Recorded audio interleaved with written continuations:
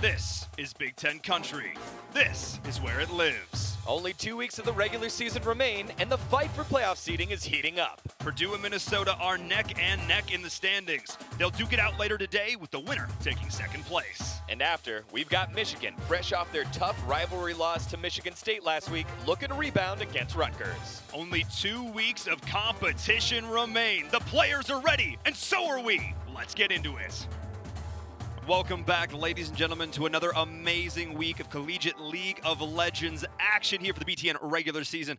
My name is Paul Inverum, Todd Kill, joined as always by Daniel Degon Gonzalez here for another amazing week of games. Yeah, I'm excited to get into it. We're starting to get into that final playoff push. Which team is going to separate themselves? We're going to find out in a bit here, but before we get too into it, for those of you just joining us, we're going to slow things down, Degon. For those of you just joining us, we're going to run through the format, let you know how it all works. The BTN Championship Tournament is broken down into two phases. First, the 14 teams are split into two divisions, representing the West and the East. Each division will compete in a single round-robin phase, and each match will be a best of three. Then, all teams from the divisions will come back together for the championships. The single elimination bracket will be seeded based on the round-robin phase, with the top team from each division getting a first-round bye. The winners will seed directly to the C-Law Championship, where they will have the chance to cement their legacy among collegiate League of Legends greats. And there are so many amazing games happening every single week here across the BTN. Unfortunately, we can't cover them all on broadcast, but of course, we still want to let all of you at home know exactly how all the matches went down. So let's recap some of our amazing matches last week. Degon, let's start it off. Yeah, Penn State taking a victory over Ohio State 2-1, and you know, I think for this Ohio State team, it's a little difficult. Expectations are very high. They have a lot of the same returning members, unfortunately falling. Good for Penn State to pick up a victory and get themselves finally going later on into the season. Yeah, nicely done from them. Let's take a look at our other matchup there. Indiana up against Rutgers. Rutgers taking the 2-0 victory here over Indiana. Nicely done from them. Yeah, bottom of the bracket battle here. Rutgers picking up a impressive victory, and they need that going into today's matches. They do indeed. Let's take a look at the East standings as a whole, though. Remind everybody where we are standing. Michigan State with their victory over Michigan last week, securing that 5-0 top spot. However, Maryland is hot on their heels, and they still have some matches to play. Yeah, it's a two-horse race there for the top, but right now there's not a lot of separation between third place and sixth place right now. 2-2. The Wolverines sit Rutgers right on their heels as well at 1-3. Oh yes, but let's look towards the West. Now we've got plenty of action here in the West as well. Wisconsin, Minnesota. Some might have considered this an upset. Minnesota took the 2-0 victory. That's right. The Badgers were undefeated coming into the week, but the Golden Gophers took their fate in their own hands. Now you got a big jam at 4-1. Oh yeah, huge performance there from them. Our other matchup there, of course, is Purdue up against Iowa. Purdue managed to scrape the victory there over Iowa in a bloodbath of a match. Yeah, Rocky T-Sauce did his job down on the bottom side of the map for the Boilermakers, and Iowa weren't able to get over the hump. The Koopy, solid performance with kills, but when you're dying 10 times, that's usually an indication that you're not taking home the W. Yes, indeed. Let's take a look at the West standings here as well, because on this side, we have to talk about Illinois still up there at the top of the standings. Yeah, Illinois at the top, but unlike on the East standings, you have a bunch of other teams vying for the upper half. You've got multiple teams sitting at 3-1, more than half the bracket above 3-1. So it's a little bit top heavy on this western side of the bracket. It is indeed. And of course, later on today, we have Purdue going up against Minnesota. That is going to be one exciting matchup. But we have another exciting matchup to start off the day as well, Degon. Yeah, we do. We're going to start things off with Rutgers against Michigan. The Scarlet Knights trying to continue their momentum after their victory last week against the Hoosiers. However, Michigan, tough loss last week to in-state rivals Michigan State. They're looking to bounce back as well. Yeah, let's take a look at the Rutgers roster, start things off here, because as you mentioned, they're coming off of their victory there. And one of the members we have to talk about, Bess Kennan, N.A., he's the jungler player. Not traditionally where we find the Kennan, but he's still doing well from that position. Yeah, he dictates a lot of it in their wins and their losses. He's always been the bright spot. In the mid lane as well is where I'd also look. Rem, a fantastic player, needs to have a good performance, and I think everyone else needs to pick up the slack and meet them there. They also have a substitute that they could use as well, Ray Zhu in the mid lane, but you got two good mid laners. A little help there on the bottom side of the map or the top side of the map would be appreciated. But I think if you're going to find success, it's going to be through the jungle mid synergy. Yeah, it's funny. They actually mentioned they bring Ray back out to, like, he's our power pocket pick. We bring him in when we need to, like, bamboozle our opponents. I think that's pretty fun. So we'll see if he makes an appearance here. They are, of course, going up against Michigan. Michigan, the team we saw last week, struggle a little bit against Michigan State. It was a close match. I got to give them all the props in the world. They did end up falling 2-1, but it was a pretty solid series. Yeah, and I think the Wolverines, you hate to lose to your rival school, but I think you're also able to take away a lot there. They had a close game against Maryland. They had a close game against Michigan State. A lot of that has to do with their jungler, Miyu. Miyu is just a monster on Lee Sin. He needs to be more than a one-trick pony if this pony's going to win best of show. He needs to make sure that he can play multiple champions and not be banned out, and everyone else needs to step up their level as well. Here's a good test in an up-and-coming Rutgers squad looking to get their season turned back around, sitting currently right now at the 2-2 mark. Absolutely. I think one of the things that you have to remember for this team is they are coming off of a loss, but it was one of those losses that I feel like if they're looking at themselves, looking at their performance, like, we can turn that around. We can see where our mistakes are. We can, tighten up the nuts and bolts and make sure that we can get better going into this week, because it was truly a close matchup. There were a few pretty obvious mistakes looking back when we were reviewing the game, and even you and I commenting on some of the stuff, especially in terms of some of the macro plays and identifying those win conditions. If they can sort of tighten up that and look towards this week, I think they have a pretty good chance. Yeah, and they were the micro team. They were winning the team fights. However, when it came to what they were getting around the map after they won a team fight, it was so much less compared to their Spartan counterparts. And I think that's kind of also why you see Michigan State sitting on top as a top team, and a team like Michigan that can win team fights, that can outplay you. But then what do you get after that? That's always the big question in transitioning a lead. Oh, absolutely. It's converting those kills into a meaningful objective on the map, whether it be a turret, whether it be vision, something as simple as vision. Yeah. Something as simple as that, making sure you're getting wards down in your opponent's jungles, keeping track of what the rotations are looking like. Obviously, you want to get a dragon, look towards a Rift Herald in the early game, but there's still, they have to think about, what are we doing next? If I get this kill, what does that accomplish for us? It's not about the gank. Right. It's about what you can do with the gank, what you can do with the tempo, what you can do with the space. That's what they need to work on. Yeah, and I think you expect a little more out of this Michigan team. They're returning a lot of their members, and they're very confident. We had the opportunity to talk to Julius, their comp sci major in the mid lane, the captain of the team, in one of the most important roles. And he was relatively quiet. He didn't have a huge game. He also didn't feed, but you need more out of your mid laner. When you're playing that star position, that quarterback position, the point guard position, you need to produce. And I think we just need a little bit more out of him in terms of playmaking ability. I would agree. And I mean, he was a little bit quiet, and he was talking a little bit before the game. I was kind of sensing, all right, maybe he's going to go off. Maybe we're going to see a little more from him, but we didn't quite see it there from him, so I agree. He's going to need to step up. And, of course, the last time these two teams did play last season, Michigan did come out on top with the 2-0 victory. So can they repeat that? Or will there be a bit of an upset, I guess, coming into this one? Yeah, it's tough. Momentum is a lot, but going into the lobby and seeing both these teams here, they're both highly rated in solo queue, but I guess we'll find out once we get ourselves into the game. Let's get into it right now. Let's start things off with this draft. And I think the question of banning people out of their champion pools is going to come into play a little bit here. We talked about Miyu a little bit. The quality of his Lee Sin play was so much higher than his next best champion that I'm a little bit concerned. If Rutgers has done their research, I should say. Getting on to our next match here.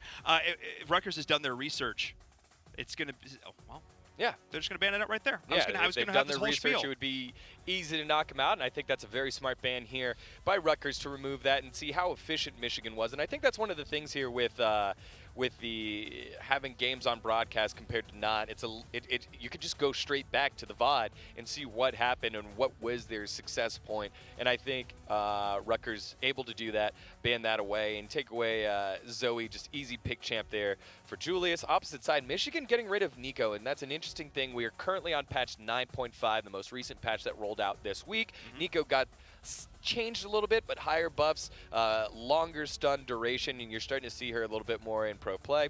And then, again, removing the Ezreal, the most banned champion in the game so far, at 26 bans now so far in the Big Ten, with Zach and J4 the final bans. First pick, though, coming out, it will be the Vladimir, and Rem has played Vlad before. He's found success on that. I would expect to see that in the mid lane. And again, in their victories, Rem has had a higher than 4 KDA along with Best Kennen. I would say Best Kennen is their best player on the team, but Rem is that second carry that you're always looking for within a team. And I like him playing something like this, Vladimir, the ability to make those micro plays. You've got the Sanguine Pool to get you in and out of these precarious situations. I like putting him on this kind of champion, but if we look across the board at Michigan, we're seeing the Kazakhs coming out from Miyu, instantly going into another aggressive jungler who can find those initiations, find those picks, pair with someone like a LeBlanc. Let's blow people up. Yeah, and that's what I'm excited about. The LeBlanc in the mid lane for Julius, we challenged him to pick something that was going to be a difference maker, that was going to allow him to carry.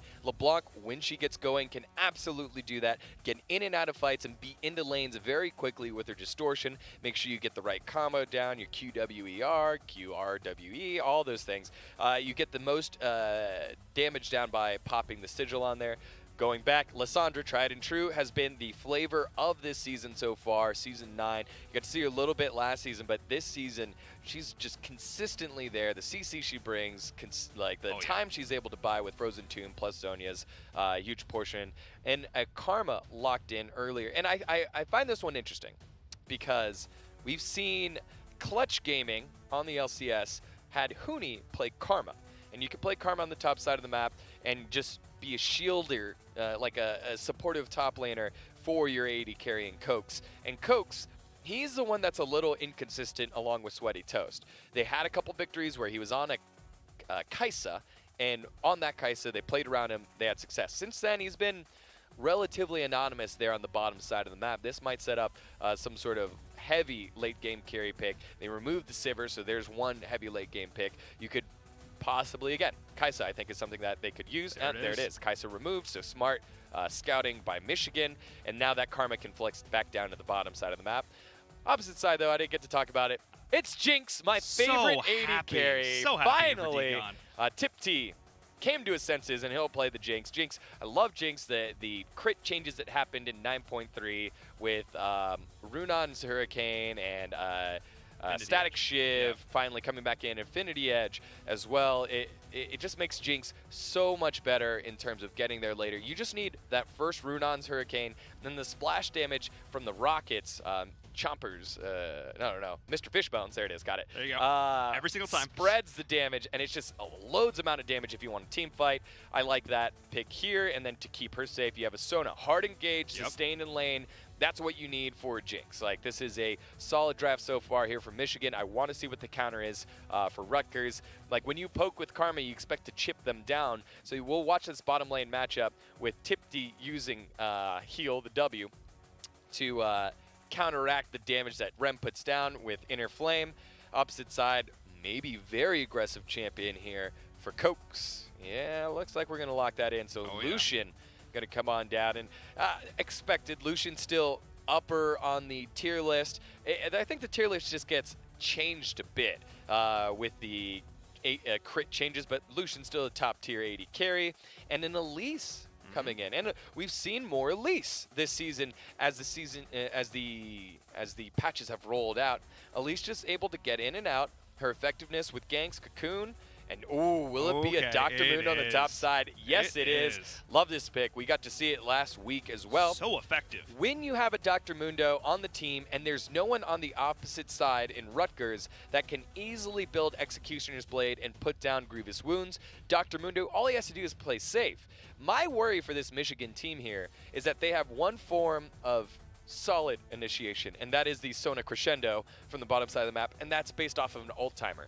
It's not a normal skill like a Death Sentence, like any other quick hook like a Sleepy Bubble Trouble, any of those things that can be on a quick cooldown. No, this is a high impact, high risk ult initiation. If you miss, now you kind of have to just walk on in with your team into an Elise that has CC, into a Lissandra that has CC, into a Karma that can hold someone in place. So it makes it a little bit harder here for Michigan. A lot of weight on the hands of Essence in the bottom side of the map with Tipti. I feel like a lot of this is going to have to do with the fight before the fight, how the poke war starts things off, and then looking for that slight opening, that smallest inkling that somebody is out of position, finding that point of initiation, because we do have a little bit of initiation for both teams, but it's not significant. Correct. So we'll see how this fight goes. I'm really excited to see how this poke game plays out. We're going to get into game number 1 here right now. I'm really actually pumped to see how this draft is going to work because I'm also looking towards this Kha'Zix here, but I'm looking towards this Dr. Mundo. We saw it play last week to so much effectiveness. It was dominant all game long. Yeah, and again, there isn't really an answer for grievous wounds right now. On the top side of the map, I guess Vladimir can build a Morella Nomicon, but that is so much more expensive than an $800 executioner or 800 gold executioner's blade. That $800. $800. Give it to me right now, and I'll give you the item that can stop the doctor. Yes, and so with that being a little bit more expensive, it just means that the Mundo has a time to scale. The other thing to watch out for here for Michigan is that you have two late game scaling kind of champs there in the Jinx and the Mundo. So the aggressiveness of the bot lane with Lucian there and the Elise with Best Ken and NA to be able to just kind of weave in and out and camp that top side of the map, they have to make sure they can get to that late game. So again, you're expected to fall behind here if you're Michigan due to the fact that you have an aggressive Lucian who wants to get in your face, dish out damage, and so if you fall behind, that's okay. Just make sure you're not giving away deaths with it as well. That's the big thing here for Michigan. If you're Rutgers, you've got to push the tempo. So when we're talking about vision control, when we're talking about getting to an objective first, it has to be a priority here of Rutgers to do that so that you can force Michigan into the team fight, because you want to team fight against Michigan when you have your CC, because you only know they only have one major form, and that's the Sona ult. If you're able to get there first, set it up, that forces Michigan to walk in face first without solid initiation, and it makes it a little bit more difficult for Michigan to execute their team composition if they're equal or behind. And this is one of those consistent things we've been seeing across the course of collegiate play, is that the team that can start the fight is generally, in a lot of situations, the team that ends up winning it. Exactly. We've seen the odd time, and Lysandra has often been a part of these fights, where things like Frozen Tombs and Zonies, as you mentioned, are able to create enough space for the team to rally. So we'll see how that plays out here for Rutgers, but I'm really looking forward to how things are shutting off. And I mean, again, ShamWow up here in the top. Of course, Dr. Mundo did receive some buffs in 9.5. The buff to Masochism actually pretty huge, getting to 42% magic resist, which is pretty solid. So we'll see how that plays out into things, you know, like the Vlad, the Lysandra, and stuff like that. I am excited to see how that is going to play. Yeah, and it's normal build path for all of you that don't happen to be Dr. Mundo enthusiasts. They moved the magic resist. Oh, actually, we're going to hold that. We're going to see Mew, and this is the other form of initiation that I was really looking for here, was from this Kha'Zix. Burning the flash already, that's huge, but Mew might have gone a little bit too far. ShamWow, however, is going to be here, joined by Julius. A party in the jungle. Sanguine Pool popped early, the stun going on through to keep him out of this, and nice little recovery. That could have been a huge misstep there from Rutgers. Yeah, very good Cocoon landing by Best Ken and NA.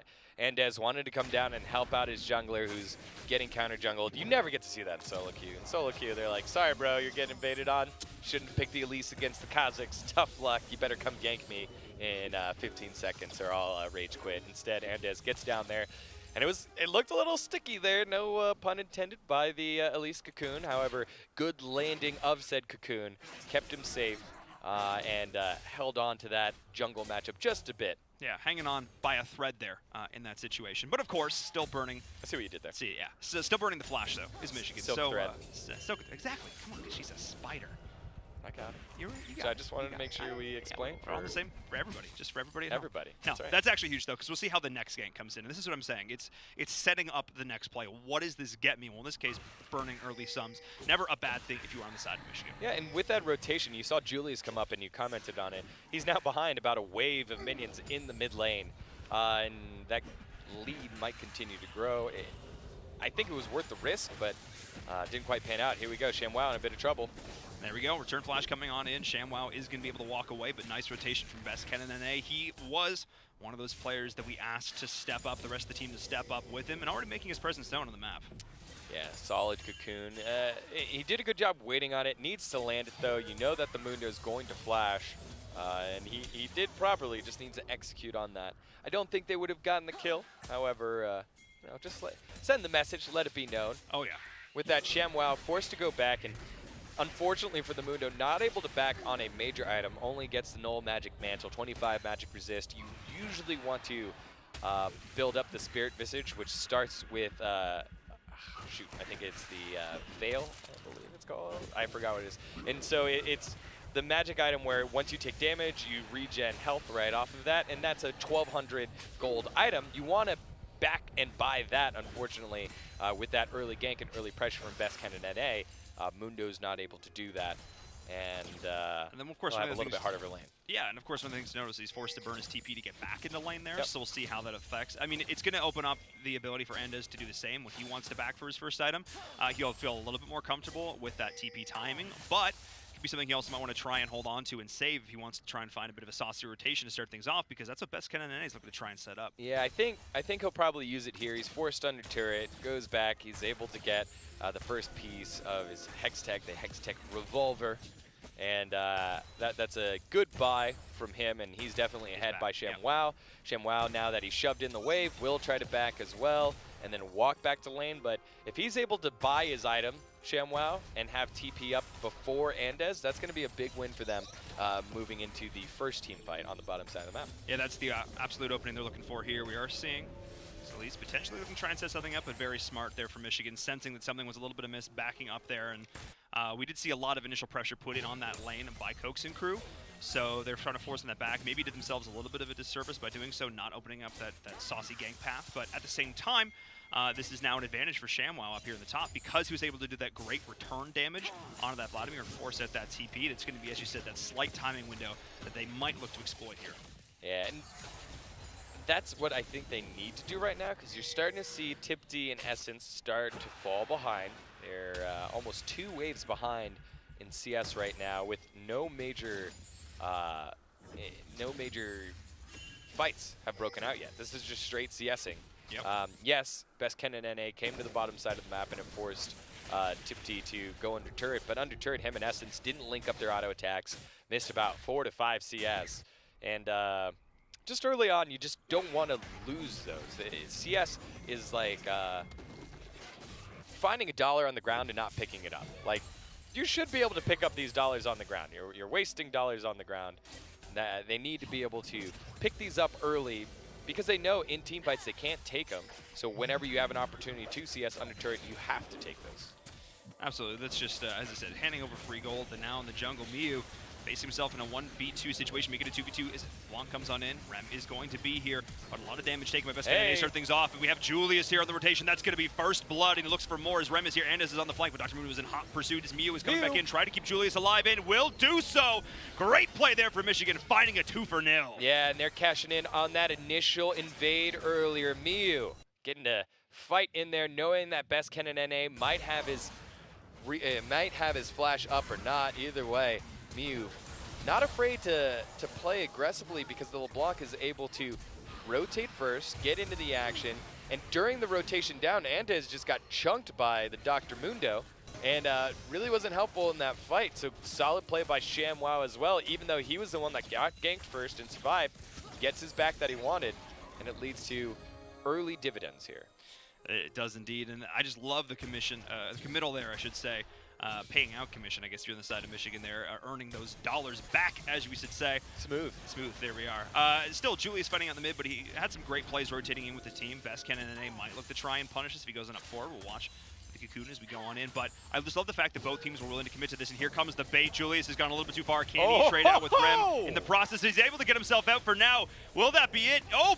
Wait, hang on, one more. Julius. There it is. Rem committing for it, finds the kill. Yeah, Julius got a little bit greedy. A little bit too much hubris. Wanted to finish landing the chains there after initially outplaying the 1v2. Best Ken and NA did the right thing by rotating over to the duplicate copy and sat in between, but then just didn't wait, shot the Cocoon to where he was. He took the duplicate back, and then Julius just stayed a little bit too long. And you find this, you like the kid being aggressive and making a play, but that was silly. No need to outplay the 1v2 and turn it into, it wasn't going to be a kill. Instead, he ends up miscalculating and getting caught by the last second by Rem. And Rem, again, is the player, is the focal point of this Rutgers team. If he gets going, it might be difficult for Michigan to continue their momentum here.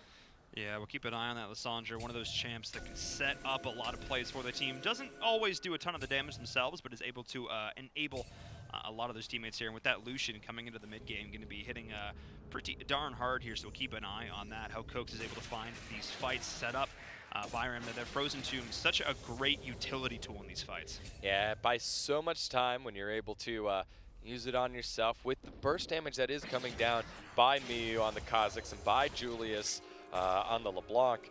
He's just, by confusing target selection for the opposing team, you do defer some of that upfront burst damage. However, holy moly, speaking of burst damage. I was going to say, speaking of burst, remember I was talking about how Lucian is going to have that damage coming through, and he's going to be really tough to deal. That was the moment right there. He was popped. It did literally nothing right there. Someone was like, I should be able to deal with it. I have a spell for this. Yeah, it has not for that. Multiple spells for it. Also has Barrier, Flash, Crescendo. When he dashes forward, didn't work out. None of it did, but now we're seeing another initiation coming on in. Rem up against Julius. Best Cannonade might try and join in on this, but not quite in position to find that kill. Yeah, they were trying to chain their CC. Unfortunately, weren't able to do that. They are able to take control of the bottom river and pick the first Drake on the opposite side of the map. Miyu making the right call and taking the Rift Herald as well. You look at the jungler difference right now. Not toxic jungler difference, just current score. Massive CS lead plus the kill onto Miyu as we have a gank on the bottom side of the map. That goes awry. And with this big CS discrepancy, Miyu is not afraid of anybody. Can walk in and 1v1 in the jungle and continue to force fights that way. And that's how I suggest that they do it, just because that's the most efficient way for it to get in. Oh, flash by Tipti. In that pressure on the bottom side of the map, paying off for Best Ken and NA. It took about 30 seconds. It was 2 ganks, and yes, he failed the first one, but he does eventually, he's able to cash in on the gank attempt and burn the flash. Should be able to go back in just a bit to capitalize on the jinx. And that's going to be a mounting threat throughout the course of this laning phase as we continue. Tipti, knowing that he doesn't have that resource available, is going to put a lot more pressure on Essence as well in this lane match to make sure he keeps his carry alive. Oh, so important in this. So we'll see if Michigan looks to opt to create some space elsewhere on the map, which is kind of what we're seeing right now, as we are seeing the Rift Herald summoned up top here. So I like this kind of play from Michigan. They know that they're going to have to play a lot safer in their bottom lane right now, so why not create some space elsewhere? Yeah, and this is so fascinating to me because it felt like Rutgers was in charge and in control, but right now they're massively down, about to lose first turret, but they're going to try and make a play here on the top side of the map. Nope, able to get away. No turret dropped, so good rotation out of the mid lane. But now awkward recall timer for Rem. This is going to leave Julius to shove in the mid lane safely, as well as roam right afterwards, and he does the smart thing. He's going to start heading down to the bottom side of the map. I like this for Michigan. They need to try and equalize this bottom lane a little bit because Cokes has just been having it's free play down here right now. He has been having a blast. We do see the rotation. He is actually spotted out, though, in the jungle. So really fast response there from the side of Rutgers, but that's also going to indicate to Michigan that they do have vision there, so we'll keep an eye on that as that progresses. And this is what I love to watch when you have the nuances of the game down just a bit. We saw that Lissandra went to the top side of the map, held onto the turret by the skin of the turret's teeth, I guess the skin of its plating. It's crenellations, man. Go with that. Sure, the crenellations. Yeah. And with that, what was the cost? Julius was able to gank, but now on the bottom side of the map, TP coming in. TP coming in, already see the Crescendo burn as well as the flash from the Sona on the flank. The Elise is taking quite a bit of damage, but Kazakhs is here as well. Miyu and crew able to get the kill, but ShamWow taking a lot of damage, forced to go gold. The culling from Lucian is coming in. They realize Dr. Mundo is dead to rights, or maybe not, I should say. The Frozen Tomb on the back from Rem. He's going to use the stopwatch there as well, but now Rem might have put himself in a bad position. Space created, but space for the team to rally, recover. They do the Sona, they do the healing. They're going to be able to go back on in. Sweaty Toast is the next target. Nicely done, and Dez as well. The flash committed for Miyu, and that is going to be another kill going the way of Michigan. They go clutch in that fight. Holy moly, ShamWow, more like Mr. Clean, because that was so clean. It was perfect. Gank on the bottom side of the map by the Wolverines. The TP initiation started by ShamWow, and he looked like he was in a tough spot as well. You see the TPs channeled first by Dr. Mundo, sitting on the backside. Good traps forcing out the flash by your damage-dealing AD carry Cokes. A jump attempt doesn't work, but unfortunate flash for Best Ken and NA, jumping right into the Jinx ult. And then after that, Cokes can't really dish out enough damage. He's low, he doesn't have flash, so he doesn't want to get in. Rem just comes a little bit too late, gets caught. And then after that, it's just cleanup duty here for Jinx. Oh, these moments feel good. Nice flash by Miyu, getting the timing down, is able to pick one up. Really solid play there from Michigan. All started with the overextension, a little bit there from Rutgers. Not even overextension. That seemed like it should have been a safe play for them. It was the flash committal, the crescendo from Essence, perfectly timed with that Dr. Mundo TP. That's the moment we were looking for. We were looking for that TP play to come in. I said I want to see a little bit of pressure taken off this bottom lane. Yeah, the CS recovery from the Jinx was pretty darn solid. I mean, we were only down 5 CS at one point. And now we're seeing that's still a little bit spread, but the 500 gold bounty there onto that Jinx already clearly recovering well in that lane, and now even further ahead, of course, because of the kills garnered by Michigan off the back of that one. Yeah, and I think on the top side of the map, you look at another matchup where it's going a bit slower. You theoretically think that, okay, Vlad, it takes him a little while to scale, but he'll be able to deal with the Dr. Mundo. That hasn't been the case. Mundo's so far ahead right now in CS. 40 CS ahead. Yep, as well as the fact that he has the 3 assists and was the first one to TP on that one. That last fight wasn't a lopsided TP play. It was literally the initiative taken by the Wolverines over the Scarlet Knights. You can see that paid dividends there, 6-2. And with that, now the Spirit Visage has been completed. You also have the Merc Treads on 3 of your members, so it slows down the effectiveness of Lysandra, and Miyu able to get himself out of that one as well. And you can see the Merc Treads again. The lockdown from Lysandra doesn't take as long. Julius is going in, though. Julius is going back in, and so is Sham. Wow, wowing their opponents as they drop one after another. Coax is going to be the next one up on the menu there. Give them the cleavers, boys, as that is going to be 3 kills going over easily to Michigan, and they want to take some a little bit more off the back of this as well. Best Cannon and A toying with fate on this one. Yeah, he does have a better smite with the execute, sinking the fangs down onto the dragon, but decides better of it, doesn't want to die for it. The rest of the team will push down mid. I like this. 3 outer turrets down now for Rutgers, and they're running out of objectives. Michigan doing exactly what they need to do by getting this early lead on their snowball comp. That's cherry on top. You just expected to scale and play a war of attrition here with your Jinx and your Dr. Mundo. Instead, Julius has been active. Miyu has smashed the best player on the opposite side. That would be best Kennen NA, and they haven't had an answer for it, has Rutgers. They're going to need to find better vision so they can find team fights where the whole team of Michigan aren't there, because Michigan's starting to run away with it. The thing I'm liking for Michigan so much here is there's zero hesitation. This is the next objective, and what's next, and what's next, and there's no moment. There's never these. Sometimes we see teams sort of. There's those a couple moments of hesitation. Well, okay, but they're discussing. You can literally see them in voice comms going, "What do we do next?" There's none of that. They seem to have everything planned 2 steps ahead. And talk about initiative. They clearly have seized the initiative. Yeah, and you see a lot of younger players, not as skilled players on the ladder, think that, when you're playing with initiative, when you're playing fast, that means you don't recall. That hasn't been the case with Michigan. They haven't overstayed. No. Right? They knew exactly how much they could take. You have a unique champion in Jinx who gets gets excited and has the attack speed buff with her skills every time you get a kill, and it allows you to take turrets so much faster than a normal champion. So you see Mundo bullying the Vlad, and just like, ugh. Throwing him Mundo's down full range. of health. Vlad just has to walk away, pop some pots, and probably go back to base. And this is a tough matchup to be in right now if you're Vlad. Yeah, this is a bit of a rough time, and they first picked the champion, but another fight breaking out here in the jungle. Hold that thought real quick, as Rem has found a friend. Well, maybe not so much a friend, as we're seeing Michigan showing that they have full control of the map right now. Rutgers, a bit of a mistake there, walking out. You know what the positioning is. The Mundo's not playing up that far if they don't feel like they've got control of your jungle. That, I think, was just an outright misplay. And I think we're starting to see a counter here to Lysandra, which is just something simple as the Merc Treads. By getting the Merc Tread tenacity, it removes stun, slows, taunts, fears, silences by 30%.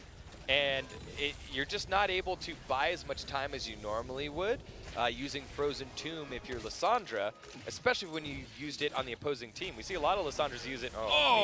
You see a lot of Lysandras use it on themselves to buy time, but they're trying to use it as an initiation tool when I don't think that's the case. You have Ken in there that can chain the CC, but they haven't been able to do that. They haven't been on the same page close enough together to make that happen. And so Lysandra's Frozen Tomb, usually game-changing, has been anything but. Anything but. It seems like every single time the Frozen Tomb has gone down, it's just bought time for Michigan to get in position to punish. And that's not the kind of space you want to be creating. That's not the kind of time you want to be buying. And now we see the initiation once again from Julius. Of course, trying to get himself out. Lots of damage in response, though, from the Lucian. But he's going to be trying to keep the sustain. That's the power of the Sona right now. So you're seeing Dr. Mundo split pushing like a fiend, but Julius is forced to leave. He did a little bit of damage there, but took a lot more. Yeah, he took 3 turret shots. It's the awkward angle of running away. He took one when he dove in, dished the damage. He took the second one when he went backwards. Good burst out of Cokes to pressure him, and then the third one when he was trying to run out of turret range, he was running at a weird angle, got himself caught there as well. Needs to be careful because Cokes still, no joke, 187 in terms of CS, just an item away from the completed Black Cleaver, which will be a big burst of damage for him. And unfortunately for him, he's had to alter his build path and be the one that buys the Executioner's Calling, the grievous wounds to stunt the massive Dr. Mundo right now. Yeah, ShamWow has been having one heck of a game. Multiple members of Michigan having solid games. I was already looking at 1,000 gold bounties to start the, as we hear towards the 20-minute mark, and that's never a place you want to be if you're Rutgers. However, a nice little bit of CC going on in there. That's what you want to see. That's what you want to see. Yeah, and it really doesn't matter if you have the Merc Treads, Tenacity, when they're able to CC chain with the Frozen Tomb into the Cocoon with Rem and Best Ken and NA. That is the result. And because the rest of Michigan weren't around, they were pressuring both bot and mid lane, which I think is the right thing to do. No one's able to lead with the follow-up damage from the Wolverines onto Rutgers. And that just means that one guy dies, your pressure's gone. I think it's the right play by Michigan to spread out your damage. You are further ahead. Let's try to get multiple turrets, but you cannot get caught like that, otherwise that is the result. And that's still 1,000 gold solid going over to the side of Rutgers there. That's going to help them try and recover through this. They've been doing a fairly good job turtling so far. I got to give props to them, trying to get a little bit more in the tank before they pick that fight. However, if we look at scaling here, I'm not sure this still benefits them. Yeah, Vlad is your scaling hope, but he's the furthest behind his opponent and the least fed carry on your team. Makes it tough, but here comes another fight around the Baron Pit. Oh, Rem does look to go in. We have Miyu on the flank here. Can they try and find the pick? This is going to be a split fight going back in the jungle of both teams. So we do see Rem getting picked off to start this fight. Cokes is going to be the next one here. ShamWow doing a great job up in the front, taking so much damage. Forcing the flash from Sweaty Toast as well, who's just going to get hunted down and executed. Michigan looking so comfortable here. Kazakhs wants more Dagon. Yeah, and Miyu jumping right on in. Easy kill here by Julius. A triple heading over for the mid laner, trying to atone for last week's game, finishing at 1 and 2. And at 22 minutes, will this be it for Michigan? They do have minions streaming into the base. But no, they will back off. They will return over to Baron, take Baron control. And again, Rutgers is looking like the team that doesn't have the initiation tools to fight here. They're walking right into Michigan, and Michigan obliges and says, thank you very much. We'll take that and your base and the Baron. So Michigan moving closer and closer to a 1-0 against Rutgers. I mean, we were a little bit questioning the initiation in drafts. We obviously looked at the crescendo, but to me, I was like, the Kazakhs has got to be a factor here. Miyu, we know he's got the ability to start this off, and he has. He has consistently been the way they're starting these fights, and the mobility that Julius has on this LeBlanc as well has been able to back him up so beautifully. It's not just a one-man dive. They are committing on these plays. Yeah, and when you think about the early game that happened, Best Ken and NA was whipping around the lanes and burning flashes and being efficient, but the whole time Miyu was just farming. He's like, all right, cool, you're going to burn a flash? They won't be in death range, and we'll go down a little CS, and I will take your farm. I will take you jungle, sir.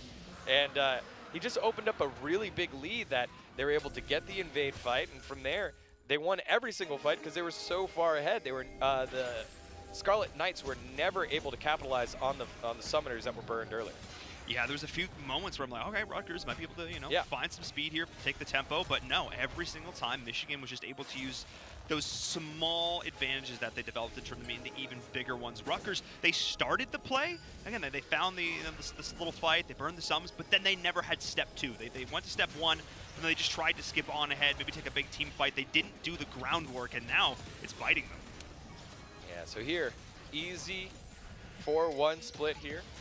LeBlanc will walk the minions into the middle of the base, then rotate down to the bottom side of the map, look for a flank, or they'll just run right in. Miu taking down Sweaty Toast, and Sham Wow saying, how do you like this, Andes? Forcing him backwards. Julius trying to get the last hit on Andes. The Rockets will land it, and Tipty on his tippy toes picks up the final hit. Rem very low, will walk back to the base. Essence getting chunked there by Cokes.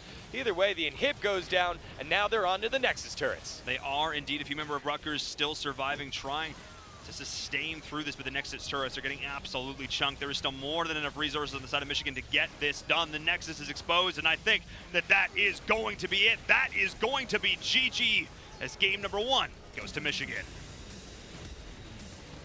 18-4 for the Wolverines. Michigan picking up the victory over Rutgers. 25 minutes, one of the fastest games we've seen here in the Big Ten. Solid performance by Michigan, showing, hey, look, yeah, we're 2-2. Yeah, you're only one game behind us, but we're actually miles apart. Well, I mean, the games they lost were against top schools, so I feel like that's not really, their score is not representative of this team's potential. And again, as I said, I mentioned that last week. They were so close in that set.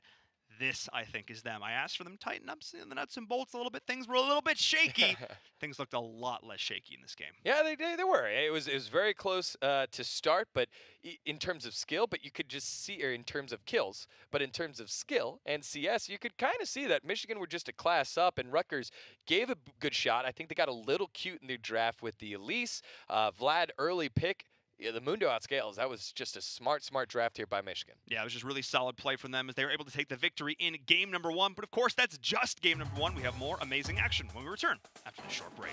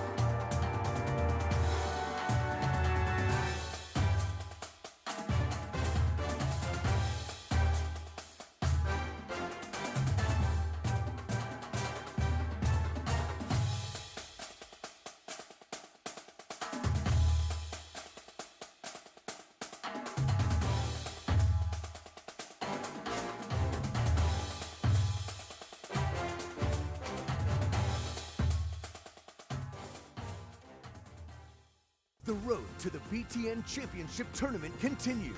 We got a pentakill. Don't miss the excitement of BTN League of Legends.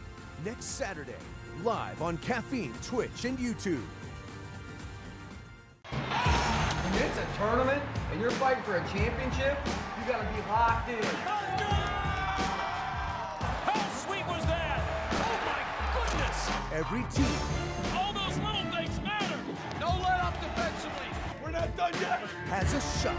Get out of here! Are you kidding me? The 2019 Big Ten Men's Basketball Tournament tips off March 13th, and the first 10 games are only on BTN and the Fox Sports app. August 11th, the BTN Big 10K is back. Run with pride and show off your school spirit at Grant Park in Chicago. Then experience the ultimate post-race fan fest and tailgate party. Register right now at btnbig10k.com.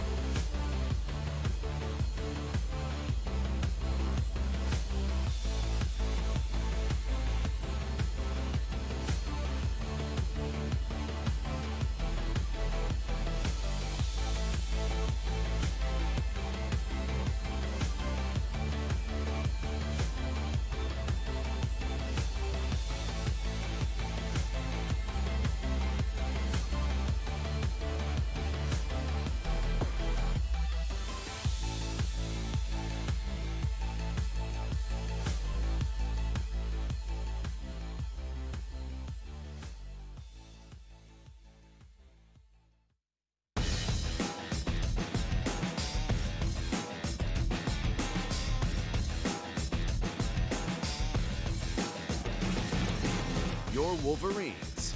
Your network. BTN. Welcome back, ladies and gentlemen. We just saw game number 1 here for the BTN regular season as Michigan took down Rutgers in what was a solid game number 1, showing off the back of some fantastic initiations from the Kazakh in the jungle. Miyu looking more like me and you. We're going in this together, and I'm the one coming out alive. I'm glad to be here with you. I'm in Vero. Welcome back. That's the intro you all needed. Yeah, just solid performance there by the jungler of Michigan, bouncing back from their tough loss against Michigan State. With that, I think you could see there was no lack of confidence. They did not skip a beat. And really, I think it was like a little bit of shell shock here by Rutgers. They were in it early, and then once the big haymaker came from Michigan, big team fight on the bottom side of the map, went 4-0. They didn't have a response. Let's take a look at the highlights from that one because I agree. I mean, it started off looking relatively even for them, but it was a couple of these fights early that just started to turn things around. It just seems like every single time Michigan was one step ahead, came out on top, and was able to make the best of a bad situation. Yeah, they were. It started with the early invade by Miyu. Then we got the one pickoff in the mid lane, Rem being efficient on the bottom side of the map, and then the burst damage out of Cokes. Talked about burst damage being on the opposite side with LeBlanc and Kazakhs, but it was Lucian first popping that off, and then here. It looks okay to start, but then you realize, hey, Cokes is super far away, had to burn flash early. Rem had no support to get on in there, and you could see the waffling right there from Rutgers. They were like, do we go in? Do we not? I don't know. And with that, eventually the group of 3 get picked off, and it's only 1 left alive. All of the members of Rutgers stay up. All the members from Michigan stay up after that fight. And from there, it was just snowballed out of control. When you look at the champions on the side of the Wolverines, they have the Jinx that's scaling late. They have the Dr. Mundo that's going to continue to get big. And LeBlanc and Kazakhs, when those champs get rolling, so difficult to fight them without numbers advantage. And Michigan did a good job sticking together throughout the rest of the game, finding pick after pick with a 4-man group. So even though it might be the LeBlanc and the Kazakhs that you can beat isolated, they were never isolated. And I think that's a huge thing that people forget later on in the game. It's like, oh, I'm so huge. I want to get kills. I want to dish out damage. Then you get separated from your team and you die. But they did a good job staying together. Yeah, Michigan really solid job with the death ball there. Impressed to see how they were able to pull that together. They didn't overstay as well. That was one of the big things we were really looking for here, showing that market maturity. But again, that's only game number 1. There is a chance for Rutgers to turn this around. I'm excited to see what they do here in game number 2. But one of the things I'm excited to see is more awesome stuff that's going on our campuses. Rutgers is doing a bunch of cool stuff. We're going to take us out from esports for a second here and take a look at what they're doing on campus. It's kind of like Uber meets a school bus. Roshni Rise is a transportation network solution that connects refugees to opportunities like hospitals, schools, and places of employment. The rickshaw drivers are coming onto our service with their own vehicle, but they're going on a pre-planned route. The Help Prize is a global competition that asks students to solve the world's biggest challenges through startups. The 2017 Help Prize Challenge was to restore the dignity of 1 million refugees. We entered and Roshni Rise won the $1 million prize. We want to create brighter lives, one ride at a time. Right now we're in Pakistan, but we want every refugee out there to be able to have the same access that others do, because you don't know who can change the world. Refugees are already survivors, so if you just give them a little bit of assistance, like a ride to their destination, it's unbelievable what they can do with that kind of opportunity. It's amazing to see students coming together, making these kind of things happen. $1 million as well going over to them to help build this program. Super cool to see. Yeah, the ingenuity that comes out of the Big Ten schools with the programs that they're putting in place, always impactful on other people's lives, gaining knowledge and sharing knowledge and making the world a better place. I think it's a fantastic efforts that every school in the Big Ten put forth. And what I love is the range. We've seen such a diverse sweep of initiatives from all these different schools every single week when we get to watch these. I'm always blown away because I have stopped even remotely trying to attempt what the next one is going to be. We see so much cool stuff. And sometimes, like in those programs, like in our drafts, we have picks that I have no idea. That was the draft segue. Let's get into it. Here we go. Back to League of Legends. Like smooth butter. I was going to go with sandpaper. Sandpaper. So good. That's so smooth. All right, so we're in 1-0.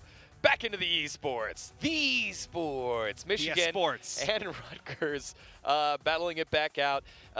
Again, very impressed with how Michigan responded, and they look like a team, like a top team that is fresh and wanted to flex their muscles. Like it's like a 0-0 beginning of the season, even though they are 2-2 and suffered 2 losses, and a couple of them, both of them, very close. I'm actually like very impressed with how Michigan played on that one. I need to see more out of Rutgers, right? They've had they've had a victory. They need to build upon it. And just quick clarification, multiple roster swaps here for Rutgers. They put in Rem, their mid laner, into the top side now, so not Andez. He was like, hey, Andez, you fell down 50 CS in lane against a champ that you shouldn't do that. No. Why don't you take a break, you know? Yeah. Trust you. Let's just try something new here. Rem now in the top lane, and Ray Zhu in the mid lane. I touched earlier about it when we looked at their rosters. Rutgers has 2 solid mid laners. Mid-top, mostly similar. It's still a solo lane matchup. It's still a solo matchup. Yeah. It's still that one. Maybe a double AP in the top side of Aurelia counts, right? So Victor, let's have some fun. Rem gonna head to the top side of the map. Let's see what they do with that. Bans, Nico, Zach, and Vladimir removed. So getting a little bit of that comfort away from Michigan. That's the only respect ban that we see there. Opposite side, Kazakhs. There's a respect ban. LeBlanc and Zoe removed. So again, Julius not able to use the Zoe, proved his worth on LeBlanc. So did Miyu on the Kazakhs, and so they don't ban the Lee Sin. The other thing that they don't ban is the Rek'Sai. That was banned against him consistently last week. A champion that can be aggressive and facilitates for others. Here it is, Rek'Sai, very aggressive, able to go burrow on burrow, get the knock up, use the Void Seeker, deal a lot of damage while being kind of pseudo-tanky. Definitely a champ that Miyu gets to dictate the pace with. Opposite side, Rutgers goes with the Ezreal. That was banned out against them last game. And Talia. All right. We haven't seen a Talia in quite some time in competitive play. Talia, highly contested last year as a champion that can rotate around the map. Found viability in the jungle very early on in Season 8 competitive play. Was originally used as a mid laner. Can still be used as a mid laner. Not exactly sure where they want to utilize her. Assume it's the jungle, and facilitation is the name of the game for Best Kennen. He tried to do it last game on the Elise. Didn't work too well for him. Didn't land enough impactful cocoons, I felt like, early on. When it comes to consistency, though, and trying to find the initiation with the Talia now, how is that going to play for Best Kennen here? Do you think he's going to be with a little bit better positioning? Because, of course, you're also impacting the map with the wall.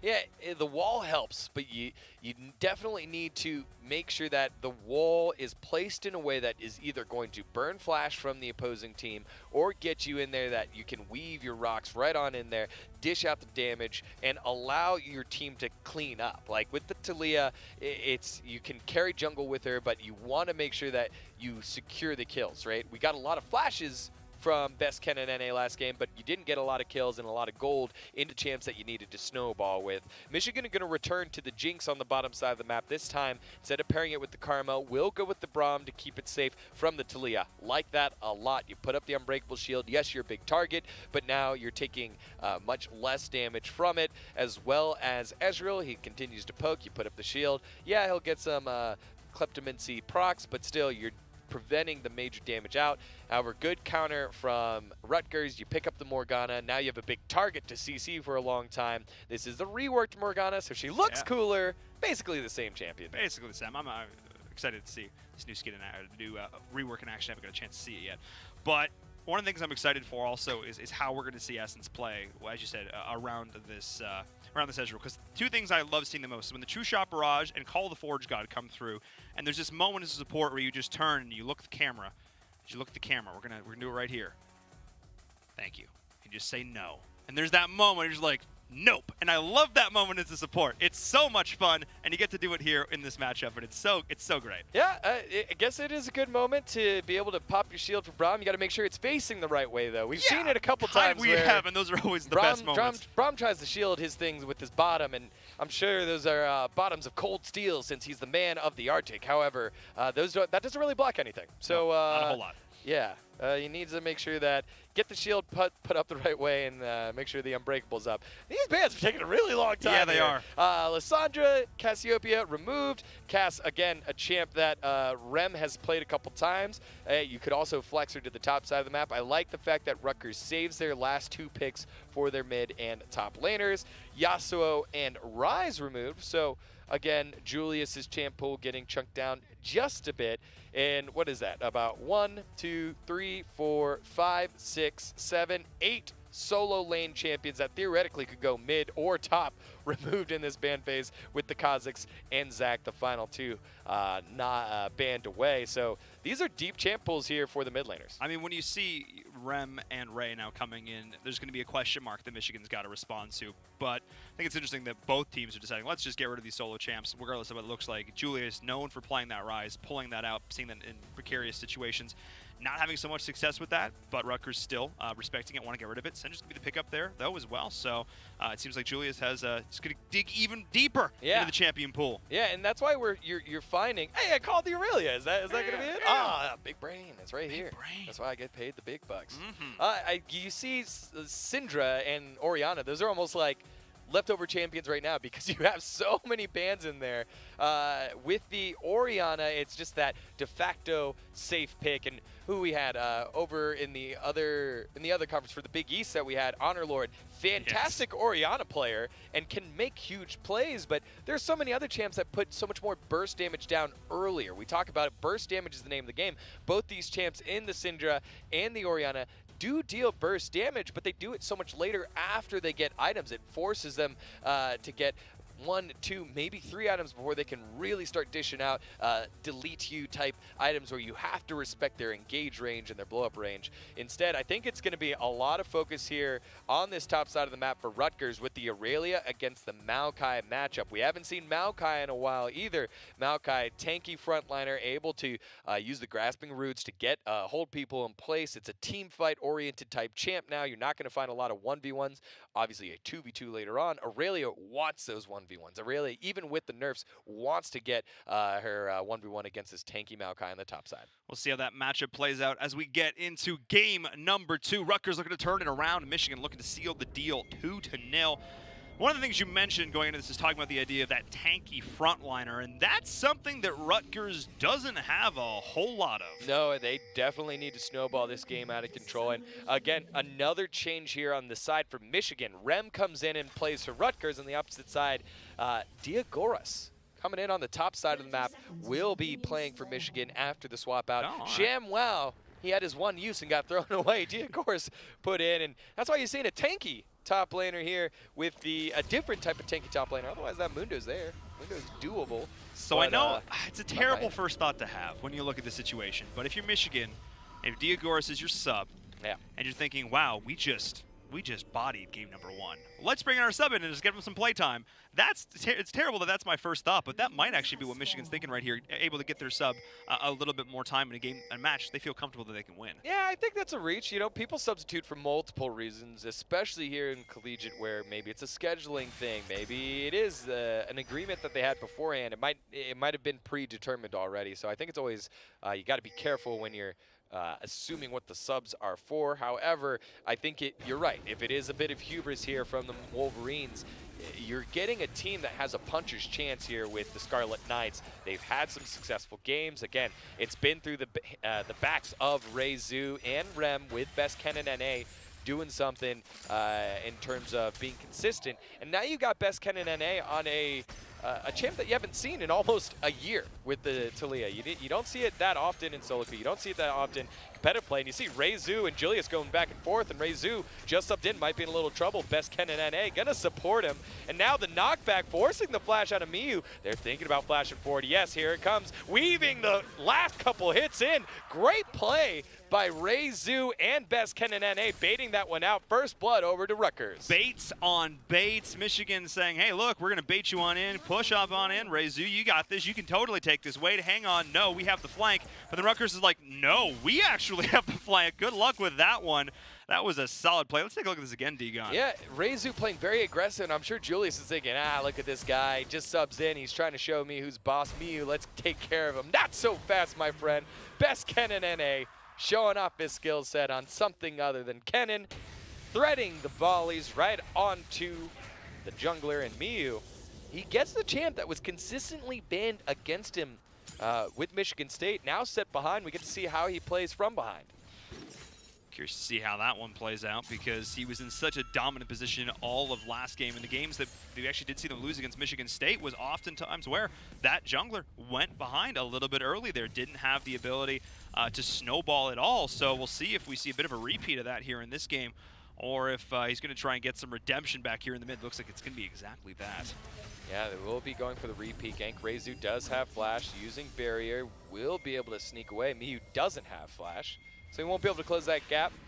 And cool as you like, Reizu just walking out there and making an impact. He's dragging the jungler towards the mid lane, and it's slowing down the insane jungle pathing that Miyu had last game, where he was able to just accelerate the game because of how much CS he was able to get.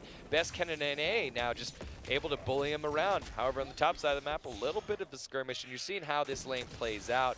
Diagoras wants to support his jungler, make sure they don't lose the 1v1, but he can't go too far because Rem's able to dish out the damage on him. Diagoras needs to make sure he gets the auto attacks down for his passive sap magic, gives him the HP to sustain within the lane. But with a gank now on the top side of the map, he burned flash and now has to play a little bit more safe. And that's just tough when you're the tank in the tank versus carry matchup. You want to be able to set up your aggressive jungler to play aggressive, get the gank off, force the flash, and prevent Rem from continuing to just farm and scale until he gets his first major item. Not going to be able to do that now with flash down. One of the biggest differences is in this last game, we had Miyu finding invades in the jungle, putting pressure on the elites, putting pressure on Kennen. And that's the total opposite of what's happening now. He's reprioritized the mid lane, saying we need to shut down Ray here, we need to shut down this Orianna, but that's the difference maker right now, and it's allowing Kennen to find momentum off the back of that. So that is, I think, an interesting sort of decision change that we're seeing here. It's no more jungle invades coming through, it's just mid-gank pressure, and so far it has not worked out for them. No, it hasn't worked out, and this gets to, it puts Best Kennen NA in the light that we thought we were going to see. Doing research on Rutgers in their wins and losses, Best Kennen NA was their most consistent player. Yes, Reizu and Rem were the other carries that helped them out, but it was always Best Kennen NA with an insane KDA in wins and losses. We didn't get to see that from him. We saw a lot of hesitation. We saw a lot of missed cocoons. We saw some miscommunication in team fights.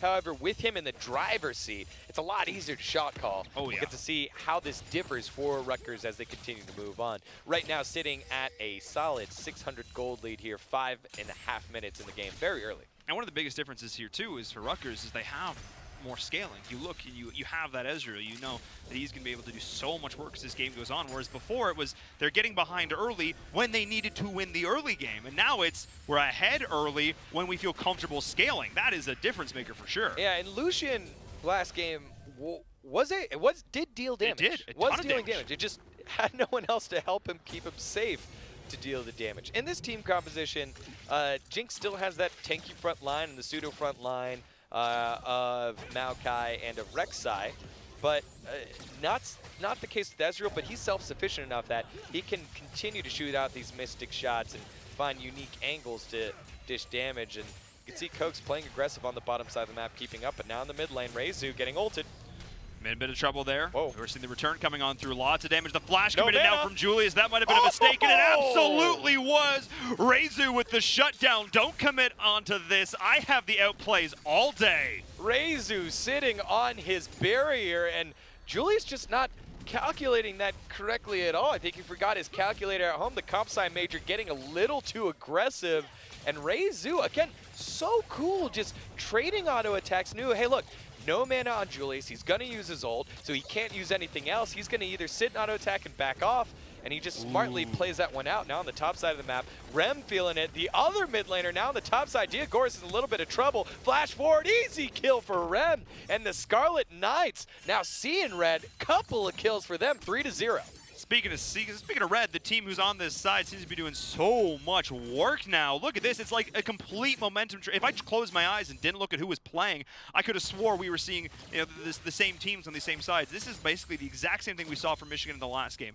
Unmitigated early game aggression that results in serious kills, and now we're seeing it turned on from Rutgers. It seems like this roster shift has done so much work for them. They look so much more comfortable in the outplays, and Michigan trying to do the same things they do last game, but they're just getting punished for it. Yeah, and to be fair, last game they tried to do some of these things and it just didn't work out. Now good flash forward by Sweaty Toast, and just easy gank there. Good play by Sweaty Toast. And this is what I'm talking about. When you pick up Braum, your counter is the Morgana. You become a huge target for bindings to land.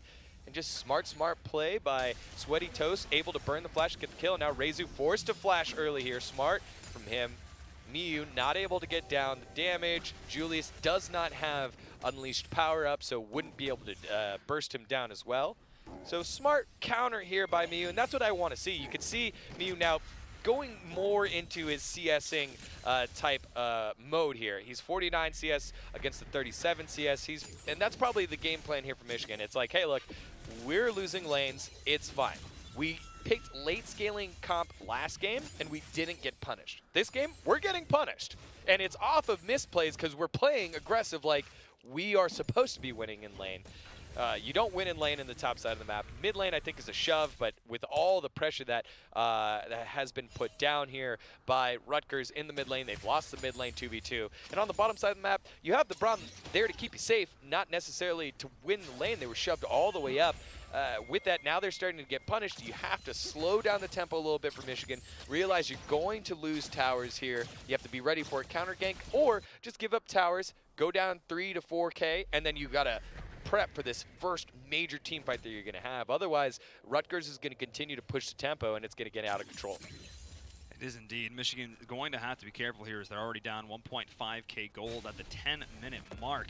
Such a contrast to the last game as we are seeing the initiation going on in from Best, Ken and NA, but the Braum is there a little bit longer, forcing their flash in response. The Black Shield is there, forcing out that Glacial Fissure as well. Binding not going to land, and the committal coming in from Rem as well. That was actually huge. Yeah, good play by Michigan. I think Tipti just gets caught out there. Best, Ken and NA needs to execute a little bit better. You can see the rust on the Talia.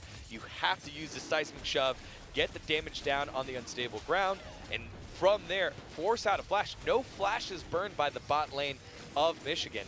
Now TP is coming in. It will be a flankerino. Here we go. Here we go. The ult is going to go through to start things off, but a lot of damage in response. Rutgers picks up that first kill. The ult going from the Aurelia as well. Rem is there doing so much work. The True Shot Barrage as well from the backline. Rem is somehow still alive. Nicely done as Miyu drops as well. And Reizu wants a little bit more here. The rest of the team is going to continue to push on in. Yeah, not sure what that play was at all by Diaz-Goras. It looked like a team out of sorts there. You can see how that works. The TP behind, they're so focused on the dragon, you can close in.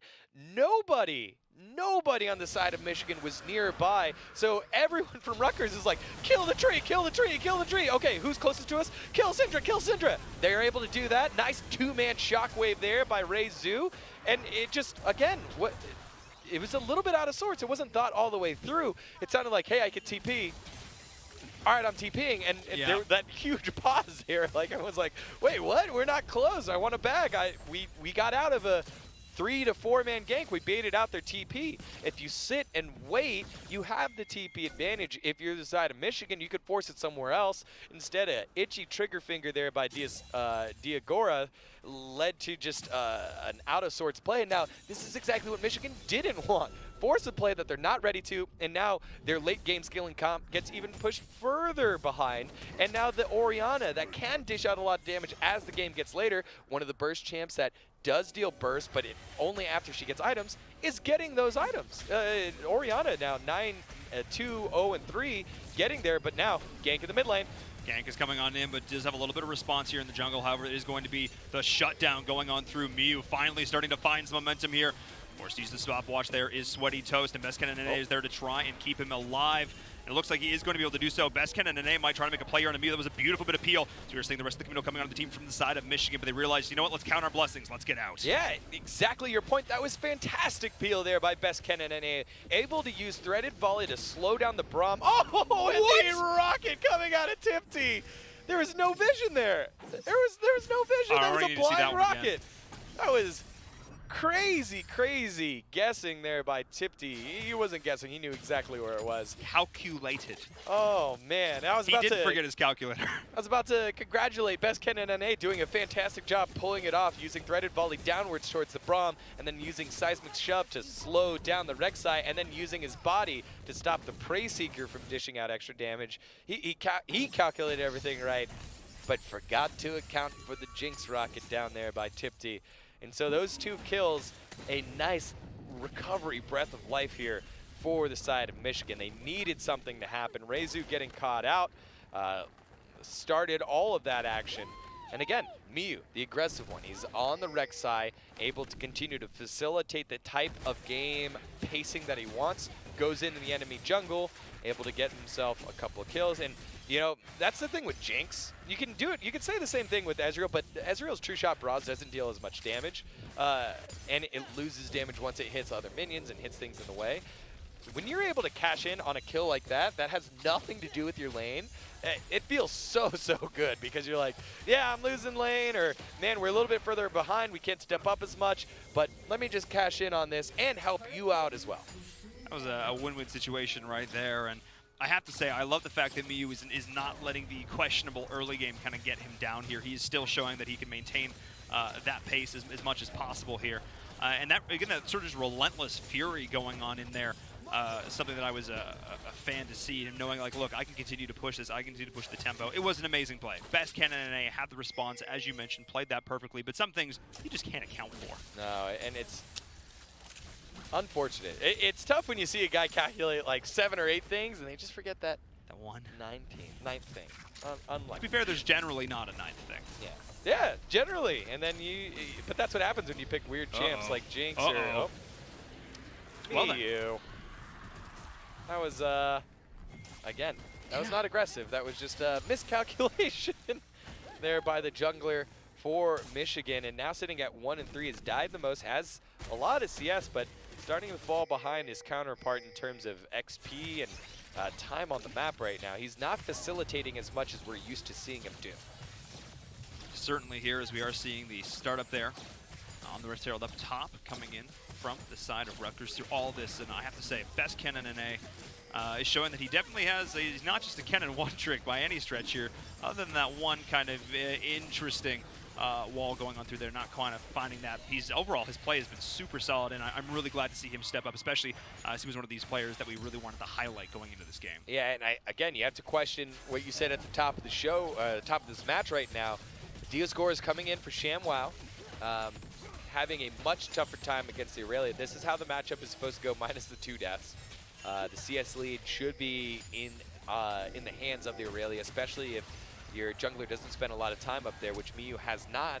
Flash burned by best Ken and NA. I think one of the few times we've seen a misstep, going into the jungle with no vision and finding a Cinder right there.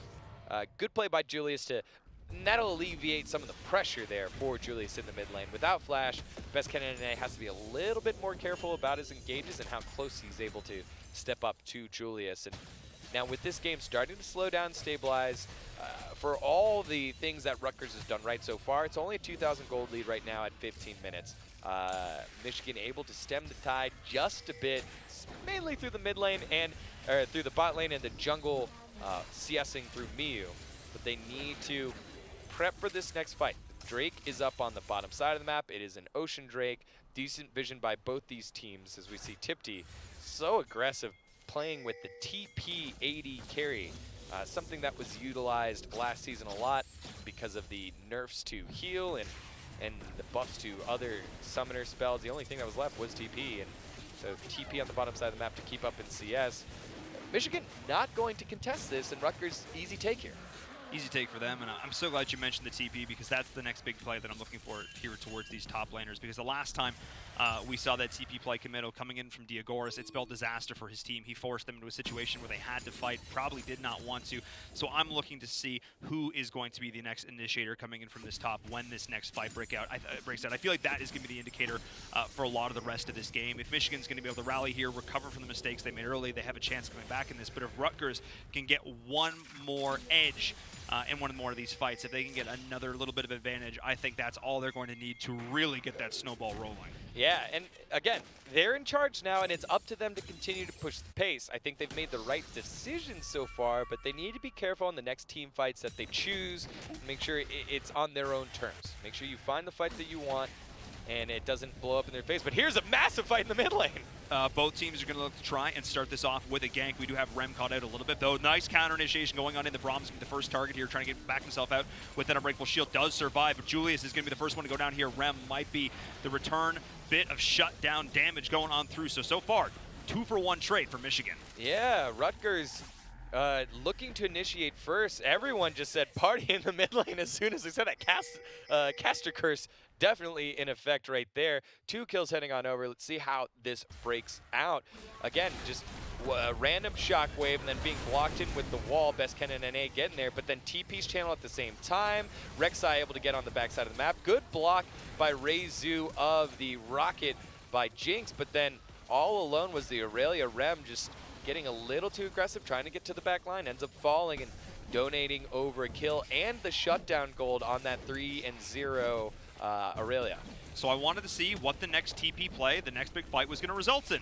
And it resulted in Michigan coming out on top here. This was their ability, and this is their moment now to try and get back on into this game. Miyu has just been such a threat this whole time, and now Best Cannon looks to try and take this in a 1v1. But the Minions are also here doing a little bit of damage, so Best Cannon put himself in a great position, forcing Miyu back. They know they can't shut him down right now, but they're at least going to force him out from the push. However, turret does fall. Yeah, I just realized Best Cannon's Talia, when you use unstable ground and you put down the rocks, if Miyu builds a tunnel and like dashes through the tunnels, that pops the unstable ground, which is what Seismic Shove does, right? Seismic Shove shoves you in a direction. If you move in a direction, if you dash in a direction, you pop all the different unstable ground. But he just takes a ton of damage to do his movement skills, and so he just puts the unstable ground right on top of him, and Rek'Sai has nowhere to go. You literally have to walk out unburrowed while not stepping on the Seismic Shove. It's a tough position to play through, and so it slows down Miyu just a bit in these fights. We'll keep an eye on it as Best Ken and NA continues to build some AP. I think the next place you got to look right now, start getting the vision game down. Vision on the top side of the map, fantastic for Rutgers. Michigan needs to fight over it and start to get some of that control back. I think the next conversation we're also going to start having has to be looking towards the carries on both sides. As we do start to head into the mid to late game now, I want to look to this Jinx. I want to look to this Ezreal. Both have been relatively quiet so far this game. They've had a couple nice little moments. We're seeing another fun moment coming on here. The Black Shield keeping Sweaty Toast in it for now, forcing out the ult from the Braum. It looks like they're actually getting some retaliatory strikes on in. Then the Morgana does fall, but Coax is able to pick up a counter kill of his own. Nice play. Looks like to try and get a little bit more here, but trading out for the supports. Pretty even all in all. Yeah, it was a smart play there by Miyu, able to get the Void Seeker down so that he could use the Void Rush onto the backside. Just a 3 versus 2 gank. Almost played perfectly there for the side of Sweaty Toast and Coax, but Sweaty Toast does go down. Coax able to pick up a last-second kill by Essence, and Miyu's not done yet. Gank in the mid lane, flash away by Reizu, but good ult to pull him in. What a play by Reizu. He does go down 3v2 because Diasgoras does come in.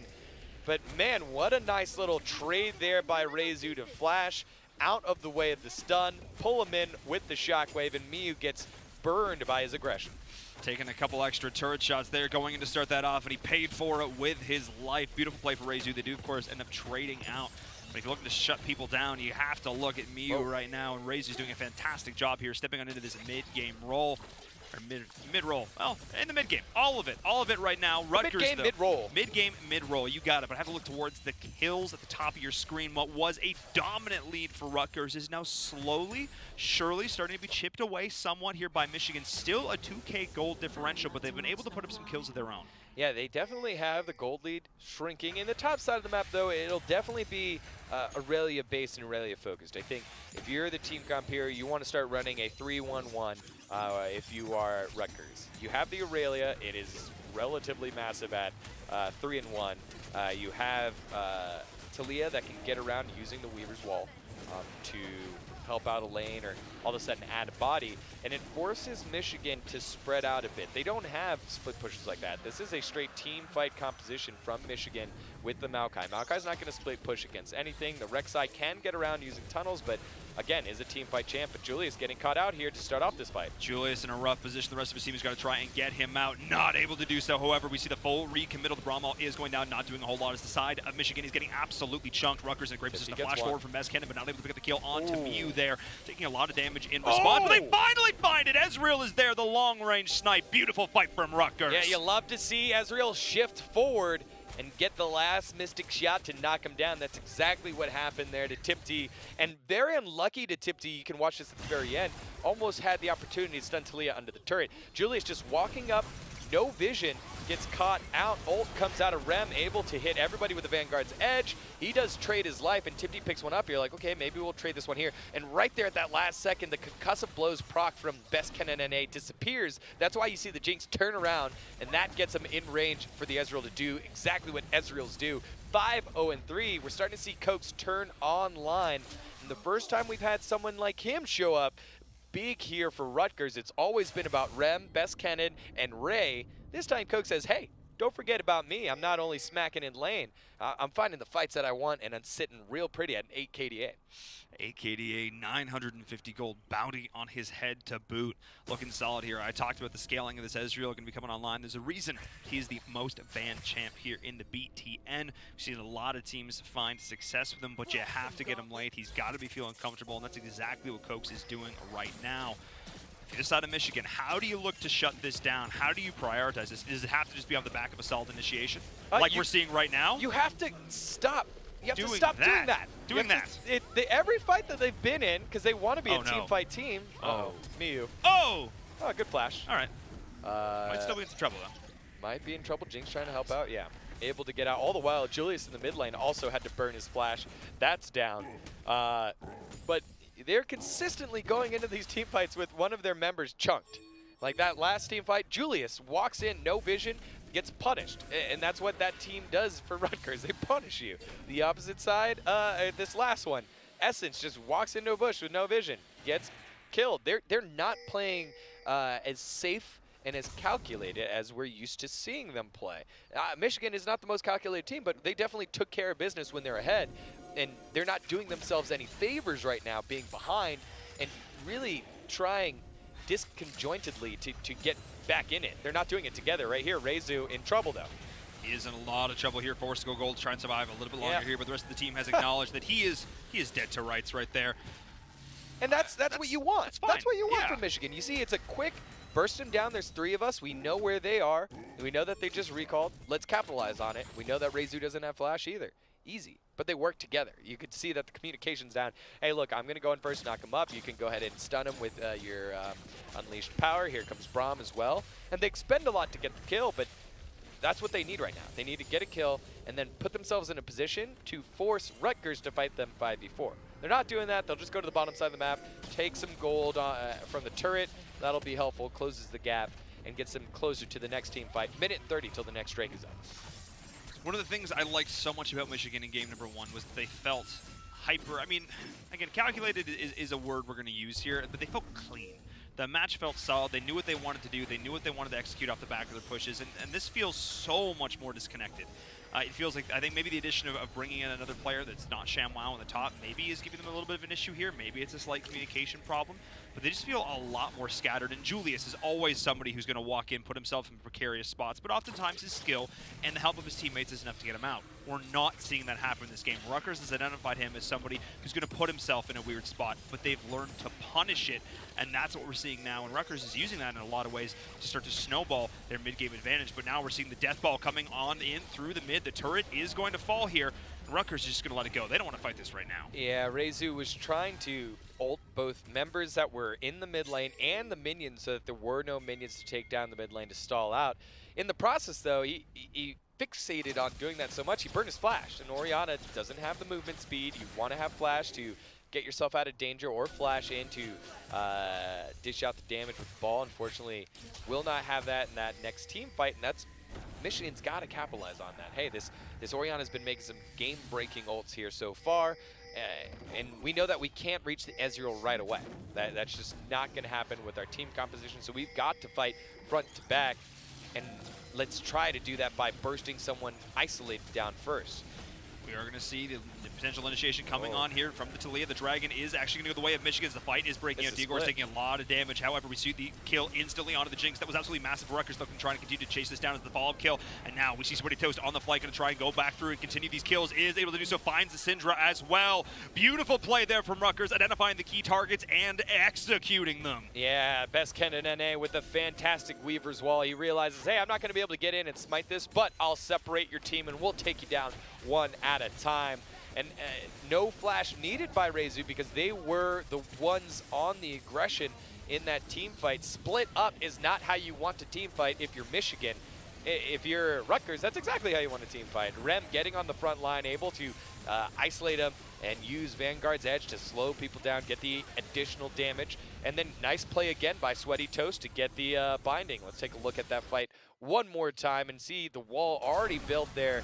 And your tank is now not tanking for anybody, and Miyu's kind of stuck as well. He's forced to flash to get away, but afterwards, the initial wave of damage has already been done, and now your tank is already at half health. Consistently, Michigan finds these fights before they're ready, and some member of them are already chunked. They're already chunked, and so now there's hesitation on the Michigan side, and Rutgers takes advantage of it.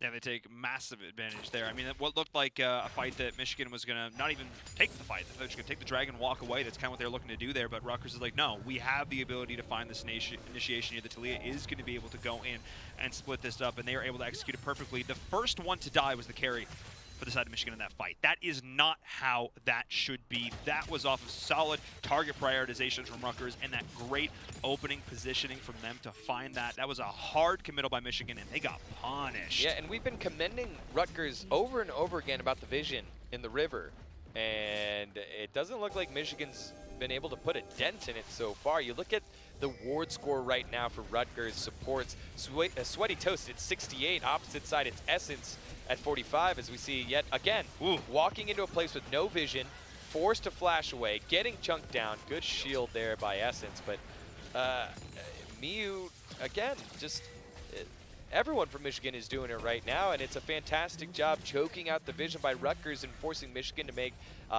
decisions with incomplete information, and they've consistently got it wrong. We saw Rutgers do that in the last game, walk into a jungle that no longer belonged to them. Yep. Michigan seemed like, they were able to make those plays themselves. They should know it's coming, to them. Rutgers is in a great position. They're just turning the tables completely here in game number 2. And if you were to ask me at the end of that last game whether I thought Rutgers, was able to turn it around, I would have said, yeah, but it's slim. After watching this, I'm now worried for Michigan. Yeah, and again, I think Michigan is all attack.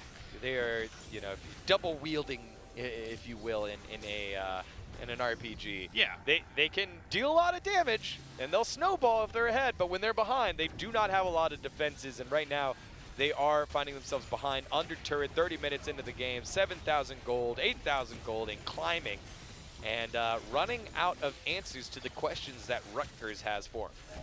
Rutgers continuing the slow siege through this, not overextending, just pushing in these cannons, doing their Baron empowered work, pushing all 3 lanes simultaneously. Aurelius up here in the top, and Rem's been relatively quiet so far this game. He's been super consistent. He's been there. He's been a presence, but I love the fact that they have multiple ways to shine through this composition, able to play through the mid, able to play through the top, and able to have Coke step up in a big way. This is what we needed as this mid turret is getting oh so low as Aurelius pushing in up here at the top as well. Michigan, pick your poison. You've got to deal with one of these. Yeah, Rem's been quiet in terms of team fight kills, but he's 4-2-5.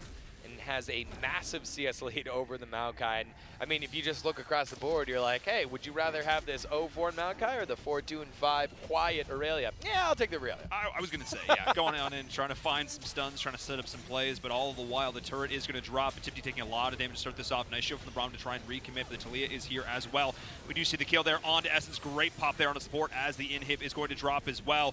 And we look towards the top side here. Another turret is open and exposed. Minions are here. Rutgers are looking for more. This is fantastic patient play by the Scarlet Knights. Had Baron, utilized it in multiple lanes using your majorly fed top laner in Rem, and the Aurelia just able to do work. Now, here goes the Maokai in a lot of trouble, does get shockwaved out. Reizu trying to finish him off, is able to finish him off, and they're just moving in one at a time continually. Michigan is getting caught out in ways that the rest of the team cannot follow up.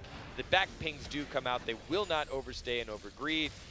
I think that's a smart decision, but man, Rutgers is looking like a completely new team here. Turning it around, looking oh so solid. Clearly, this shift in terms of their roster doing work for them here, bringing in another one of the most impactful players Rizu there in the mid doing a fantastic job in the long run to also shine up there in the top as well. But I have to give so many props here. The bindings, the black shields from Sweaty Toast have been looking super solid here. Support play in the last game on that Karma, not looking 100% excellent, but this Morgana feeling super comfortable there as well. And best Cannon NA stepping up in a big way on this Talia. Yeah, and you expected it from so many other types of champions, but the Talia, again, do it. That's it's worked out well, and you've seen the 2 or 3 times where Weaver's Walls come in and thrown a wrench into the plans for Michigan and just led to some miscommunication. I really like the fact that Rutgers is preying on the lack of coordination that Michigan has shown so far with their team fights and just bursting someone down and saying like, yeah, let's fight, or what can we get off of that? It's one of those two, because they've been able to do both of those things. Take whatever they want after winning a team fight, and once they decide on it, it's worked out well for them. Multiple Drakes in their pockets, 10,000 gold lead, and this is a good setup. The Super Minions are going to push down the mid lane. On the bottom side of the map, you have your 4 members to tackle the turret, and then on the top side of the map, you have your nearly unstoppable split pusher on the open inhib. And at some point, Michigan's going to have to pull the trigger and just try to fight somebody. And I think it should be the bottom side of the map. However, they're going to focus on the top side, try to slow down the Aurelia. I mean, I can't blame them. The amount of wave clear Blade Surge is able to go on through and just rip through this minion wave. Once that gets going, it's very tough to slow that Aurelia down. But we are looking to see the initiation down here in the bottom going on in. Great shield. You see the fantastic shield, but goes gold a little bit longer. Best Kid and NA on the flank taking a lot of damage. The heal's going to be keeping alive just a little longer. I spoke to see the Maokai is going to drop. However, oh no, coming on the flank. We do have Miyu there looking to try and take them down. Sweaty Toast will be the next target. Nice sidestep to dodge. The flash coming from Julius as well, trying to get the kill. Are able to do so. So that was the solid play there for Michigan, looking to turn this around. Nice play there from them. However, the Aurelia is doing work here on the Nexus. Nexus turrets are getting low. There's tons of minions here to do this work. Yeah, that was the play that Michigan needed to do. They were able to pick up 2 for 1, stop the bleeding on the bottom side of the map, but they do lose the Nexus turret and the inhib. It was going to happen at some point, so this is the trade that you make. You do it now, see if you're able to shove out the waves and get some vision down around Baron, but if you're Rutgers, just take your time here. Take your time. You have Baron Empowered, super empowered minions running bot and top, and when you do that, you're able to just bait out Baron. But nice catch here. Rem taking a poor pathing and might be in some trouble. Might be in a little bit of trouble right now, but the rest of the team is there. This might actually be a massive bait. Goes back in, pops the ult, looking to try and get it. He's survives alive. still through all this. I cannot believe it. There Rem it is. going off right now. Miyu is there for taking a lot of damage, responsible for the kill onto the Talia as well. Nicely done, but Miyu's now in the full retreat. We do see the Ezreal getting the double kill. The Jinx is going to be found out as well, but Rem is still alive. Nicely done. Forced to try and continue this fight, forcing the flash, and there it is. And now the side of Michigan might have overextended. His Coax is still here, still slinging that damage, still doing work. Yeah, he's doing huge work here. Barely slinking away is Miyu, but the carry has already gone down. Tipti, he's the one with a ton of gold, a ton of items with the CS. Unfortunately, he dies, and now the rest of the team are going to stream into the base. Rutgers so close to tying this one up. And we do see this last Nexus turret here trying to keep it alive is Miyu, trying to make the play to hold on just a little bit longer, but the turret is going to fall, and Miyu is soon to follow. Will look to come back in, but he's in the midst of all his foes in the flank. Sweaty Toast trying to pick this up, not quite able to do so, but you finally get the kill right there, and the Nexus is exposed. That is going to be it. That is going to be game number 2. Going to Rutgers. Solid adjustments from the Scarlet Knights to find themselves a victory here. We were asking, what do? You need to do something different. It felt like we really didn't even get to see them as a team. They make a swap on the top side of the map so that you don't fall so far behind. And with your double mid laners now in the solo lanes, they find some success and maybe a roster to build upon. I really like this here from Rutgers. They completely shifted gears coming into game number 2, and that's the kind of play that we need to see.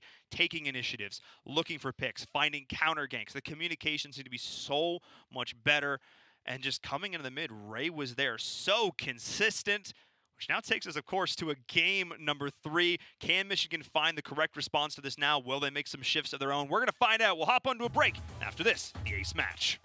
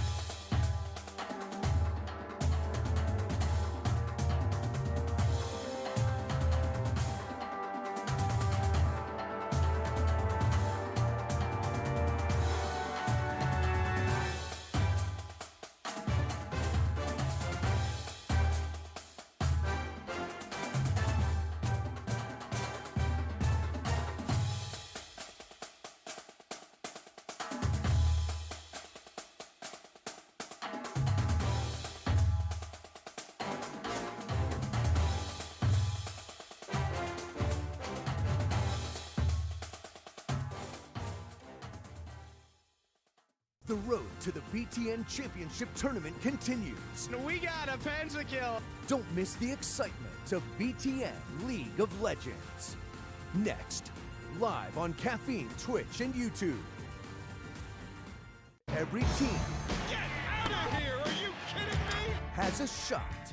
The 2019 Big Ten Men's Basketball Tournament tips off March 13th, and the first 10 games are only on BTN and the Fox Sports app. August 11th, the BTN Big 10K is back. Run with pride and show off your school spirit at Grant Park in Chicago. Then experience the ultimate post-race fan fest and tailgate party. Register right now at btnbig10k.com.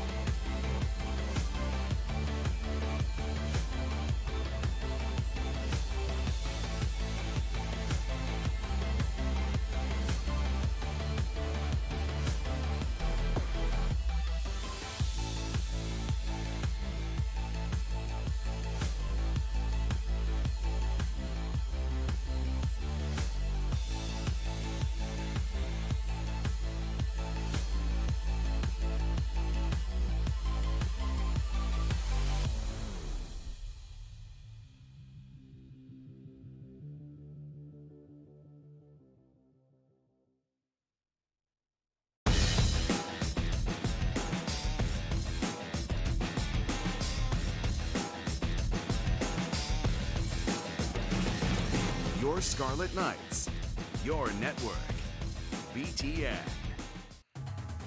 Welcome back, ladies and gentlemen, to the BTN regular season, where we just saw Rutgers bring it on back, taking down Michigan in a decisive game number 2 win. On the back of some roster shifts, bringing in some new faces, and those faces did work, D-Gon. Yeah, they did. You had the 2 mid laners now swapping up and playing both top and mid lane. Huge success here for the Scarlet Knights, and possibly a step away from an upset and returning around their season in a way that I think could propel them up into the championships. Oh yeah, let's take a look at the highlights from that last match, because there were a lot of great moments that I want to touch on. Michigan looking so confident, so comfortable in game number 1, carried through that momentum into game number 2, and it bit them. They felt like they could get away with plays, and they could not. Things like this, moments that should not happen. Reizu coming on into the mid lane, doing so much work, finding moments like this, finding the picks and capitalizing on mistakes. And then you also saw the pressure seem to start getting to Michigan right there. Awkward TP by their substitute, their alternate top laner, Diagoras, and that led to a massive gold lead. Yes, they started chunking away at it, did Miu and the rest of the boys here in the maize and gold, but these team fights were relatively one-sided because Michigan continually got chunked at the beginning of these fights and weren't able to bounce back in the rest of them. Right here, Julius starts off at less than half health in this fight because he walks right into the opposing team and he gets caught out. Tipti trying to do his best to dish out the damage, but right here gets chunked out. Nice shift forward by Cokes and picking that one up, and that's the player that I want to highlight here. Rem and Reizu, great substitutes, nice rotation of roles here, but Cokes, he's been the man that's been in the bot lane for quite some time. You get him on an Ezreal, so much more comfortable, able to set up his own plays, and you see it pay dividends here, and just massive lead by the Scarlet Knights, and the boys from Jersey able to pick up a win. Yeah, really nice play there from them, bringing back game number 2 in their favor. I have to say, game number 3 now, for me, has a couple questions. A couple questions that need to be answered, especially if I'm looking towards Michigan. What are your questions? What are my questions? My questions are, how do you deal with this new duo lane? I'm going to say duo lane, but the mid and the top that are now much more comfortable in actually winning that matchup. How does Julius play this? Do we put him on something that's a little bit more comfortable, a little bit more passive, maybe like a Cassiopeia? Yes, it was banned in that last game, but do you prioritize it a little higher? The next one, do you bring back ShamWow? Do you look towards that top? Those are a couple questions I have for Michigan. We'll see how they respond. We'll see how they play out this game number 2. And speaking of Michigan, while we're at it, let's take a look at what they're doing on campus, because there's a lot of amazing things going on here in the BTN. Let's see what Michigan's up to. We need to make huge strides in working towards a more sustainable future, and this kind of a building, it's a success story. We are in a student-built straw bale building. It was built with a lot of renewable sources, such as straw bales and mud and clay, and those are also a lot of local sources, which also further brings down the CO2 emission. A lot of the materials that are used in conventional buildings are not good for the environment. They pollute water and they pollute the air, and this building uses materials that are less toxic and less damaging, and they take less energy to pull out of the ground.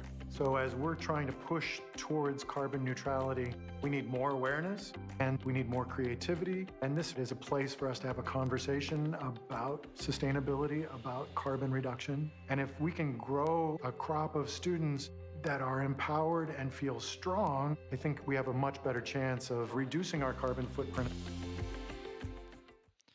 I think that's absolutely fantastic. Climate change, one of those things we're all going to have to deal with at some point. We're all living on this planet together, so I love that Michigan's doing it here, bringing on in the goal of carbon neutrality. I think it's super sick. Carbon neutrality, but climate change, you mean fake news? Just kidding. Totally kidding. Hard pass, but we're not going to get into that. I think great it's great to see them. Great to see them doing work here. Yeah. We're going to get into our draft here in just a bit, but one of the things that I have to say I'm looking forward to, not only from what Michigan's doing at the school now, but as I said, I'm looking forward to this draft, because are they going to change things up? There's a ShamWow. Yes, they did. Yeah. ShamWow is going to come back in. Let's see how they play around this, going back to the roster that had so much success in Game 1. Yeah, and you asked a lot of questions before we had our fantastic feature on We already got one answer. And like that is one of them. I'm a little worried for Michigan, because do you remember how many bans? Do you remember how many bans there were in the solo lanes? 8. There were 8 bans. There's a total of 10 bans in the game. 8 of them were in solo laners already with, it was 2 junglers. It was Zach and somebody else that were removed. Oh, Zach and the Kazakhs. The Kazakhs was removed because Miyu just took over the game on that. I don't know exactly what you can do. I think, again, it's interesting because Julius and the rest of Michigan decided to stay on the same side. They did not flip back on over to red side. They want first pick here. They want to get their OP pick. Original bans basically the same. A little bit of a change here for Michigan. They will remove the Ezreal instead of taking another mid lane ban away.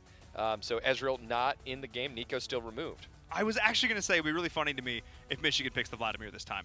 And that's exactly what they did. This is what Rutgers first picked in game number 1 and had no success with. Got absolutely smashed in that top lane, down 40-something CS at the war stage into that Dr. Mundo.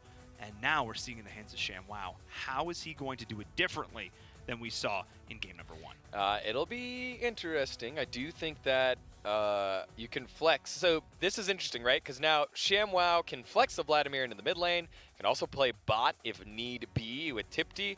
But I wouldn't quite do that with Tipti. He's been very good on AD, traditional AD carries. Rutgers shows at least one of their mid lane, solo lane picks first with the Aurelia. And then they make sure it's not going bot if they pick up the Sivir here. Sivir late game, scaling, crit, AD carry. But with the Aurelia, Rem or Ray could play it. And honestly, Rem could go mid and Ray could go top. I don't think that'll happen because we got to see how confident Ray was in the mid lane in his matchup. But they pick that solo lane earlier, and that means they won't have a counter pick chance unless that's their counter pick and they want to go Aurelia into Vlad, which is just it goes either way. They both kind of scale. It's who's gonna get the first gank off and get to their items first, but usually Vlad will outscale mid game won by Aurelia. J4 picked up this time by Miyu. Interesting. It could again go to the top side of the map, but we do think that the J4 will go to the jungle. And that's interesting because that's not a hard carry. That's not a hard carry jungler for Miyu that we've been so accustomed to see him the multiple times he's been on the stage and throughout his collegiate career. He's known to play the guys that can one-man army this, and this is more of a set up, create space, deal a lot of burst damage up front, but highly, highly doubtful that he's going solo carry. And we will see a Kalista. I haven't seen a Kalista in a very long time. Again, her pro play showing has shot up a little bit with the advent of crit, but not fully quite there yet. Echo going to be locked in, and so now with the Echo and the Aurelia, that can go anywhere. Those can go anywhere. Yeah. So you've got playmakers all over the side of Rutgers for the solo laners with your late game scaling insurance in the Sivir to help the rest of the team get in position with on the hunt. And this is really interesting here too because we're still seeing bans coming out from Michigan that could indicate mid laners here from them. The Lissandra still being denied, as well as Zillion. They're unsure of where this Echo is going to be, and I'm actually questioning that a little bit. Because the Echo could go jungle. You could go Echo jungle there. They weren't afraid to pull out the Elise and do something weird. They weren't afraid to pull out Talia that we haven't seen in years. Echo jungle, why not? You could throw that one in there as well. So just to be sure, Zillion can be played support. Really annoying to have not only the Chrono break, but the Chrono shift. Yep, thank you. I was going to say the Chrono shake, which is not correct. That would be sick, though. That's the future dance moves that Echo likes to get down to. He boogies down. You could tell. He's a b-boyer. We're seeing the mid locked in, though, for Michigan. I was going to look really silly if Julius did flex that Vlad into the mid. That was going to be silly on my part. But they held true. And the Orianna is going to be coming in there. So pulling the Orianna out now for the side of Michigan. Yeah. So that's the swap up there. Michigan taking the chance from Rutgers and be like, let me show you boys a thing or two. Yeah. Actually, in the chat, I think Julius called. A lot of it. Rutgers They're taking all of them. Yeah, there it is. Morgana going to get locked in as well. And we got to see how confident Sweaty Toast was. Now we'll get to see the flip side of the battle. Sweaty Toast on Braum. Big target to get hit by these bindings. Essence will say, how do you like a couple of these? As we see our final pick here, and it will be a Karma. Yeah, it is going to be Karma. Okay. Okay. So Karma, it is an Echo jungle. Karma can flex either one. Can go top, can go mid. Aurelia can go mid, can go top, based off of the matchup. I assume that you would have the Karma in the top side of the map. Karma mid? No. Yeah, it could be Karma mid. All right. All right, yeah. It so is that Echo Jungle. You predicted it. Very right now, nice. you're seeing Michigan kind of wait and hold on to their swaps to kind of prevent Rutgers of figuring out what matchup that they want to play into. Julius obviously is going to play the Uriana there, so now it's more of like, hey, what do we feel confident in? Do we want to have the Aurelia zipping around with the ball, or do we want to have the Aurelia into the Crimson Pact of the top side of the map into the Vladimir? One of the things I'm looking forward here for Michigan is how they utilize their ultimates and how they utilize their initiation. Cataclysm into Shockwave. That is a very fun combination.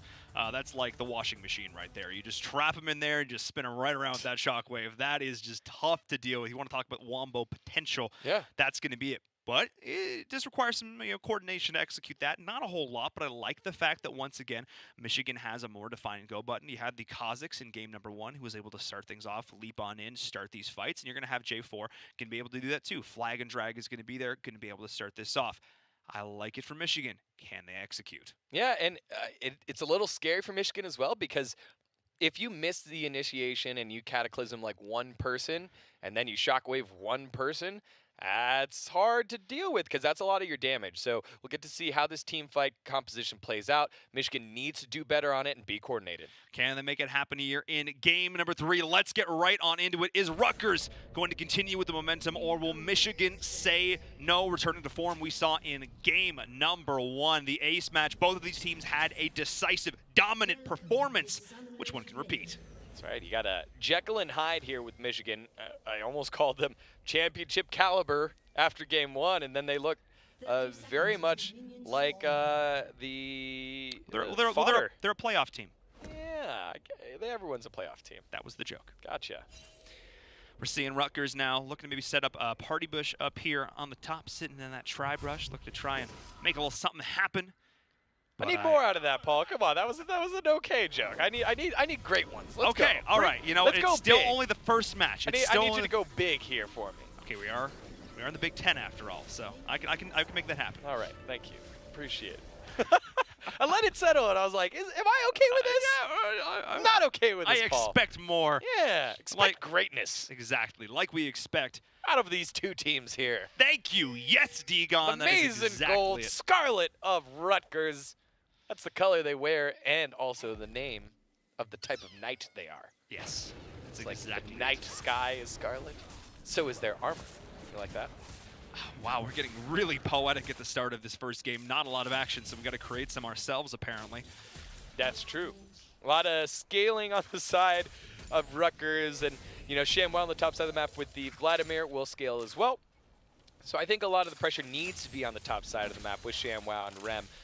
Whoever gets going first will be the one that takes control of that lane. On the bottom side of the map, Callista, very, very annoying. And here we go, gank on the top side of the map, or will be rotating on over in just a bit.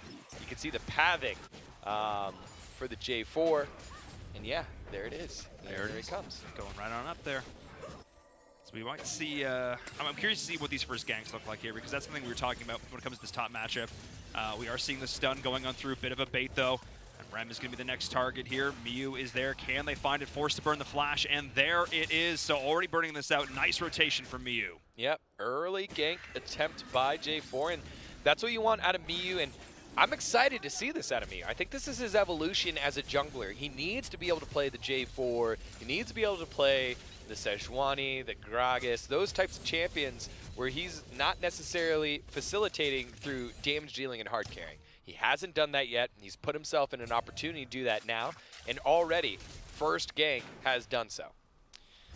Put on a lot of pressure, gonna look to try and continue this up here as we see a pretty passive bottom side for Rutgers here in the bot lane. We talk about Sivir being the late game scaling nightmare, so much wave clear with those bouncing blades. I mean, keeping an eye on that as it progresses, because if they can shut down this Sivir early, it's gonna put such, it's got a lot of issues up there, as we are seeing Sanguine Pool forced to pop out there for ShamWow. No problem for him though, holding on to all of his summoners.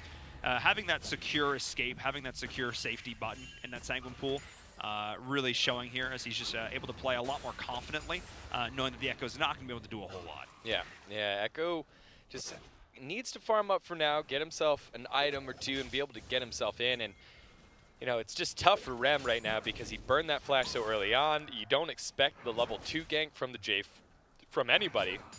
J4 is one of those champs that is able to do it, and Vladimir brings enough annoying damage that early on that it forced the flash out of Rem, and now he has to play safe. Can't just be dashing around and everything, but do have a still there gank attempt here from Echo. Echo is still here, wants to go back in. ShamWow once again just presses Sanguine Pool, guys. It's not that hard. The cooldown's not that long, and I'm not sure what the thought process is there from Beskenen. It seems like he's trying to force it, and maybe he just should be farming. Yeah, unfortunately there, a lot of wasted time on the top side of the map. J4 able to farm up the bottom side relatively safely. Scuttle Crab secured as well. And J4 able to back with a bucket of gold right now, 1,100, 1,200 gold in his coffers. We'll be able to pick up a nice early buy. As we see on the bottom side of the map, just Tipty dishing out the damage, will not rend. No need for rend damage early on. Just continually poking down, and Essence and Tipty playing this one great. Nice spell shield by Coax. No binding gonna land, and now Tipty playing aggressive. Let's see how this gank goes. Echo is coming in on the flank, the shield to start things off. Sweatytoes delaying a lot of the damage. Tipty is going on through. Echo zoning beautifully. Essence is going to be the next target here. The binding finds the correct target, though I'm not sure that the damage can need to follow this up. Essence is forced to burn the flash. However, he does escape with his life. Yep, nice. Finally, Beskenen able to get himself gank. Had to use flash to burn 2, and you'll take that trade. So it's 2 for 2. Jungler burned his. Sweatytoes did as well. Tipty and Essence forced to back off. And you're calling for this gank over and over again if you're Coax and Sweatytoes, like, hey guys, they're under our turret and they're not super mobile. Work your way down here. And that alleviates some of the pressure. Coax now should be able to see us a little bit under turret. Does have to back and buy a pickaxe. It feels bad to have to buy a pickaxe instead of a BF sword, but he'll survive. Staying a little bit later is Tipty. He wants to shove this minion wave into the turret, but I think instead it'll stop short of the turret on the bottom side of the map, and that allows Sivir to freeze under turret, and that'll be a difficult place for Tipty and Essence to be. They need to be a little bit further up in the lane, and that will leave them susceptible to a gank by Beskenen in just a bit. Yeah, Beskenen is really trying to find a repeat of last game, finding his presence known on the map here. But I think the biggest difference right now is actually not how Beskenen's playing, it's how Miyu's playing this. Miyu in game number 1 found some sassy jungle invades. He went in, he kept the pressure up there, opened up for his team. In game number 2, he focused entirely on shutting down the mid. Yeah. And that's not happening now. It's not creating those counter gank opportunities for Beskenen, and now Beskenen's looking a little bit more lost. He's wasted a lot of times. Yeah, he's burned a couple of summoners, but his team has as well, and he's got nothing to show for it yet. Very much a difference from game number 1, as we see ShamWow looking to try and bait this in. Rem's going to be the target driver. We do have Beskenen here on the flank. He didn't actually recall through all of it. Rem is going to be the target. He's going to be taken down. Are we going to see it? The Ignite is going to have it. Yes, that is going to be first blood, and ShamWow walking away. Great turret juggling there by ShamWow, and Miyu taking the aggro for just a second while ShamWow went into the Sanguine Pool and lost turret aggro as we watch this one more time. I'm pretty sure Rem knew something was up because of how much ShamWow was using his HP, but right there, he uses Sanguine Pool, able to walk away, and Miyu, using the Flag and Drag, going all the way through turret range, keeps himself safe. Nice play and nice gank on the top side of the map by ShamWow and Miyu. Looking a lot more comfortable here in game number 3, Michigan, with that roster composition that did a lot of work for them there, and also having more carry potential, a less sort of stagnant tank up here in the top. This time around, having the Vladimir, who, as I said, one of those champs that can just make plays, can set things up, can be aggressive, play aggressive, get himself out, and that's exactly the kind of thing I'm looking for here. A little bit more lightweight, but able to just dish out the pain in response. Yeah, and I think with this early gold lead, it'll be interesting to see how Michigan wants to snowball this. Obviously, the top side of the map now has been dented. Rem not only falling further behind in CS, but also that last kill. And so Vladimir hasn't finished his first item yet, but once he does, it'll be very difficult for Aurelia to do anything. Along with the fact that with this bot lane pressure, They're able to sneak the first Infernal Drake, now fighting the river. There goes the Shockwave on through, but Miyu might be in a bit of a rough spot. The Cataclysm is there, locking the two of them in, and Miyu forcing out Still the flash alive. in response. However, the rest of the team from Rutgers are going to look to go in. Sweatytoes not able to find it. And now Best Cannon trying to execute off the back of this. Cokes is there as well, but Michigan able to get out with their spoils. Yeah, nice play there by Tipti to distract the bot lane and mid laner, walk himself to the back of the Dragon Pick, and calmly, collectly, able to use his Q to hop over the wall. And that's one of the things with the Callista. If you're able to get the Pierce throw, you have a hop, right? It's the Martial Poise, I believe. Yeah, Martial Poise with Callista. Every time you got to throw a spear, you're hopping in a direction. You're able to hop over the back of the Baron Pit without burning Flash. And Tipti didn't have Flash. If you fail that, you're dead. So nice little small play there by Tipti to make sure him and the rest of the team get out cleanly and continue pushing the tempo. And that Infernal Drake go a long way with the damage-dealing top laner. Again, another team composition that you touched on doesn't have a real tank, and so they need to keep putting the pressure on and dealing out more damage than they take. That's going to be the big thing here. And again, already it's such a contrast for Michigan from game number 2. You know, the last Dragon fights we saw go disastrously for them there, and already turning things around. ShamWow, though, potentially in a little bit of trouble here. He's actually baiting it on in. Miyu's going to look to set this up. ShamWow is going on then. The flag and drag committal on there. And that is just Reizu walking away. And that was interesting because that was an intentional lane swap by the Karma, and you can see Aurelia now running mid. They're like, hey, this matchup's not working for me. Now you just made your mid laner further behind, but here comes the TP down on the bottom side of the map. Glacial Fissure already burned, and Tipti is the one who went a little bit too far, trying to commit on the second kill. Nice dodge on the stun there. Absolutely massive. Only drop 1, but a full committal there from Rutgers pays off for them. Yeah, they are able to get a kill, and thank goodness it finally landed into Rem. Rem was just losing lane pretty hard. Vanguard's Edge hits multiple targets and spreads out, allows the dash to get on in. The Blade Surge stolen. Get to the back side of the map. However, stolen.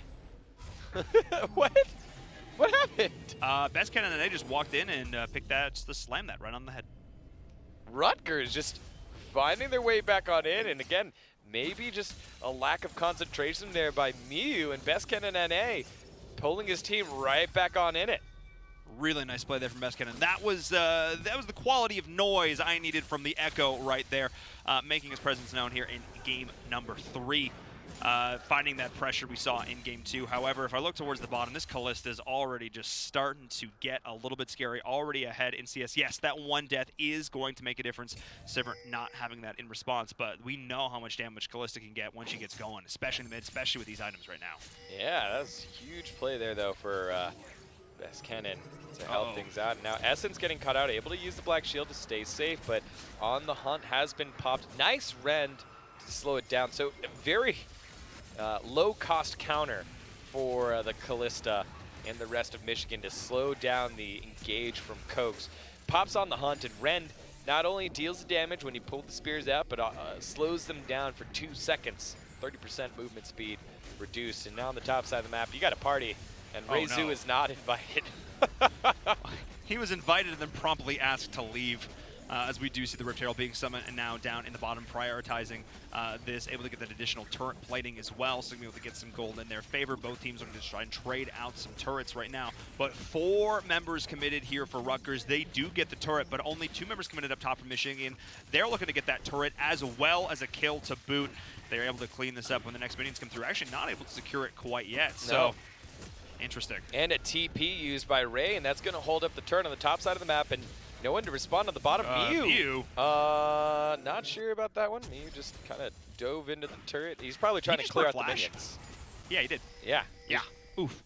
You're starting to see maybe a little bit of tilt. Now Julius in the mid lane getting caught out. Julius is in a lot of trouble right now. Glacial Fissure used for good measure just to try and take him down. Kill secured. Everything being used, but Julius once again finding himself in a bit of a rough spot. No vision, no problem. Well, that should be the expression. In this case, it was a problem. Yeah, maybe this is the effect of losing the Rift Herald that Rutgers had no business taking.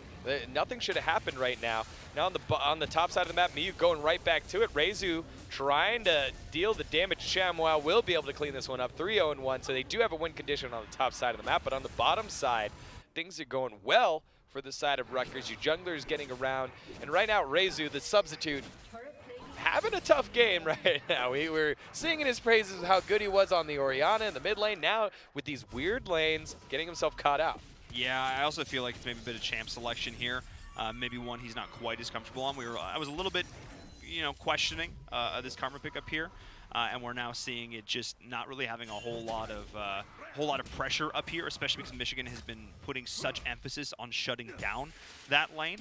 Yeah. I think it's interesting because we are perfectly threading the needle of Game 1 and Game 2. Game 1, dominant performance from Michigan, solid from start to finish. Game 2, same thing to be said for Rutgers. They looked impressive from minute 1. Game number 3, back and forth kills. Bottom lane being won by Rutgers, top lane being won by Michigan, mid lane, bit of a back and forth. This is what I wanted to see. This is both teams answering questions, asking additional questions, saying, look, how are we going to play this out? How do we need to find this win? And both teams doing all right. Yeah, both teams finding a way through, and I think it's just been interesting that it's been Rezu. Again, Rezu was the one that has been the beacon of hope for Rutgers as they come in. Their trap card, as they like to call him, the secret player that swaps into the mid lane. And he's struggled right now. But otherwise, your Aurelia on Rem has done well, and now we have Engage on the bottom side of the map. ShamWow trying to dish out the damage. Nice spell shield that keeps away the Hemo Plague, but Coke staying alive, and now the rest of the team turning onto the Vlad. Vlad not able to get the kill. Now on the top side of the map, it's the Rezu show yet again, going down, and Tipti picking that one up. So trading kills, bot lane for top lane. You get a little bit more out of it if you're Michigan, because they will take the turret on the top side of the map as well. Big investment of resources by Rutgers onto the bottom side, and they just get a kill for it. So overall, a better trade here for Michigan. And also the fact that that kill going over to that Callista there on Tipti, super important. Coke staying alive, though, absolutely massive. ShamWow had that moment of realization when everybody else came on. He's like, well, this is a 3v1. I have to try and commit. I have to try and get the kill. If I can, I will take this carry with me, and not able to do so. That is a massive play there. 1-0-2 for the Sivir right now. That's got to be something we keep an eye on. Yeah, the Sivir is continuing to scale up. Wait till she gets her crit item. That's where we'll start to see the ricochet bounces. Been annoying. You try to walk away from your teammate, and your teammate follows you. It's a loyal support. Oh, yeah. And then just bounces off of you. You see the crit damage go down. It's like, please, no, I don't want to take 150 damage for something that's bounced around like 8 times. No, it's not good. Please stop. And you hate it. You hate to see it. You hate to see it. And you hate to feel it. Ricochet is just annoying.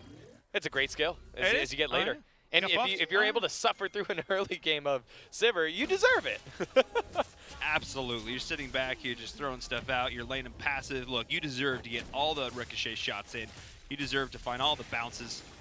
And that's what Cokes is going to look to do here. Solid last game on the Ezreal, switching it up, showing that he can play the traditional ADC. Having a lot of fun so far as we see a bit of a death ball coming out in the mid for Michigan. All 5 members here committing onto this turret, able to take it down with ease, opening this up. That is 2 tier 1 turrets going to fall for them, opening up the jungle on the side of Rutgers. And I want to see them start to prioritize a little bit more down towards this bottom side, because we are seeing the lane swaps coming on through here potentially. It looks like that's going to be the case. However, the other thing we haven't seen is this turret be dealt with for Michigan. Rutgers early identification on that turret on the side of Michigan. They're able to take that down, and that's given them a lot more control on the side of the jungle. Yeah, I think if you're Michigan, you're okay to trade side turrets, but you don't want to trade that mid turret quite yet. But now gank on the bottom side of the map. And this looks like Bren maybe going a little bit too far. Is able to get the kill right now, but it is ShamWow going up against Best Kennen, who is forced to use out the Chrono Break and finds a lot of success with it. Finds the kill, bringing it back to full HP. Nicely done. 2-for-1 trade for Rutgers. Yeah, Best Kennen NA saying, hey, I'm the aggressive jungler in this matchup. Miyu going down yet again. 3-0-2 is Best Kennen NA on the Echo. And he's showing off his skills right now, carrying from the jungle and showing why he is the main man for the Scarlet Knights. Let's take a look at this one more time.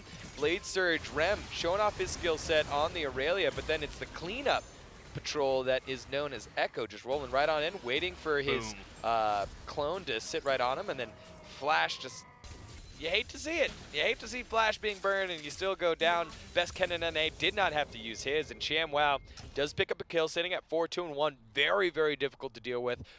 Just a little bit away from finishing his death cap with multiple needlessly large rods, so he'll be a force to reckon with. But until then, Echo's been weaving in and out. And that Sivert continues to scale. Yeah, it's the scaling we're going to keep an eye on, as I mentioned before. 500 gold bounty on the head of Best Ken and NA right now. Really going off in a big way. Not only ahead in CS, ahead in kills. And it just... Miyu has been one of those players that has felt like he's got such an impact on these games, but in situations like this where he's not finding that success, the team just looks a little bit lost. They do seem a little lost, but the game is so close right now, it's back and forth. I would say both teams are trading blows right now. It's not both teams are playing clean, but both teams are finding holes in the other person's game and the other team's game and capitalizing upon it. And so it's more about who can win these team fights. And I would give this side to Michigan right now, but Best Ken and NA has been playing really well so far. Nice dodge there from Rem, able to get himself out of that. The flag and drag came through, does not connect to the fight over this next dragon. Fate's call. They are going to look to go on in. They do find the root. Nice binding to start things off, but so much return damage going back as Best Ken and NA look to try and clean up the backline. Tipsy survives just a little bit longer, able to pick up the kill. Nice save, but ShamWows with the next target. A lot of HP still on the side of Rutgers, looking to continue to commit onto this, though. ShamWow going in with the Sagman pool, tries to survive a little bit longer, is able to do so. Able to do a lot of return damage, allowing Miyu to come into the fight. I can't believe surviving even longer through this. Coach to be the next one to fall. You're going to see a 2-for-1 trade, 3-for-1 trade, I should say, as going on in Miyu. Next force one there as Sweaty Toast goes gold, tries to survive a little bit longer, but he's stuck between a rock and a hard place right now. Not a lot of HP on the side of Michigan to work with. The Breathe Dragon, on him. just a little more. Wow, the power of ShamWow and the Vladimir. I cannot believe he survived. So much time, yeah. What? He's able to lifesteal up using transfusion like 2 times in that fight. Take a look at it one more time. Very aggressive call from Michigan. They go in, no black shield in time, no problem. And right there, you can see the burst damage that is in the game. Tipty able to pick up the kill and realize, hey, I can't join this fight. And then ShamWow getting caught, able to use Sanguine Pool before he gets dumped. And then here comes the J4 back into the fight, missing his skill, but able to get the auto attack on Reizu. And again, yes, ShamWow goes down, but so much time bought. And look how low the J4 is. And no kill there. Big swing back into the momentum of Michigan. And this is what I was saying. This team knows how to team fight. I believe in their micro, but they've got to get to the fight first. And in that case, you see the very aggressive call by Tipty to say, hey, Essence, you're going in first, and we're starting this one right off the bat. No one is getting chunked on our team. Interesting to note, though, Essence, while the Black Shield usage later on in that fight was amazing, he Black Shields himself to start that off, and 3 members of his team got absolutely wrecked to start that. Rest of the fight was solid, but I was like, really, Essence? Like, I understand that you're the one going and you're starting this off, but it's my Black Shield. I'll do what I want with it. Everybody else got bopped, and yes, it was used to great effect later to keep Tipty alive at the end of that fight, but wow, what a solid play. All in, the go button committed, and now Rutgers trying to find something in response. Miyu is there. He's in a really bad position. The rest of the team is going to try and help him out, but he actually has the flag and drag, trying to get himself out a little bit longer. The ultimate Aurelia is there, actually goes himself down. All the while, though, the Callista is killed through this, but ShamWow is keeping Sweaty Toast in just a little bit longer. Massive shockwave, though, finds 2, locking him down, but on the flank, we still have Best Ken in here. This is a 1v4 situation. He's in a really rough spot. Essence is trying to keep him here. We do have Reizu, though, trying to equal this out. Miyu might have gone a little bit too far, though. This Echo was looking so threatening. Yeah, he has to continue to position very aggressively to stop the Baron. They're able to do that, him and Reizu, but now I think Reizu might have bit off a little more than he could chew. Here comes the J4. Nice damage down by Best Kennen, and able to pop the J4. Shield by Kennen, able to keep him alive. Uses the Chrono Break on top of Essence, and Essence flashes away to safety. Julius is picking that one up, and so a very sloppy fight ends up going 4 for 2. Michigan coming out on top of that one. Some games are fencing matches. They are these precise, back and forth, calculated at moments. I can't wait. We're witnessing a bar fight. It's a bar fight. That's where we're going. That's where we're going with this. Watch this again, Degon. This fight was so chaotic for both teams. Both had moments where I thought one was going to run away with it, and in the end, it ended up being a fairly even brawl. Yeah, bad decision to flank when you're a Callista, because you're a Callista, Echo will blow you up. But then right after that, again, it looked more like old Michigan. Miyu getting caught out for no reason, getting chunked, and that's how the team fight was going to start. That's not what happened. He was able to survive for quite a long time. And then ShamWow, Vladimir late game is so difficult to play against. The point and click abilities of Vladimir just are killer. And then you get held in place by Tide's Blood. It just dishes out so much damage in a range of area. An AoE, it's just hard to deal with. And so even though Rutgers got the jump on Michigan. Because the fight lasted so long, Vladimir's able to buy time. Echo is only one man. The rest of the team wasn't there. Koch's not able to get there in time. And Michigan picking up the kill and now control of Barron. Control this game. So we're seeing a little bit of an evade coming in from Michigan there. Not able to find the red buff. Beskin and I will pick that one up. There's 4 members of Michigan looking to try and make a home up here in the top. Callista's going to be joining them in just a second, but I like this initiative for Michigan, starting to get back at that jungle control. The damage they did earlier in terms of structures, the macro, the turrets they were able to take down, paying dividends for them now, opening up a lot more play in terms of pathing to shut down Rutgers here as Baron is being started. Baron is being started. It is getting a little bit lower right now, sitting at 4K, and the stacks of Ren. Forgot about this. Leads to an easy smite. Normally, yeah, it's picked up by Michigan, but the team fight starts out. Immediately be held into place as Rem. Julius able to get a nice shockwave. 2 down, 3 down already. And Michigan take control of the fight in the game. Ray Zhu just has to watch the rest of his team be eviscerated. And the Wolverines taking control, 18-9 with Baron barreling down the mid lane. Absolutely massive there for Michigan. They looked in a little bit of a rough spot. Let's watch this fight back again. They're taking a little bit of chip damage to start this off, and then the flank came in, but that's where it all went wrong. Yeah, there's no way in if you're the side of Rutgers. You got to go in one at a time, and unfortunately, right there for Sweaty Toast, his shield was sideways. We talked about it. Yeah, we did. Which way do you put the unbreakable shield? If you put your booty first, it's going to get clapped. That's what happened. He got clapped booty right there. Michigan able to win that team fight, and it's so hard to step right on up. You have the J4 that creates the ground. You have the Oriana ball that gets lost in all the fight. You have a black shield to put on whoever you want. This time it was on the Callista. Callista dealing AoE damage. And then the most red champion in the game right here, the Vladimir. Also just dishing out a lot of damage. It's so difficult to fight for Rutgers if you're not there first. You have to establish your presence first. The Glacial Fisher went in, and I thought, okay, there's the knockup. There's, you know, on a key target there. They can start this off. Things are looking all right. But then things like this happen. Or maybe not exactly like that, because in that case, the Cataclysm landed. So close there, Miyu. I was trying to make a great point. You almost helped me out there, buddy.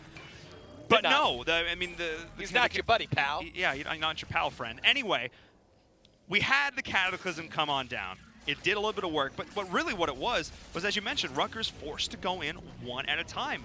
They were so tunnel visioning on the 1 or 2 members knocked up by that Glacial Fisher that they weren't keeping an eye on the damage dealers who weren't caught out, who weren't in a bad spot. The Black Shield came on in, and as you mentioned, between the Callista, between the J4, it just was not the fight for Rutgers. And Baron going on over to Michigan, who are now pushing on in, getting that central inhib as well. Looking to continue to pressure this out. However, one thing, they're not really focusing on a lot of split push here. They're only having these Baron and Power minis in the one lane, but that is not really mattering when you can take down turrets that fast. Yeah, and you could have Vladimir split push, but why? Like, Vlad deals the AoE damage in an area, and he's so far ahead. Just win the team fight if they walk into you, and they have no way to engage. One way to engage is Mew just popping right up. Reizu get back to the zoo, sent back in, and Vlad now cleaning up a double kill so far. Best Ken and NA trying to get to the back line, does have his Chrono Shift, will not be able to use it. Chrono Break will use it, but not to much effectiveness. Julius picking that one up. He's on a rampage. Vlad does go down, but that's already 3 members down. Space created if you are Michigan right now. ShamWow keeping everybody preoccupied for so long there. Not a lot of health bars, though. Sivir is starting to hit pretty hard. Julius needs to be cautious over the next turrets are getting oh so low. Ew. And that is a tough spot right now. Sweaty Toast is going to drop the next turret. It falls, and that is going to be it. That's going to be all she wrote. GG. Game number 3 going to Michigan. They take this series. And it was a fantastic attempt there by Rutgers. The Scarlet Knights making a swap, throwing things way out of sorts here for Michigan. They weren't quite ready for that game 2, but in game 3 they come right back. Very, very decisive, and they find their way through their top laner, ShamWow, solidifying his position in the starting spot. Yeah, I would say. He came back in, played a much more carry-oriented champion, and did a lot of work with it there, opening up so much space in that last fight, basically taking the 2v1. He eventually did fall, but at that point, the rest of the team was in shambles. The turret was down, the inhib was down, all the minions were streaming on in, and that was all they needed to take that game. Let's take a look at the highlights, Degon, because that game I felt like was the closest, obviously the closest in terms of matchup of all 3 games. Both teams seemed to be playing it a lot better, but there were still some sloppy plays. And just to clarify here a little bit, like, no, not a lot of flame on Diagoras, but just the focus of the jungle shifted, right? In game two, Miu was focusing on Julius in the mid lane. Hey, who's this new kid? Let's put him in his place. And they got bopped a little bit, and they weren't ready for it. In this game, they're like, hey, we know where our bread's buttered. Let's go straight back to the top lane and go back to ShamWow. We picked that matchup. It's all dependent on who scales here. And you can see, yes, the Vladimir falls a little bit, but after that, this team fight right here, the burst damage down, and how much time does ShamWow, your fed Vladimir, able to buy? Nice Sanguine pull away from the damage, gets the heal back off, does fall in the end, but by so much time. Oh, lives. No, he does die. Yeah. But he lived for so long. He lived for so long. That black shit was dope.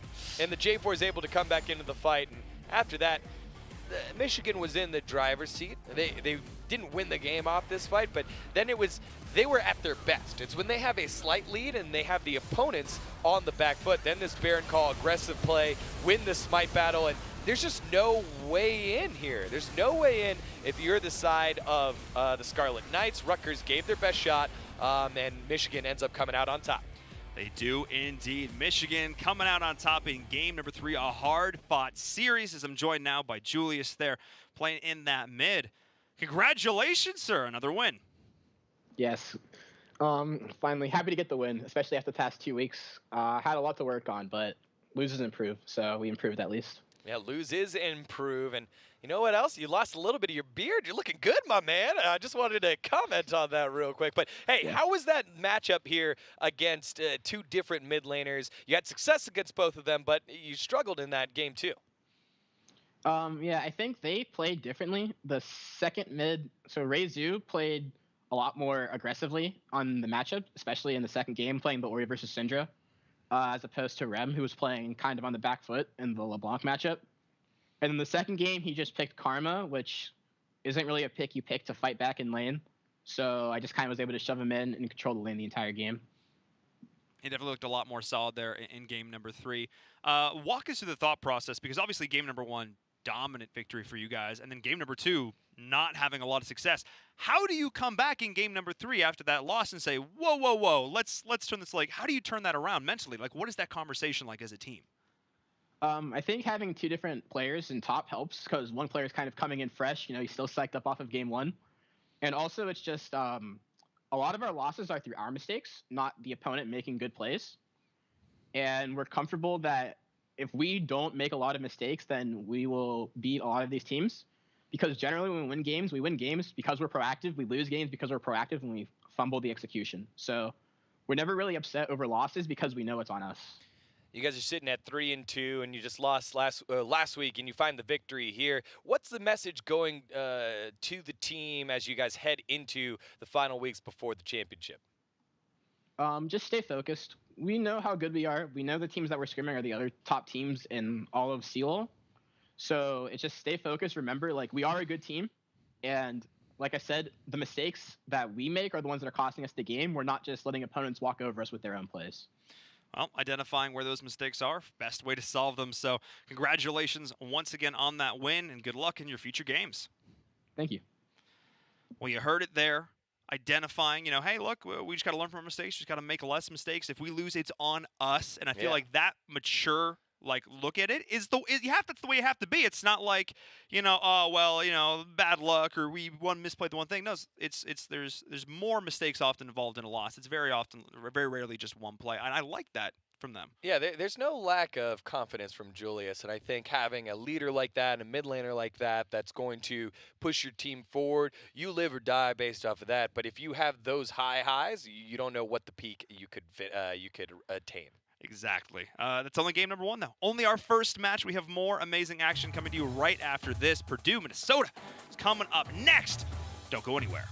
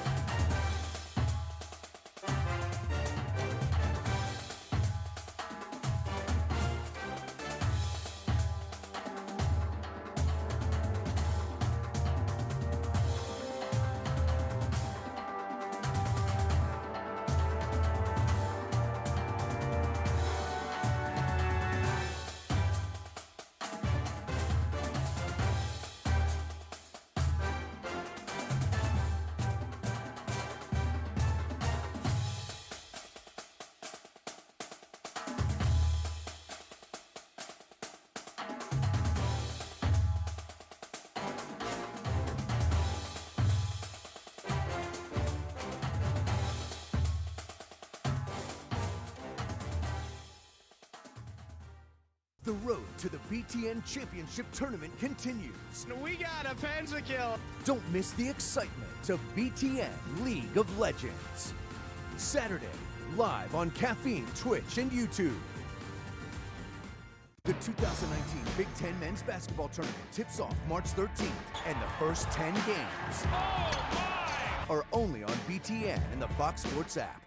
August 11th, the BTN Big 10K is back. Run with pride and show off your school spirit at Grant Park in Chicago. Then experience the ultimate post-race fan fest and tailgate party. Register right now at btnbig10k.com.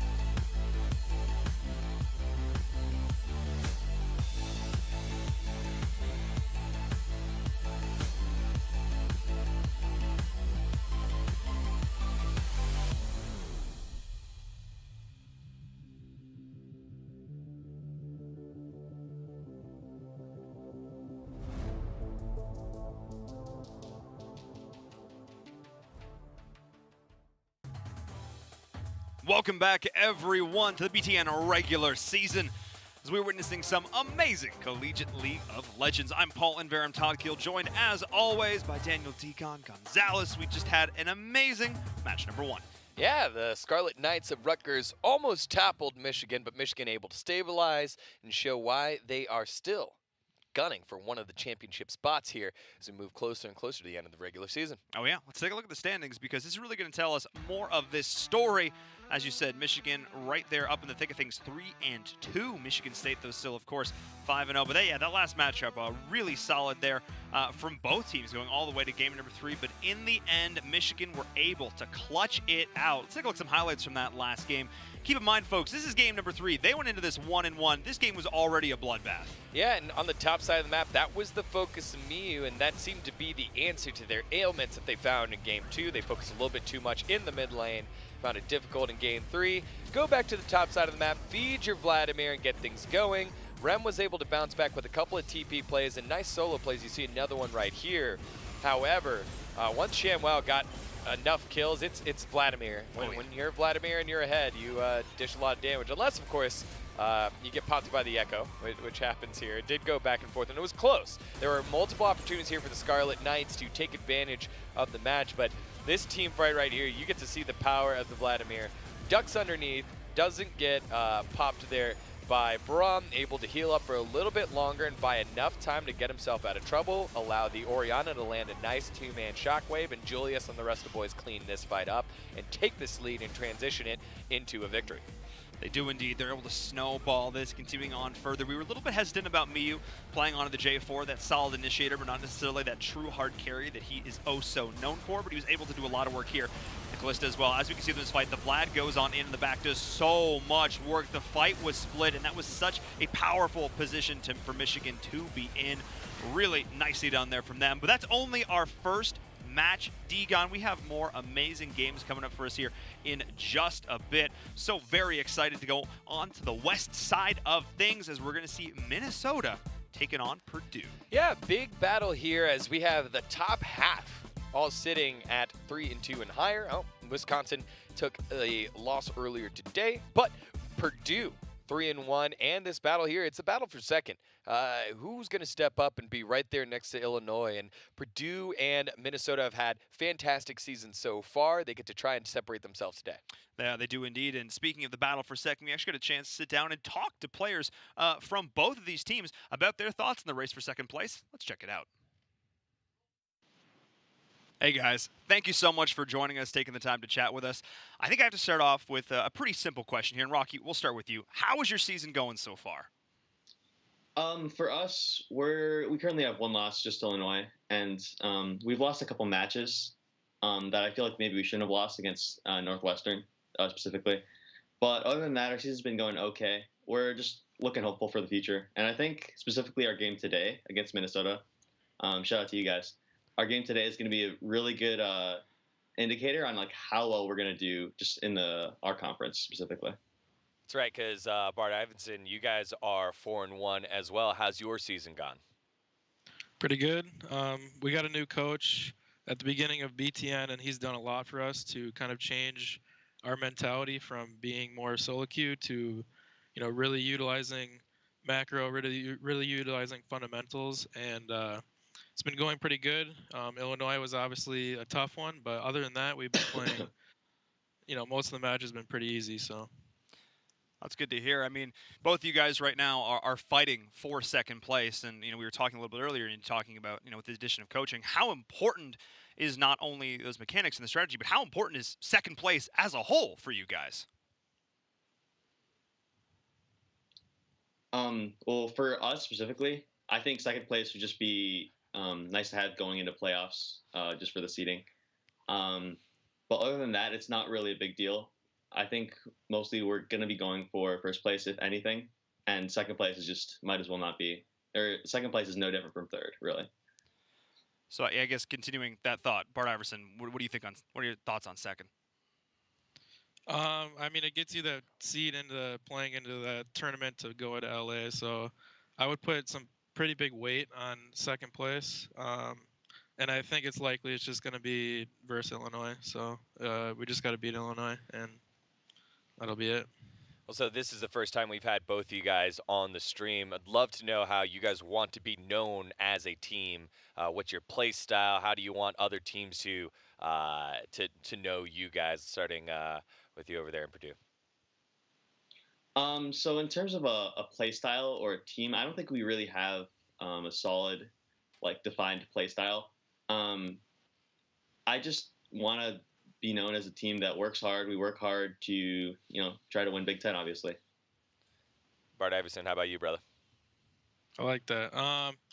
Well, we just, we're just a bunch of fighters, so we just got that team mentality, and we're down to just get to the nitty gritty and see who's better at league. So that's the way it is.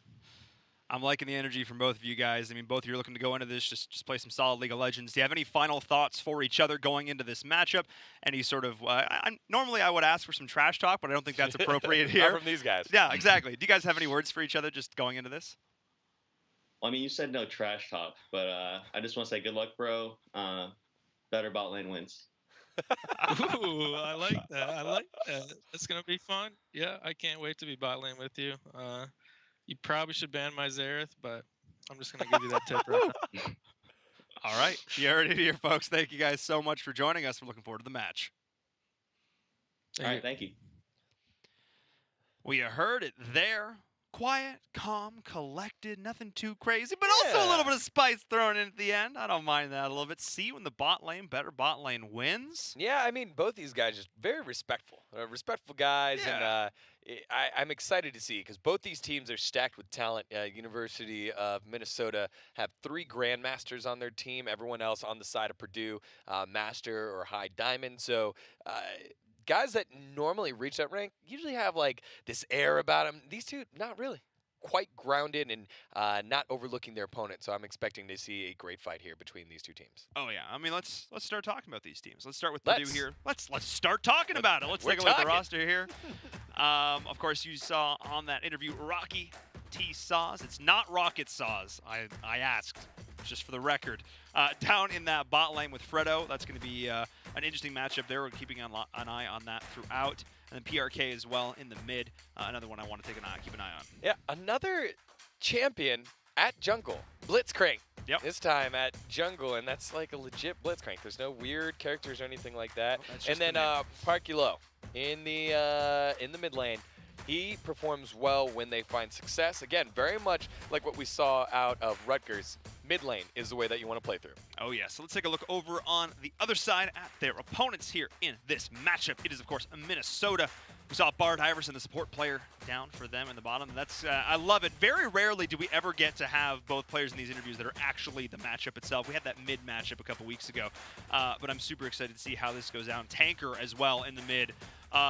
When I was looking through MVP potential a couple weeks ago for the Big Ten, I was literally considering giving it to Tanker because of his stats alone, just because of how impressive he's been. But now that we actually get a chance to see him on camera, I am so very excited for that. Yeah, again, another team that is mid-lane focused, mid-lane centric. And I think that's going to be the difficult theme for both these teams. One team's going to win, one team's going to lose that game one. Are you able to bounce back, and what is the resolve of these players? It's so young right now. The competitive scene is still brewing for them. What is it like now that you're in a competitive scene? Every team is so used to just kind of steamrolling through people. That's why you're ranked so high. You have such a high win percentage. It's more about how do you deal with the loss and bounce back.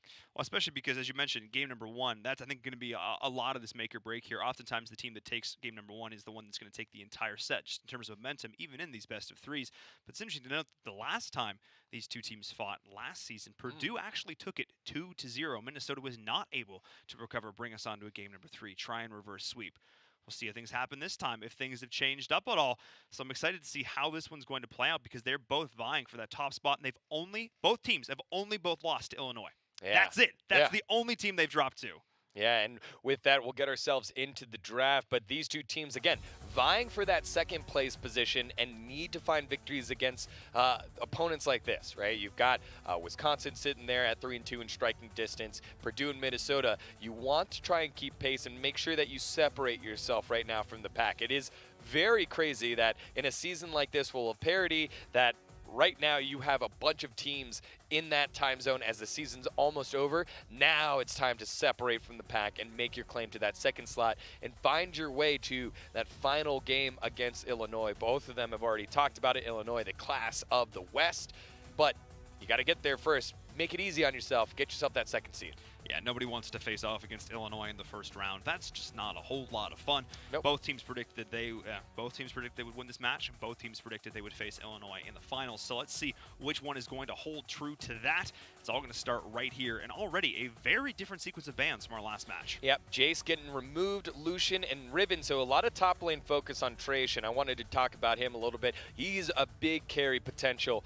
He has a big carry potential for the Golden Gophers in the top side of the map. Ernst likes to play around him, and Tanker really leave the bot lane on their own. So Bart Iverson, that's why he plays something like a Xerath, because he doesn't have a lot of help, so therefore he just sits a little bit further back and dishes out damage, try to create his own kill potential.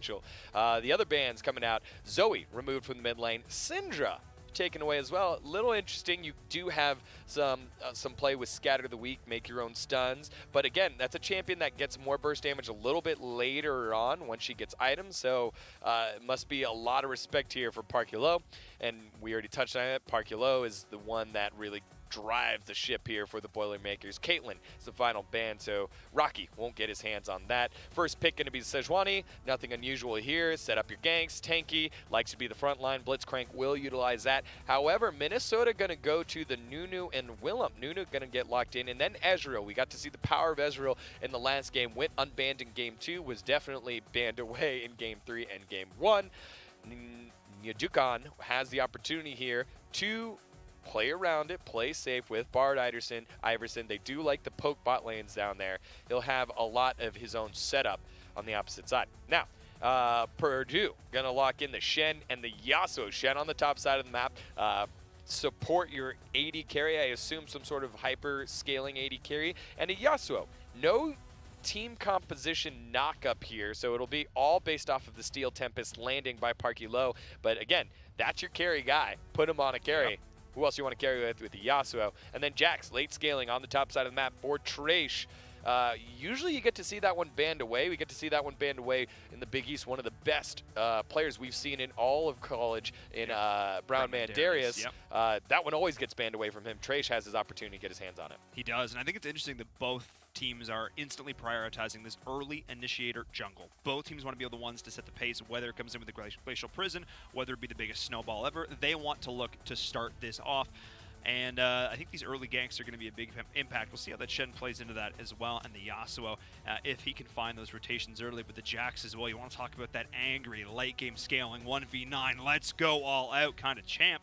You're going to find it there in that Jax. The Ezreal as well to back that up, and Ezreal Braum dual lane, tried and true, the classic. Nyadukan hovering the Draven for half a second. I was like, wait a second. That's they have Ezreal. Damn it. Right? Yep. Not going mid Ezreal, right? Yeah. So we'll lock in the Braum to support the Ezreal strong bottom lane there. Quick bans. Bans are going real quick here. Back and forth. There's the Xerath. Oh, okay, there it is. See, so late game scaler, you assume that you pick something like Shen on the top side of the map. You need to make sure he has something to scale into later on using Stand United. Morgana and Janna removed. You really don't get to see too many Janna bans, so Fredo going to just support Rocky and make sure that Rocky can get to that late game portion. You get rid of two supportive supports there. And then on the bottom side of the map, you on the opposite side with bans, you get rid of the mid laners, LeBlanc, and look, they did get rid of the Xerath. They're like, we don't want to deal with that. Nope. Lissandra going to get locked in the mid lane after a hover of Bard. I saw that too. Bard mid lane, you build a lot of attack speed. You go on hit Bard, you use your Meeps, and then it does deal surprisingly a lot of damage. You try to snowball out of control. Nah, let's just go with Lissandra. That's safer. Hold people in place. Use the Frozen Tomb. You expect to see a different build path now out of the Purdue Boilermakers to build Merc Treads. We saw that last series out of Michigan against Rutgers. It made it very difficult for Rutgers to get in and hold people in place with Frozen Tomb. So I think that'll be a change here, but not a lot of other AP damage coming out of Minnesota. So it'll be slightly inconvenient for Purdue to build it, but it'll be very helpful for them as the game continues. And you get that Frozen golden tomb where you're trying to lock someone down. I like the CC chain out of Purdue a little bit better. You have the knock-up with Lulu. You have Sejuani to hold someone in place. You have the taunt coming in from Shen. All that sounds good, but can you execute it? With Yasuo, you want to make sure you get multiple man knockups so that you can get multiple man ults. That's really what they're looking for here. And I think both teams, what I love from them is the fact that they have some early game aggression they can execute on. They have CC. They have the ability to find kills, but then neither one are also timed. There's no like, we have to get ahead. We have to be snowballing by the 20-minute mark or else we lose. Both teams have compositions that can scale into the late game, whether it be that Ezreal, whether it be that Sivir. They feel comfortable knowing that if we have to turtle, if we get behind, we can do so, still scale late, and still have a chance. So the question now is on the team that gets ahead. Can they close out the game once they get that lead? That's going to be the big question here. We're going to hop into our game in just a second here. And I'm so pumped to see both of these squads fighting it out for second place. Which one's going to draw first blood? Which one's going to roll this momentum? Roll a snowball? Maybe? I don't know. We'll see. Ooh. Let's get into game number 1. That was a good one. I walked face first into that snowball. Story of my life. Well, go on. Expand on this story. I'm Canadian, man. That's all I need to say. Oh, okay. I heard it earlier. You said "oh" on one of the words. I was surprised because you do such a good job of masking the accent. Oh, yeah, it's a daily struggle. Is it really? Oh, yeah, absolutely. You do a fantastic job. I want to applaud you on your struggle that I cannot empathize, but I can sympathize. I like it. Thank you so much. You're welcome. Absolutely. That's what we want to do here on the desk. I also I want to sympathize for the team that gets first blooded here in this first match because I have a funny feeling, as I mentioned before, momentum is going to be a big thing here as both teams have shown that they like to take these series in pretty strong fashion. Purdue has had a couple, as they mentioned, games that they dropped that were silly. They mentioned against Northwestern as well. But otherwise, Minnesota as well, one of those squads that just likes to roll. Yeah, Minnesota trying to avenge their loss as well from last season. The history on the line. It's not that it was a crushing defeat, but again, these two teams play each other all the time in traditional sports. You see them a ton in football. You see a ton in basketball. Purdue has had some solid teams for a while. Jerry Kill was the coach for Minnesota for some time as well. And so you just have these traditional powerhouses going up against each other once again on the Rift and trying to fight for that final playoff seeding and final playoff positioning as we move closer and closer to the BTN championships. Of course, just a reminder, all teams, of course, are going to make it into those playoffs, but seeding, oh, so important here. As we mentioned before, no one wants to come into a position where they could potentially be facing off, especially in this conference, up against Illinois in game number 1. So we'll be keeping an eye on the rest of these standings as well. As both of these teams just saying, look, we want to be sure that we're the ones to face them off in these finals. So slow pathing here by both junglers, just naturally how they do it. They don't do a ton of AoE damage. You have the biggest snowball ever, but again, that's one big burst damage, and after that, you gotta auto attack them, consume afterwards. Nunu cleared very fast with Blood Boil and Consume before with the change. Slows things down just a bit, and they'll just flip sides. Nunu on the bottom side of the map now, Sejuani on the top side, and they'll rotate their way on over to the blue buffs in just a bit. Both of them have vision of each other, but will be rotating over. Oh no, Sejuani's going to go for an early gank on the top side. All right, already seeing the rotation coming in, going onto the Jax. Not necessarily the easiest target to go on here. Counter-Strike and the Q-Leap will be a factor. We're seeing the all-the-way loop around. No, already just going in, trying to steal the camp here and deny this a little bit. Looking on that Jax saying, okay, probably not the target I can really go after right now, so I might as well get some value on here. Yeah, and you can see the ping coming out of Minnesota. They've spotted this one out, put down the ward, and just smart play here by the Golden Gophers. They realize, hey, look, this is weird. The way that Shen is playing the lane, a little awkward, might be on the top side of the map. And we got to see a successful level 2 gank in the last match, J4, by the Michigan jungler. However, not the case here. Gets snuffed out by Minnesota. And now you can see on the bottom side of the map, Nunu going to do some recon of his own. Going to head on to the opposite side, build that snowball, hit a wall, and realize everything's gone except the Krugs. He'll be able to pick up the Krugs and make sure that his loss of his own Krugs isn't going to be paralyzing for him. Equaled out. Find a retaliatory strike in the jungle of Purdue right now, and also may potentially set up here a little bit of a gank going on in towards this Sivir down at the bottom. Rocky is, of course, going to be the target, so we see a little bit of an initiation down there as well. As this camp being picked up, already quite a bit of damage being dished down there, forcing back Rocky. Not a lot of HP left to his name, as Nunu is looking to be there on the flank as well. We can take a look at that in just a second here, as the gank is potentially looking to come on through the recall. Is being forced now. Neither side wants to commit on that dive. Yeah, smart play there by Rocky, realizing, hey, look, our jungler went on the top side of the map, stole the Krugs. We haven't seen the enemy jungler for quite some time. Strong possibility that we might be getting caught out here and could be dove under turret.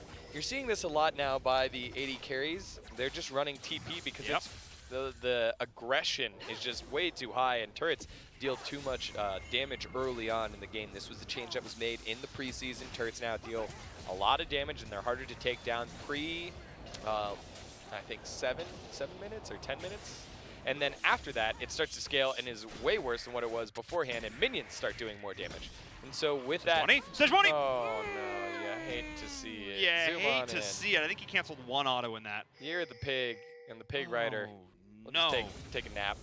So remember how I was like, oh, First Blood's going to have a big impact and all that good stuff? I don't remember that, but I assume that you did not mean that. I did not mean that. That's worse.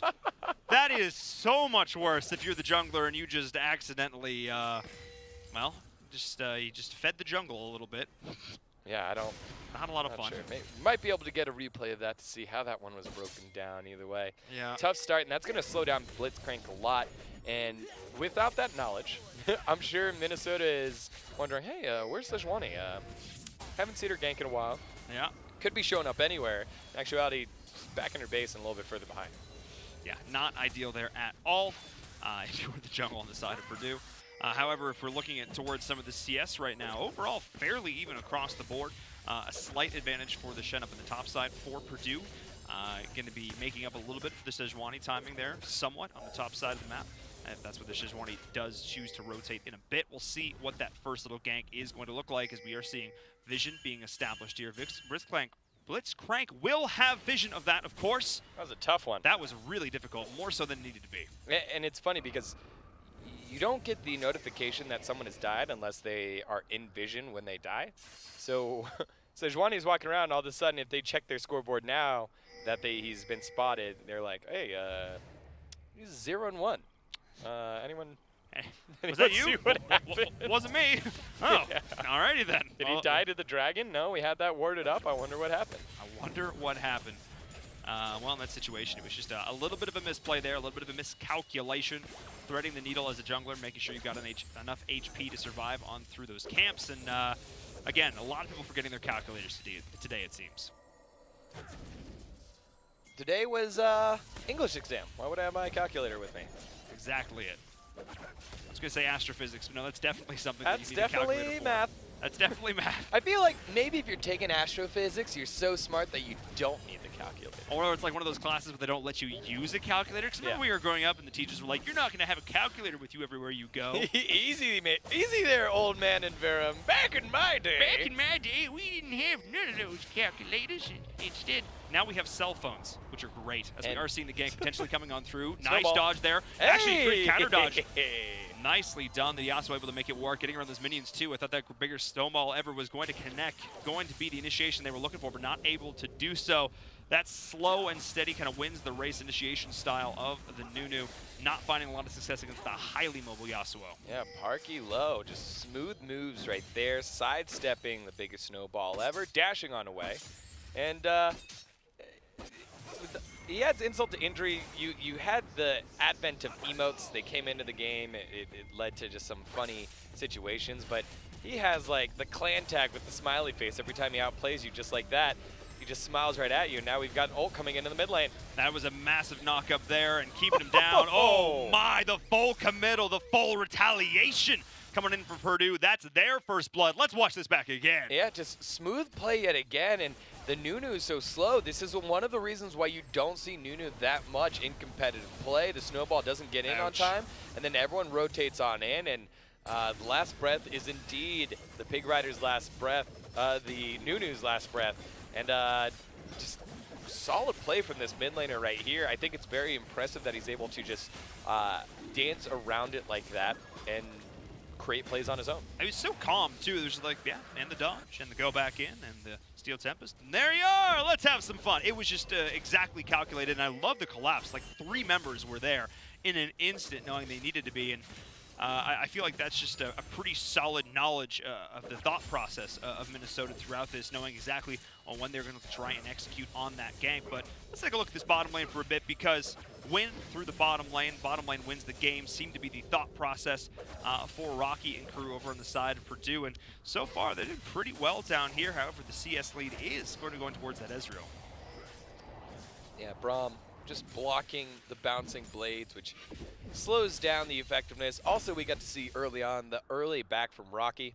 When he had to back because Nunu was in the jungle, he's able to sniff that one out early. I think this is a difficult lane to play into with the Sivir. A lot of the time, the spell shield equals out many of the lanes where Sivir Tanker in some trouble. Two will keep him alive a little bit longer. Force at the flash from Tanker, but now might be gone a little bit too far.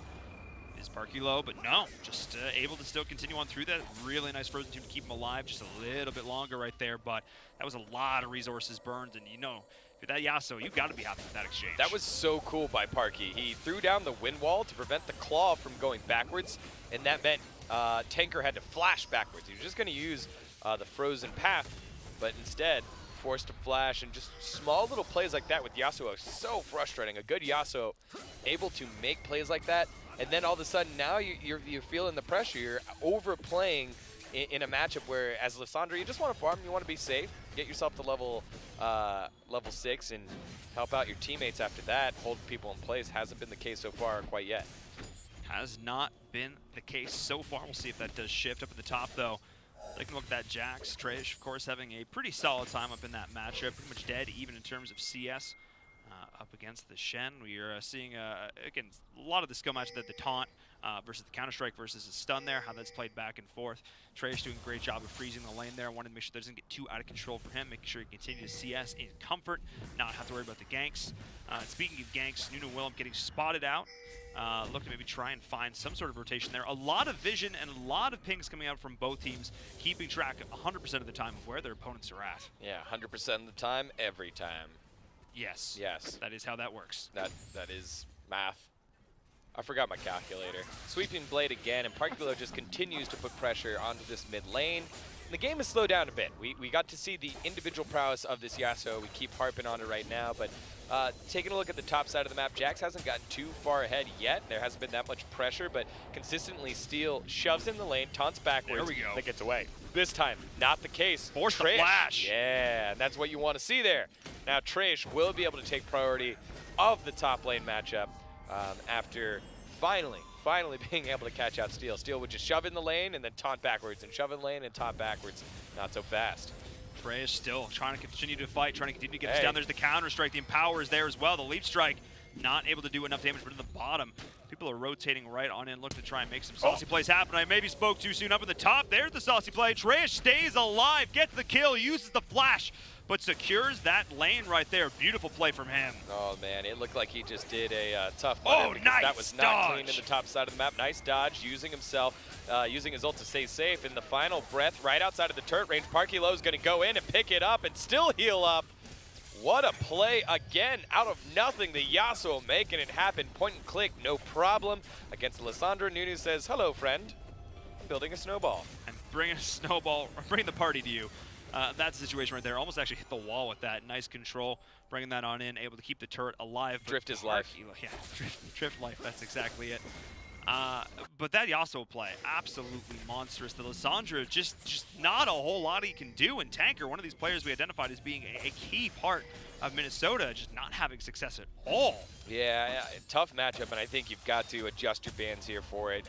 This Yasuo, the mechanical outplays that he's making right now, sitting perfectly outside of turret range, knowing how far to push it, and all the while still getting support from his team. Every time he's gone in, there has been someone nearby. This time Blitzcrank was there just in case things went wrong or there was a counter gank, and so his pathing has been around this mid lane. It's clear what the win condition is, whereas Ernst, you got to see him right after Tanker died. He came reactively. Yeah. So it's almost like, hey, I can clear my camps, go ahead and make a play right now, set up your wave. And it's been nice and concise and consistent here by the Boilermakers. It has indeed. We're seeing just a lot of skirmishing happening up here in the top. It's Trash and Steel going head-to-head right now. Trash, of course, though, is going to have that hyper late-game scaling potential that the Jax is known for. He just gets so tough to deal with, so mobile, so survivable as well. Shen's going to be offering tankiness and survivability for the rest of the squad, of course, having that utility as support. However, I feel like some effort needs to be paid to Trash up here. If I am Blitzcrank, if I'm on the Sejuani, I need to start looking, maybe start to make a play or two. Yeah, you'd like to, but there just isn't a lot of damage with the Shen and the Sejuani by themselves. This is true. It would have to be like Trash getting chunked over and over again and not recalling, having weird recall timers, or diving under turret, but Trash hasn't done that yet. He knows what his job is. It's maintain the wave in the middle of the lane and then keep farming. And he can do this and kind of chunk down, which is nice, but even then, if he's that low, I don't know if Sejuani has the damage. Sejuani has the damage, yeah. Yeah, I would agree. At this point, he's already starting to get to a moment in this game where he's starting to get tough to deal with, just able to force this back, and Steel just now forced to CS underneath the turret. The bottom lane has been very quiet all game long. As I mentioned, both teams have solid scaling in that regard between the Ezreal, between the Sivir. Both are content to just sit that back and let their carry CS and see what unfolds. Yeah, and here we go. We did see that Trash is kind of hanging around that top side of the map for a little bit longer. Blitzcrank did show right on top of the ward, so he knows, hey, this isn't a time to show off. I have to actually fully back here. And back he goes.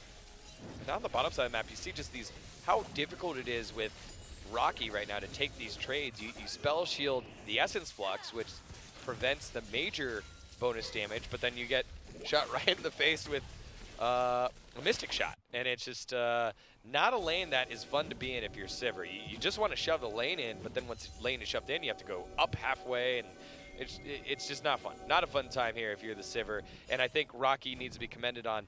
He's doing a solid job hanging in there in terms of CS, but Naidukin and Bard Iverson are continually putting down the pressure and making the Sivir feel unsafe and uncomfortable and find a slight lead as the Ezreal continues to scale and stack the tier.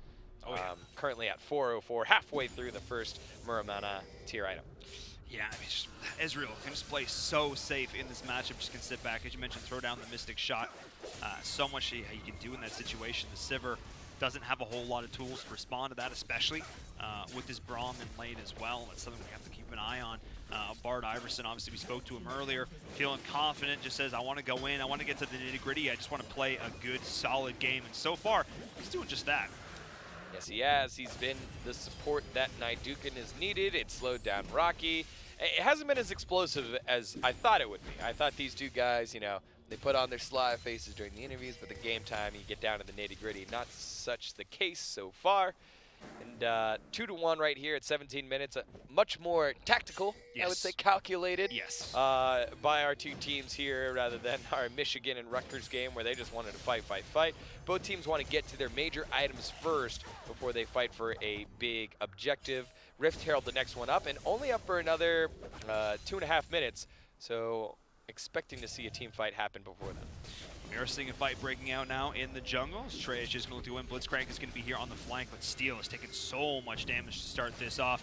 Already just forced to pop the Q right there to get back to the ward, and that is the stun. That is the follow-up, and Shreya biting off more than he could chew. Will go down. Nice the rotation from Blitzcrank to keep himself back in there, but just way too much overconfidence from Trash. Yeah, and that was the only way they could have killed Trash, is if he dove behind the turret, and this time he wasn't taking turret shots, but just went a little too far without his teammates there. I questioned the damage by the Sejuani, but Sejuani proved me wrong, able to pop the damage with the permafrost, and quite annoying. Oh yeah, I mean, again, that's just a a bit of a tough situation because you see an opening, like, look, I can make this happen, I can make this call, but just not appreciating the fact that the Sejuani is going to be able to offer so much additional CC and damage in that fight, thinking, look, I'll be able to get it out. I'm hypermobile, I have my Q, I can make this work, but not able to do so. And now, off the back of that kill, Purdue feeling the momentum, able to take the turret of their own right now. So that's two turrets down. Turret in the mid is gone. Turret in the bot is gone, which means that this jungle is starting to get a lot more exposed. However, Fredo in the bottom might be in a bit of trouble. Yeah, Fredo just trying to clear out vision and help out your buddy. That's one of the tough things, man. Don't die over wards. It's not worth it. Your life is worth it. Not gonna pay for it this time, but got to be careful when you're warding. Fredo has to pop the ult, so does Rocky, so it slows down the pressure a little bit on the bottom side of the map. But immediate switch here. Now TP on the hands of Rocky. He TPs to the top side of the map and will start chipping away at the top turret. But that leaves the bottom side of the map open, and Ezreal and Braum will opt into finishing it. Shen knew the rotation was coming, so he doesn't have to use TP. We'll get to the turret immediately, pick up the CS. Good macro rotation by the side of Purdue, and they transition that TP to the top side, not for the turret, but for the Rift Herald. Really solid play for Purdue. You talk about the macro, beautifully executed right now. Having that heads-up play, moving that Sivir up there, having the dual lane shift. The Jax has been having a pretty good time up there in the top. That is going to shift more so. Now forcing him to back, forcing him to be on the back step to now respond to the Shen pushing on through if he wants to match that lane. Now, it seems like they've identified this last tier 1 turret. This is the next one to go down. The big snowball ever it comes in is not going to connect, or at least not in range. Forcing back, finding the support, able to keep this turret alive a little bit longer, but that is a solid full 3-man response from Minnesota, which now leaves the bottom turret exposed and forces out the TP response from Jackson. All this. So TP's being burned left and right to try and stay ahead in map control. Yeah, right now the tempo is in the hands of Purdue, but Steele gets caught out by the Counter-Strike. No, we'll be able to walk away. And with the tempo in the hands of Purdue, it just seems like Minnesota's a step behind. And here's the gank on top of the tower. 3-man knockup. Good ult there by the Yasuo. Bard Iverson's going to be the next fall. And up to the top lane goes Steele. He'll protect his teammate with Stand United. And just like that, they did a lot of setup, and the top turret gets destroyed, and they'll rotate down on over and possibly do the Baron. Will they do the Baron? Pings are on it. It's going to be a 20-minute Baron out of Purdue. I like this from them. The bowl committal there for that top couple of picks, finding the turret. We're actually not even going to fully commit on the turret, instead identifying, let's get this Baron instead, able to take it with ease. What a solid play. Let's watch that again. So aggressive here by Purdue. They set this one up. They have 4 men there. Turret aggro doesn't actually get ulted by Shen. It gets ulted by the Sejuani on accident. But either way, same difference. The Shen finally gets on in there, and it's a 5-man dive against 3. They've gotten to farm for such a long time on the top side of the map. They're tanking up to tank these turrets. Minnesota thinks they're safe behind the turret. Not the case at 20 minutes. And with 3 members down, you have vision of your opponents on the bottom and mid lane. You're able to just turn onto the Baron with no worry about getting bursted down. And Purdue just hit the go button at 20 minutes and now take this game by the scruff of the neck, and it's theirs. Is indeed 6 kills to 1, up 5k gold at this stage in the game. Gonna have these Baron empowered minions pushing on in. Let's see what their macro, or if their macro, is going to continue to be pretty darn exceptional here. How they leverage this Baron buff. They're gonna look to rotate in, take an additional dragon as well while they are split pushing multiple lanes. However, I think this will be sought out by Minnesota. They don't think they'll be able to get there in time though to contest this at all. So the map is in full control now for Purdue, making this look solid, simultaneously getting pressure in multiple lanes while taking these objectives. They are looking solidly in the driver's seat. That's right, all of you that were spamming the fields to help out Steel and the purple drink to help out Blitzcrank, looks like your wishes were granted. Purdue pushing the lead now with a 4,000 gold lead, 5,000 gold lead in multiple lanes, and now your split pusher against their split pusher. Yasuo wins this one right now at 3-0-2, 241 CS. Total gold value at 10,600, 3,000 gold ahead of the Jax, who's sitting at 8,000. It's like 75,000. It's a tough life right now if you're Minnesota as you watch another turret fall. Yeah, another turret between this Rift Herald now being summoned, in addition to the Baron buff just being fully optimized right now. This turret here for the inhib in a bit of a rough spot. It is going to go down, and that's going to be a follow-up kill. The taunt is there. The CC chain is oh so real. The tankiest member on the side of Minnesota instantly deleted. The inhib is going to drop as well. All 5 members continuing to push on in. But unfortunately for the side of Purdue, there's no real additional pressure they can put in without these additional turrets going down. However, it looks like they might just try and get a couple kills and maybe just go and end the game. They go on in, find multiple knocks, but that's stun going on through under the Yasuo. Doesn't have a whole lot of resources to work with right now, but that's the taunt, the follow-up, the Q going through. The polymorph finds the Jack in the back. Beautiful execution there, and they do find a counter kill going on in. However, it might be too much damage already done. The Windwall doing a great job of soaking up a lot of this damage. The Yasuo is still alive. Tank on the flank, maybe being a little more than he could chew, and that is going to be the punish right on there. However, I think Purdue finally needs to back. Yeah, they aren't able to close the game out, but they pick up 3 more kills, only for 2. Again, the Yasuo wind wall sets this all up before the inhib goes down. He puts the wind wall up, and there's no entryway here for the Ezreal and for the Braum. The knockup onto the Ezreal starts all this off. Nice knockup by Nunu to buy enough time, and right there, the turrets are dishing damage, but Shen is doing his job, gets the shield down on Parkilo a couple of times, and then just Tankard not able to dish out enough damage. Again, another wind wall to stop things down. It's almost like it's a magnet, all the shots from Ezreal going straight on into it, and so they're not taking more damage than turrets. It's very, very hard to play through the Yasuo right now, as not only is he so far ahead, Parkilo's mastery is very apparent. He's using Sweeping Blade to get in and out of fights, so the wind wall has been effective time and time again. I think one of the things that I'm noticing from every single one of these fights is that it seems like Purdue has identified the members they need to shut down in Minnesota. The second Jax leaped in that last fight, there was the instant flash response from Parkilo. Everybody turned. The polymorph was there, saving those key cooldowns to shut down the counter dive, shut down the counter initiation, the Minnesota table.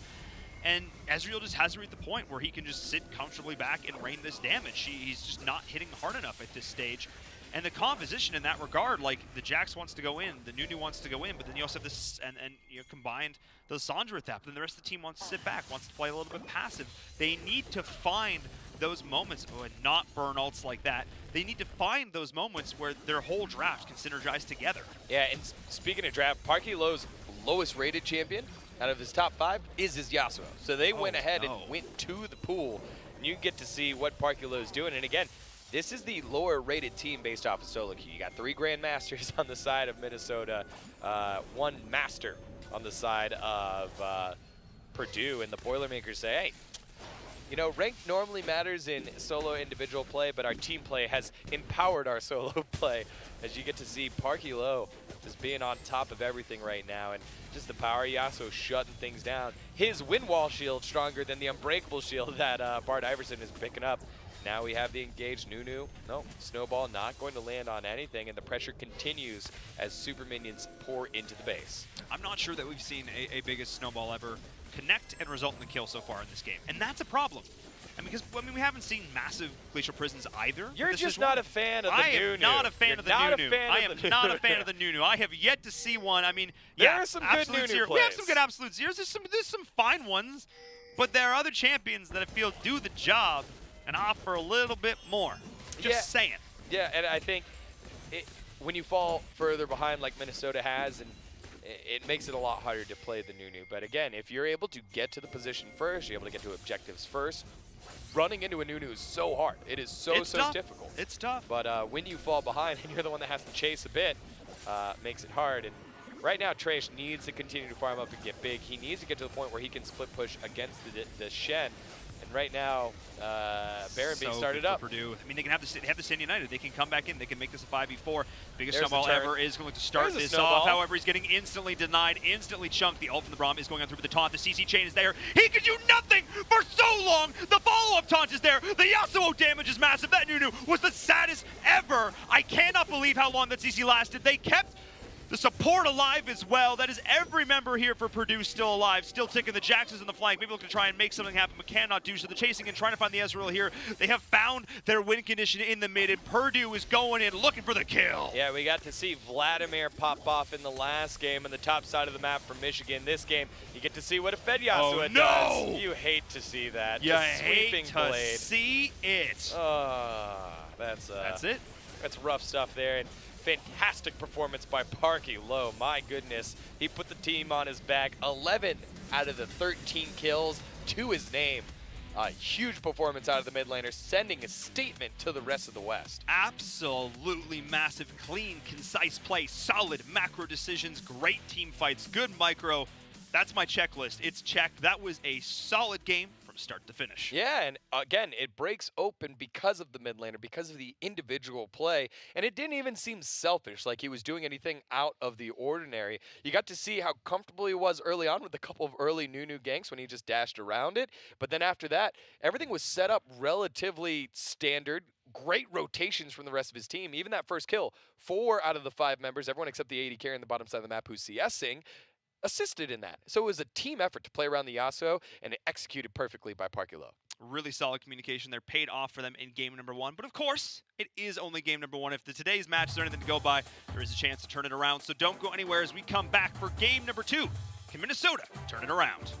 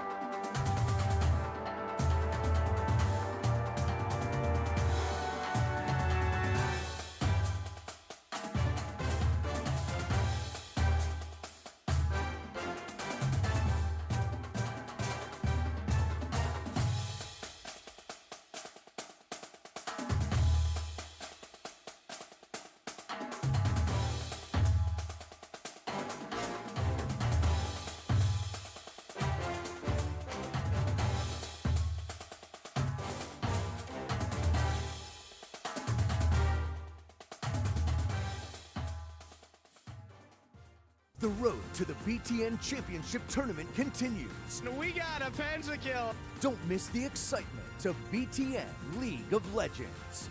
Next Saturday, live on Caffeine, Twitch, and YouTube.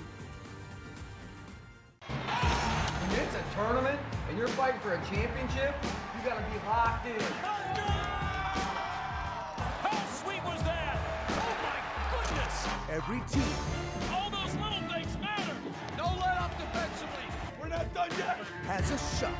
Get out of here! Are you kidding me? The 2019 Big Ten Men's Basketball Tournament tips off March 13th, and the first 10 games are only on BTN and the Fox Sports app. August 11th, the BTN Big 10K is back. Run with pride and show off your school spirit at Grant Park in Chicago. Then experience the ultimate post-race fan fest and tailgate party. Register right now at btnbig10k.com.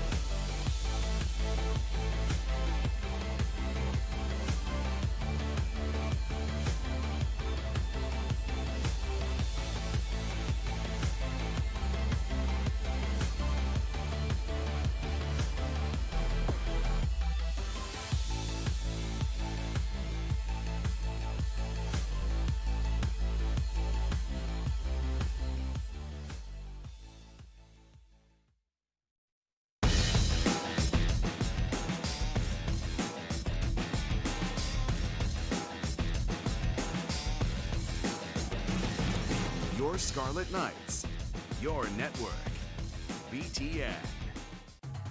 Welcome back, ladies and gentlemen, to our second match of the day here for the BTN regular season, where Purdue just took down Minnesota in what was, well, a pretty strong showing, I must say. Really good game number one from them off the back of some fantastic Yasuo play, but that is, of course, only game number one. I'm Paul and Barum Todd Kill, joined, as always, by Daniel Degon Gonzalez. It's me. Yeah, more amazing games, dude. They've been super solid all day, and you know what? I have no expectations for this next match, next game, none at all, because game number one, set number one, I was like, wow, that was a solid showing. That's probably going to be a 2-0. That was impressive. And then everything got turned on its head.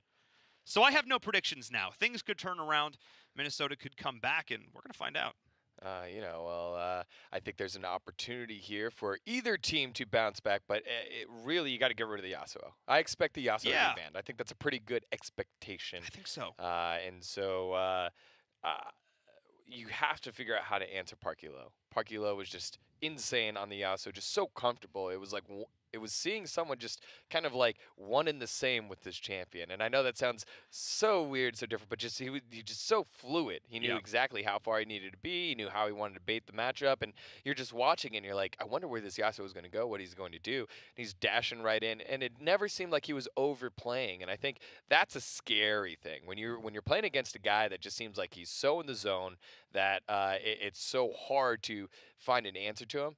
And the answer is to ban it.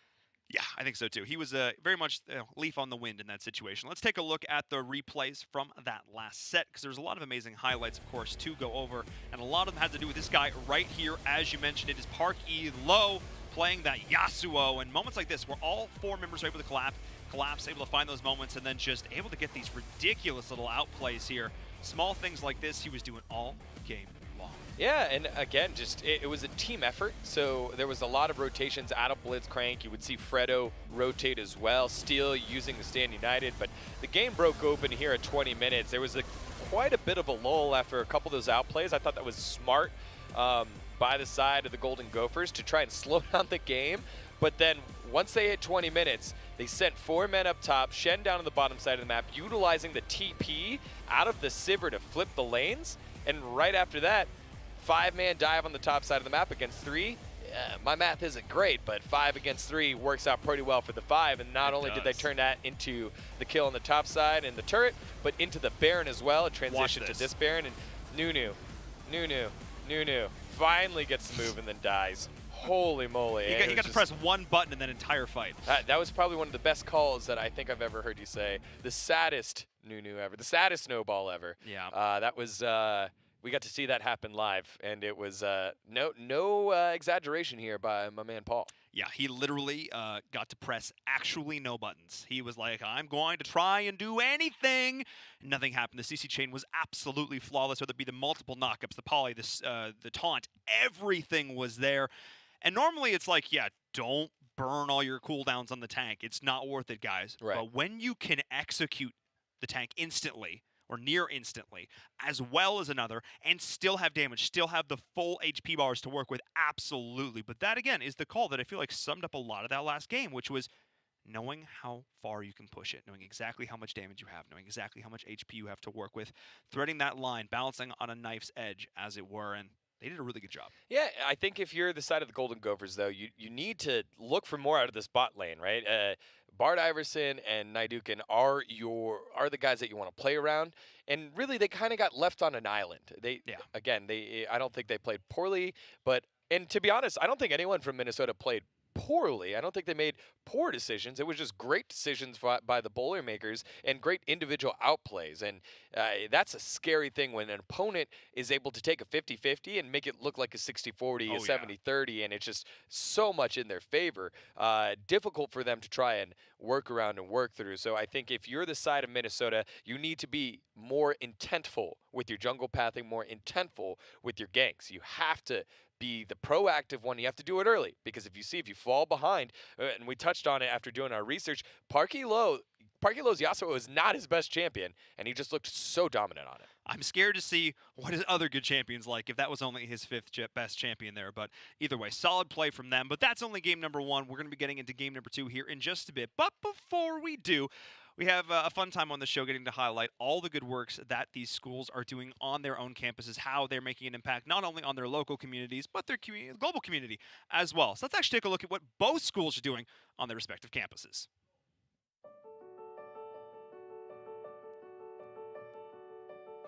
ALS is a disease all about loss. Many people lose their ability to speak naturally. And so having the ability to have a synthesized voice that sounds much like their own makes coping with that loss a lot easier. We've partnered with the ALS Association to develop a voice banking program. The Model Talker Lab has developed the software that makes it very easy. I say this to my friends. And the person just records 1,600 different sentences to use later in a synthesized program. It means I can still have a voice. I'm not living a silent, lonely existence. I think it's very comforting for my family that they can still hear my actual voice.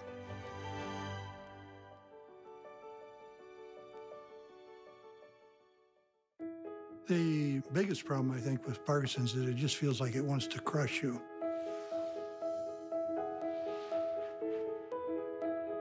Parkinson's disease is neurological and it gets worse over time. We developed video games specifically designed to challenge the cognitive issues that people with Parkinson's disease have. And they have to play those cognitive games by shifting their body. No one's doing these kinds of games. We want fun things to do that train target cognition and physical domains together and that they can do at home. Parkinson's disease can't be necessarily cured, but our specific goal is to slow the progression. We hope to develop more games and to reach more people to help them in their daily lives. I hope it proves to be a useful tool. The earlier you get started on the exercises, the longer it extends your life. Wow, I have to say, so much great work going on at these schools. It's amazing to see how they are having these legitimate positive impacts on so many people's lives, and back-to-back, multiple schools challenging these health issues that so many people are facing. So that's super cool. Really glad to see that, and just like, that's one of the big things about these features, and I say this every single time, is it's such a range of things, but both of these specific health issues that are being addressed by these schools, fantastic. Yeah, I think the one that Minnesota's tackling with ALS, and both of us, we make a career out of using our voices and being heard, and that one really hit home for me, just because you can only imagine what that's like, having a specific sound and building your life around that and sharing that with your loved ones for a way to encapsulate that and continue to have that as you not only are going through one of the toughest points in your life that you feel alone, you're still able to share that in a fantastic way. So that's awesome that both of these schools are knocking away at some very serious diseases and doing it in a very humane way. Yeah, that's awesome to see. And I'm going to I was going to try and come up with some sort of segue to get us back to esports, but you literally can't. There isn't one. Not on that one. Not on that one. So just great work going on there. Absolutely happy to see that. So we're going to get into our draft for game number 2 now. Bring it back into League of Legends, but still, great job, schools. Seriously, this is awesome to see. I love every single time we see these, because sometimes in some weeks we get a chance to watch them beforehand. We get to kind of plan some thoughts, but this week, these are just our legitimate reactions to these, which is really cool to see. We didn't get a chance to watch them earlier, and so every single time these are coming on screen, yeah, awesome to see. I love it. Yeah, awesome to see. All right, Paul, ready to lock in? Let's lock in. Let's lock in. That was good. Esports. That was good. Okay. All right. Esports. Esports. The Boilermakers up 1-0, trying to stake their claim to the second place position behind Illinois. Minnesota trying to prevent that right now. Parky Lowe went off that last game, was the facilitator, was the judge, the jury, and the executioner with the Yasuo. Will not have that. Sivir and Sejuani taken away. So all knee-jerk reaction bans here out of Minnesota. Opposite side, Purdue is like, hey, those bans worked for us, so we'll stick with them. Same bans here. Jace, Lucian, and Riven removed. First pick will be Caitlyn, so Naidukin. This is what I was saying. If you're Minnesota, you're the Golden Gophers. Focus on your bot lane. That's what got you here. Work with something and play intentfully with the Caitlyn. Not only because it's a Caitlyn pick, but the fact that you first pick it, you're showing, hey, we're prioritizing this bottom side of the map. I think that's really smart. And even when the teams were talking earlier, that was, you know, hey, meet me in bot. Let's go. Like they've identified that is. They met, and then they were very respectful, like their interview. Hi, I'll be over here. Yeah, you guys are quite there. good. I will let you farm, but you can see how good I am at farming as well. And then Purdue was like, psych, we're going to top lane. You're dead. We won the game. And they did that through the Shen. They're going to have the Shen one more time. So Shen, the repeat Shen. Rocky Sauce is like, hey, I didn't like the way that you Ezreal'd me into my Sivir. I'll take that Ezreal. Again, Ezreal, the most picked champion in the game and one of the most banned champions if they don't use it. So almost always showing up in the picks and bans will be in the hands of Rocky Sauce. Olaf picked this time for Ernst, so Ernst will be bringing the damage, and Tanker will be picking up the Cassiopeia. We haven't seen Cass in a while since the nerfs, so damage numbers have gone down, but still, ult still the same, very impactful, as well as the fact that she gets that 6th item. No boots built on a Cassiopeia, so takes her a while to ramp up the movement speed, so instead she's able to get the 6th item, move on as the game gets later and later. Zoe sliding through onto Parkulo, the first Zoe we've seen today. Zoe's just kind of slowly shot up the priority list after terrorizing the league in 2018 and 2019, now making a resurgence after some of the other mid laners have been nerfed. Sleepy Trouble Bubble, Paddle Star, a lot of fun there if you are the one using it, not the one if you're being put to sleep. Zach getting locked in now at the jungle position for Blitzcrank, so he goes from one tanky facilitator in Sejuani now to another one. Bans coming out, it'll be Corki and LeBlanc removed, just in case. So mid laners, even though Purdue is like, hey, we want to be sure that that Cassiopeia isn't going anywhere weird, instead, so they finish out a couple bans to Purdue. Opposite side, it is the J4 and the Morgana taken away. So Fredo put all the way down on the Janna. The Janna was actually removed last game against Fredo. Something that was removed last game but did sneak through is the Nico. Nico has found some changes, quality of life changes. The stun is a little bit easier to understand if it passes through a champion. The second hit of the stun is even longer, and so Nico will be holding people in place in the mid lane. Cassiopeia will be going to the top lane. So there it is. That was something that was weird. Purdue was sniffing it out, saying, hey, this Cass, that doesn't seem quite normal. Will be played by Trey.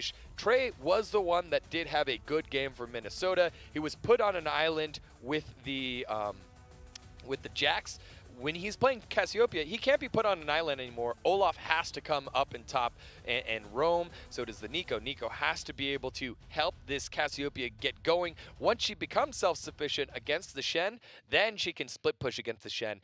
Last game on Jax, Trash never got to that point, and Shen was able to just consistently hold lane and then TP first. Either he TP'd first or stand united to the other side of the map. It was too easy for him. That Cassiopeia is going to put a little bit more pressure on the top side Shen.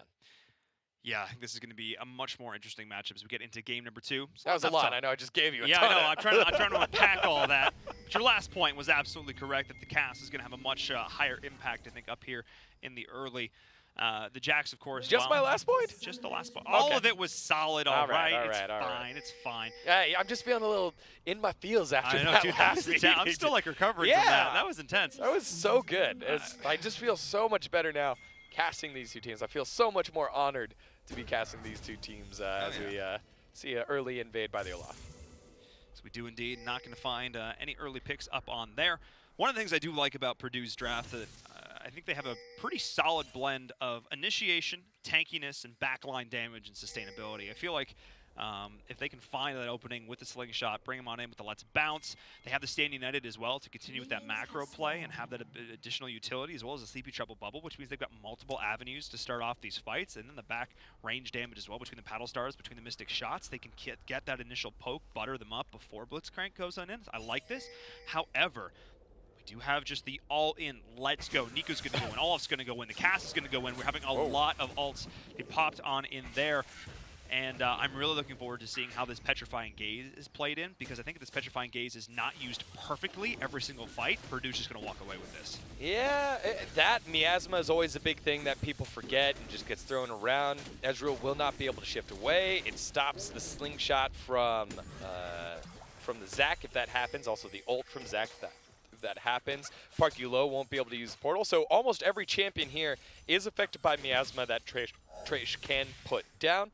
So we'll keep an eye on that as we move ourselves later and later in the game. But let's take a look at this Nico. Nico, again, the newest champion, the second newest champion in the League of Legends since Silas has come in, and Silas hasn't quite found its place yet. So as Blooming Burst, that's where most of the damage goes down. Every time it hits a champion or kills a unit, it pops in an area up to 3 times, so big AoE damage that can come out of that.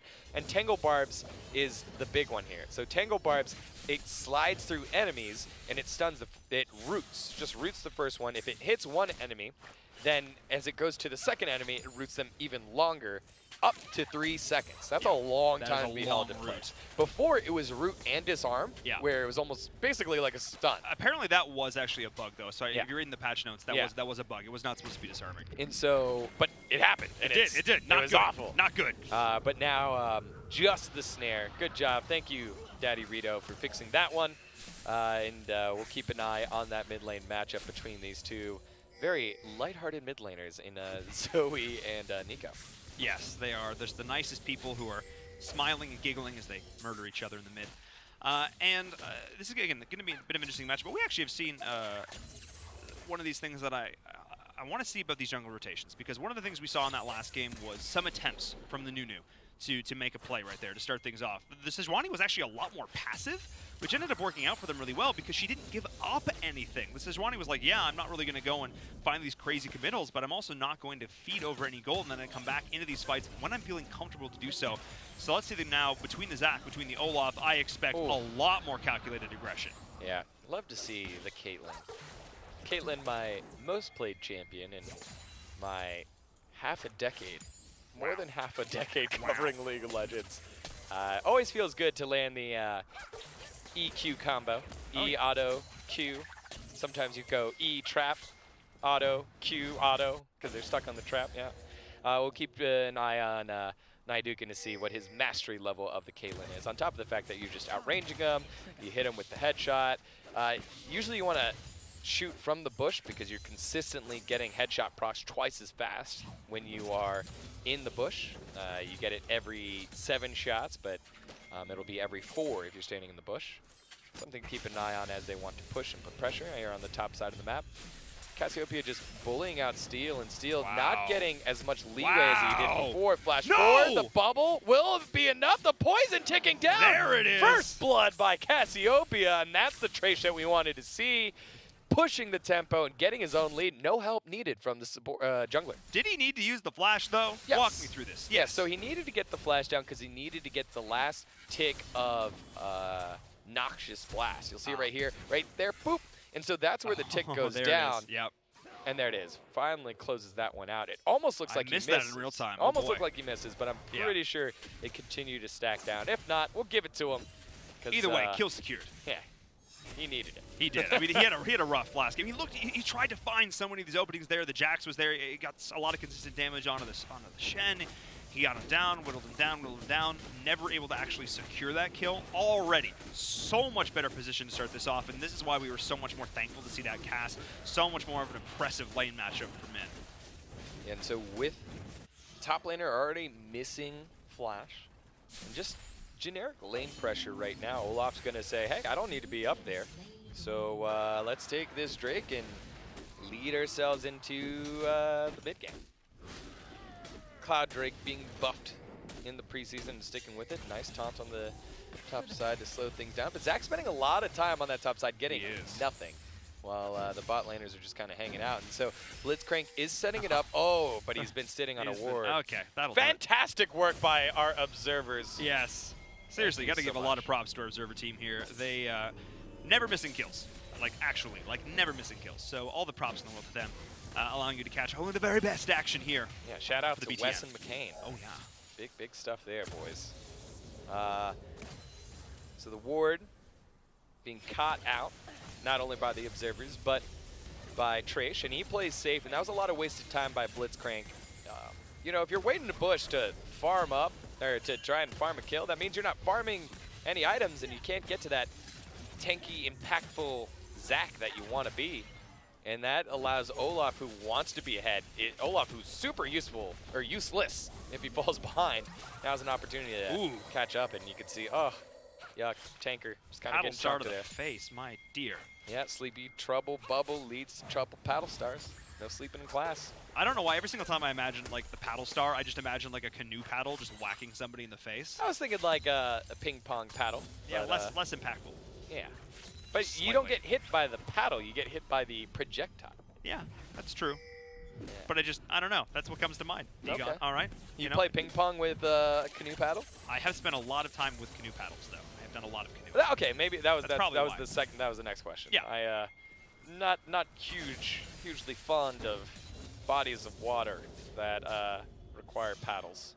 I fell off the boat once doing whitewater rafting in the Shenandoah. Oof. All of the Shenandoah went in my knee. Ouch. Yeah. That's not a lot of fun. It's not fun. It was not great. Paddles are scary.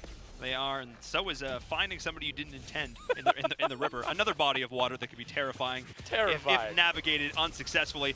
That's the Flash already to start things off. Going on in there. Parky low, trying to make this work. So much damage going in there. It's going to be the big ult from the Nico. Not really connecting on anybody, though.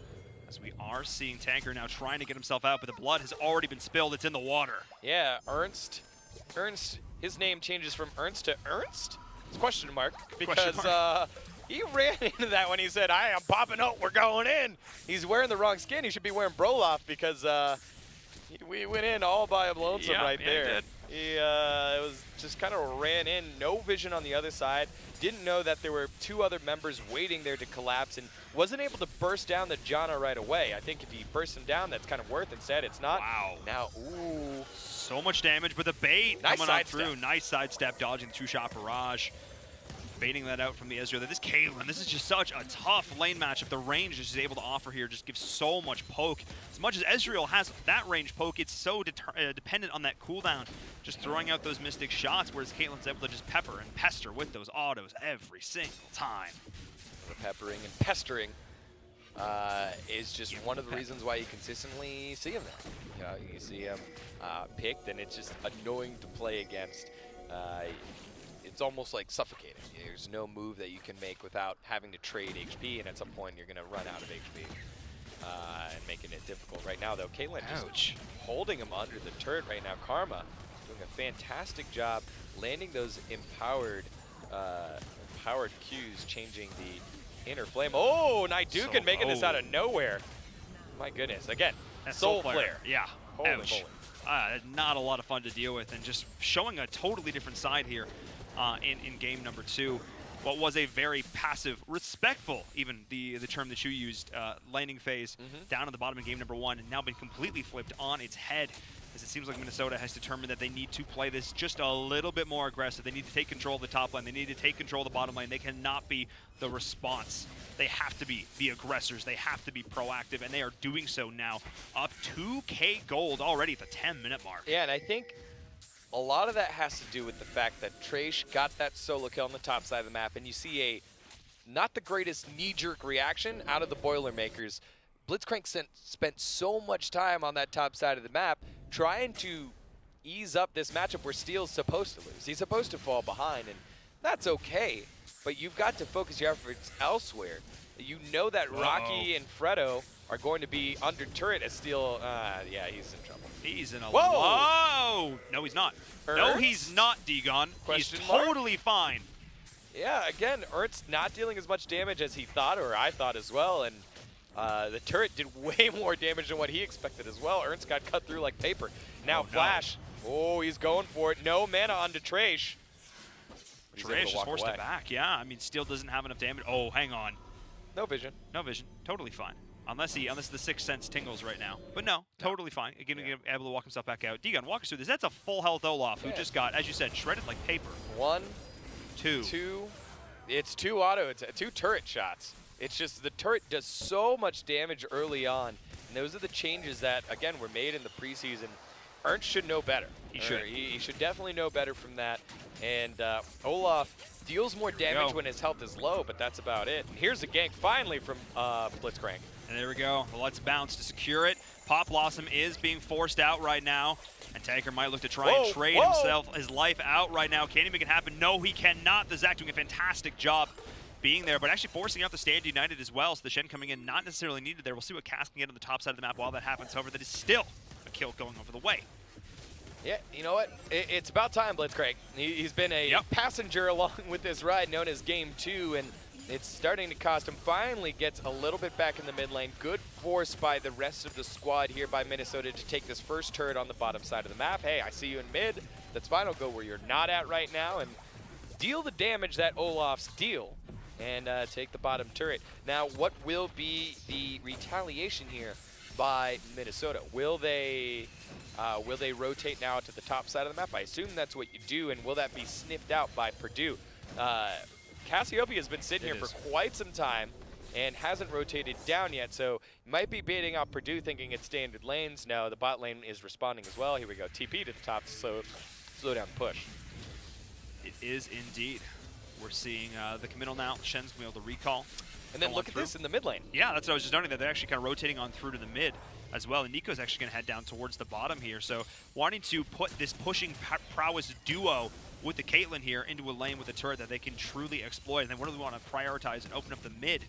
I actually really love this decision here from them because what it's going to allow them to do is just get even more initial jungle control. Ooh. But now we see, wow, so much damage to the Miasma going on there. The grounding so impactful there on the Ezreal, not allowing him to shift at all. That's what makes this Cassiopeia so tough to deal with in these big team fights and in these small skirmishes. Yeah, and that's panic there. That's straight panic from Rocky. You can either shift or flash out once you're out of the Miasma. But he was like, flash, flash, flash, flash, I'm grinding, flash.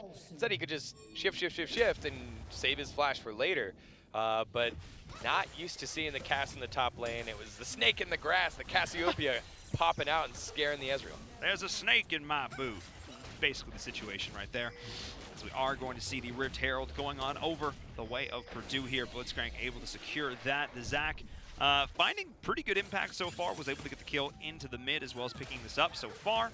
So I like this decision making all in all. Playing this out very standard, not too aggressive, not too passive, just threading the needle and making sure that his team is still able to farm safely. Just the threat of the Zac is often enough. You know, you don't necessarily need him going in all the time with these lane shots. You just need the threat of him being there to keep the other team in line. Exactly, and that's with a lot of these champions that have some sort of skill shot CC potential. It's more about the threat of it and how that makes the opponent play against it. Goodness gracious, you can see the damage coming out of the Nico just immediately. Every time she's dropping the blooming burst and you're stuck on top of it, it's so tough to play through. It is indeed. Nico, of course, having those quality of life changes, going to be having an additional route. We'll be keeping an eye on that as the game goes on to see how much impact it has here. Ezreal not being afraid to blow the True Shot Barrage, try and take down this mini wave and keep his turret alive. And we do have Fredo maybe looking to try and set up a play there.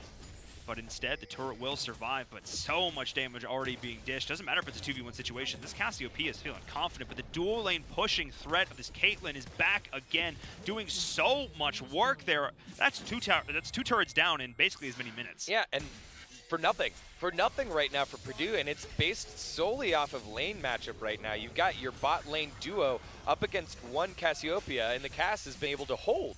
However, there isn't quite the same level of wave clear for Zoe, and Zoe hasn't matched on the top side of the map, so the duo of Caitlyn and Karma are able to just rotate onto the Zoe. As long as you don't get hit by a Sleepy Trouble Bubble, you're able to keep the pressure down and take a turret for free. So right now, it's just Minnesota playing a little bit faster than Purdue, and I think Purdue on the back foot, not sniffing out the lane assignments. With only one outer turret left, the duo of Caitlyn and Karma, so oppressive, will now rotate to the top side of the map. I love this. You've got to find a response for Purdue. If you're Zac, you got to be there on the gank and be ready for the gank and the counter gank. And instead, he is on the bottom side of the map trying to help out against the Nico. You're not playing towards your team composition right now. Steel needs to be left on an island so he can ult in, and the Nico can't. That's just how it should work, and it's not. Now Purdue is being forced to pay. They are indeed, but they're still looking relatively calm and cool and collected through all of this. The CS is going over to the right people. Shen is getting absolutely bodied in that regard, but if you look towards the mid, if you look towards the carry role, relatively even so far. I'm looking for these big fights, though. I'm looking for Purdue to come on out and find an opening, find a fight here, and see if they can contest the overwhelming pushing power that is Minnesota right now. And look, this Caitlin just being completely left uncontested every single time these auto attacks come on through. Fredo is just about to get obliterated unless, yes, the Ezreal can get in the way in time. But that was 4 between attacks and abilities, and Caitlin's just able to completely annihilate the HP of the support. Yeah, and it was a bait so that Zach could get there, but again, they're trying to build the plane while it's in flight, and you don't... Zach needs to be there earlier. Zach needs to be there earlier so Jana doesn't have to throw herself and throw some HP. You're ready to jump after the first or second auto attack from Caitlin. Instead, it was 4 or 5 auto attacks you saw. She almost died. And that's just being on the back foot. Now this Rift Herald just haphazardly gets dropped in the mid lane. You can see Purdue just is not at the same pace as Minnesota right now, and they don't seem to have an answer quite yet. They don't. I mean, Shelly is going to be able to take down this mid turret here, so it's, you know, a nice little play from Purdue, pulling that in the back, timing up the minion wave correctly. However, that's it. That's all the push. They're only able to get that. It's going to be instantly shut down for Minnesota. That is the first turret for them. That is some counter push. That just start to open things up. But still, this Caitlin is being left completely uncontested. But I do want to give Purdue a little bit of the benefit of the doubt because we were like, hey, look, at 20 minutes, this game's starting to head to a lull. As soon as it hit 2020, they went right in, 5-man dive onto the bottom lane turret and made something happen. So they've done it before. But now we've got to see them do it again. They have the Shen. They have the ability to collapse onto a team fight. Here we go. Going on into the jungle. Not able to find the kill, though, is Blitzcrank. And the Olaf is able to walk away. Nicely done there. We do see the split push continuing to go out in the top. We are going to see Purdue look to try and pick up a dragon off the back of this, but on the top side of things, the cast, as I said, is still being that split push threat. Shen is forced to go and respond to this. That means Nico is left uncontested. On the other side, wherever Minnesota seems to be, Purdue constantly has to respond. Purdue never seems to be ahead of the action in this one. Yes, they were able to get the dragon. That was solid, but still not finding the kills they want. Yeah, Steel had to TP to the top side of the map to save the top turret while the rest of the team was on dragon. And now they just have to, they have to back off the turret. And again, they're just a couple steps behind. The pace that Minnesota is playing around the map is highly, highly impressive. But Purdue continually on the back foot, haven't found an answer yet. It's like every single time the first game comes through, a team is looking dominant, a team looks super solid, and then game number 2, it seems like they learned their lessons. Like this is we're 2 for 2 in these matches so far. Minnesota looking like a completely different team, and yeah, you might look at the kill score and say, oh, it's 3-2. Purdue is still doing pretty well, and they're doing all right. Yeah, and but look at the macro. And what I like about this one a little bit more is that it isn't Purdue giving this one to Minnesota. It's Minnesota consistently adding pressure across the map and playing out their composition as it needs to play out. And you could see, all right, these Purdue guys, they're pretty good at making their own plays. They're pretty good at team fighting. Let's see what Parky Low can do on something where it's a little bit less 1v1. And right now, they're just playing around him. I believe it was good old Monte Cristo, now over at Overwatch League, but formerly when he was coach of CLG, he said the best way to win is without any fights, no fights. Rotate the opposing team around the map, take their turrets, and close out the game. And that is what Minnesota is doing right now, just slowly bleeding out Purdue and just kind of dragging them around all the way until they're going to run out of places to fight. Yeah, they're going to run out of gas at some point here. At some point, they're going to have to, sit back underneath their inhib turrets and maybe look to make something happen. That's the world we're looking at right now because, again, no matter where it seems to be, again, Shen's now forced to respond on the bottom side here. The cast is still sitting strong against 3 members up top. Zach has to make something happen here. The mid is still relatively even, but we're still seeing this farm, seeing this push. And this Caitlyn still 1-0-0, 550 gold bounty on the head, and the turrets continue to fall. Yeah, the gold difference right now, although it's a 30 CS gold difference, you think, okay, 15 CS is about 300 gold, so maybe 600 gold difference right now. It's 2,000 gold right now, and that's with Ezreal that has Kleptomancy that wants to keep up. He hasn't been able to. As you see, Tanker, nice juke, stays safe and doesn't get caught out there, but Purdue down in kills, not down in gold right now. Nice little trade back and forth. Super Shovel doubles does come through. The Zach is there on the fly, but Blitzcrank is getting absolutely chunked. The rest of the team isn't there to try and help him out. He's forced to try and get himself out with the ult, but he does get shredded. Steel through all this is getting rooted and getting chunked. But there we go. Ernst forced to go gold, stays alive a little bit longer. Is the damage there? Yes, from Fredo is able to do it. So they're trading out kills right now. And can Purdue continue to weather the storm? Treyash is looking to go in, looking to continue to deal this damage. The poison's there, pushing underneath the turret, and the Caitlyn finds it. Can they get the kill? No, they do not. But this turret is the next one up on the menu. Minnesota's continuing this threat. defense. Yeah, that was a huge play there by Fredo. The ace in the hole was channeled earlier. Nidacon almost gets taken down there. And he'll continue to back off. And now the retreat symbol coming out from everybody. Everyone ping, ping, ping, ping, ping. Time to go backwards, guys. Let's not overstay and overchunk ourselves. Ooh, Minnesota able to dodge that one up. A nice little fight back there by Purdue. And going back to it, Fredo with a very big play there, saving his own life. Able to, while being channeled, ace in the hole was being channeled by Nidacon, was able to shoot down a Howling Gale and pop him up, stop the cancel, stop the ult, and that allowed enough time to get another shield down. As you see, Parky low landing it, and a little bit too aggressive there by Blitzcrank. Wanted to get onto the backside of the map, but then great ult there. Pop Blossom coming out of Tanker, and then Ernst just gets greedy. Like, someone else can pick up that kill. You stepping up, picking up kill does nothing. Right there, you can see ace in the hole was channeled and then gets canceled. So no ace in the hole. That gives enough time to get the shield up on the Caitlyn. Given just enough time to get it on through. 4 kills to 3 now. Purdue trying to even this out, but it's still a 5.4K gold difference here. And the gold is in the pocket of some very key members. Blitzcrank, though, is going to look to try and pick something up here. Ernst backing on out, and the support fire is coming through. Goodness. However, the Paddle Star and more going on through, connecting.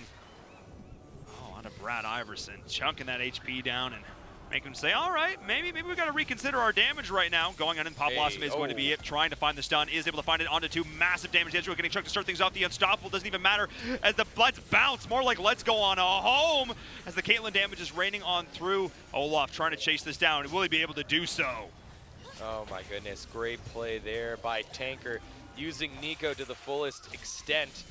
Oh, Shen in a little bit of trouble.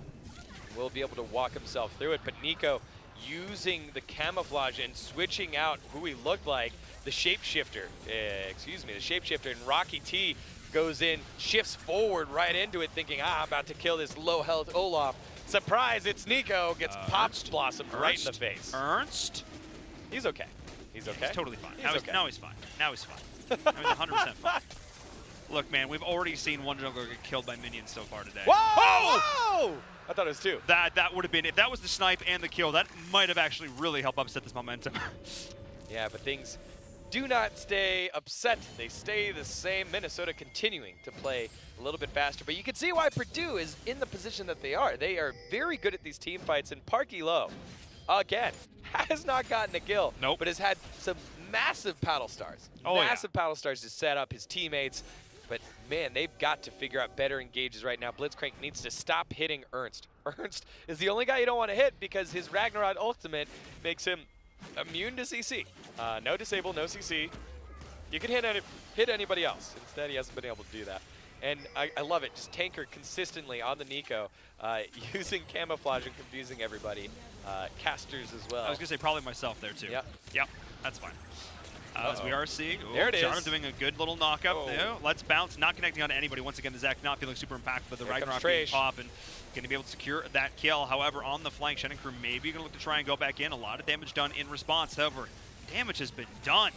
Now they're going to try and just survive, sustain on through this, and push on into this inhib turret. Yeah, if Blitzcrank is having a game to forget on Zach 1, 3, and 2, and just these ill-timed initiations have not been working out for him and the rest of the team. On that one, he goes in and the rest of the team are stuck behind minions. You can't ignore the minions and walk by, especially with your Ezreal that's trying to do a single target skill shot. With the paddle stars coming out of Zoe, those are your 2 damage dealers. They get stunted by minions. You have to clear out the minions first. You do indeed. You got to make sure that they are out of the way. Sleepy Trouble Bubble to try and start this off, but no follow-up is there. Team's not wanting to overcommit. Miasma was there to help split that fight up. So nicely done there from the cast. Tresh did so much better in this game now, feeling a lot more comfortable in that cast. Such a high-impact champion. I'd love to see him. I mean, so was the Jax, but this just feels like he got the start he wanted, and now he's starting to show what he can do once he's got some items under his belt. Yeah, it was a lead, and he was holding his own. And again, the bright spot for Minnesota last game when they were behind. Now that he's ahead, he's been solid with his TPs.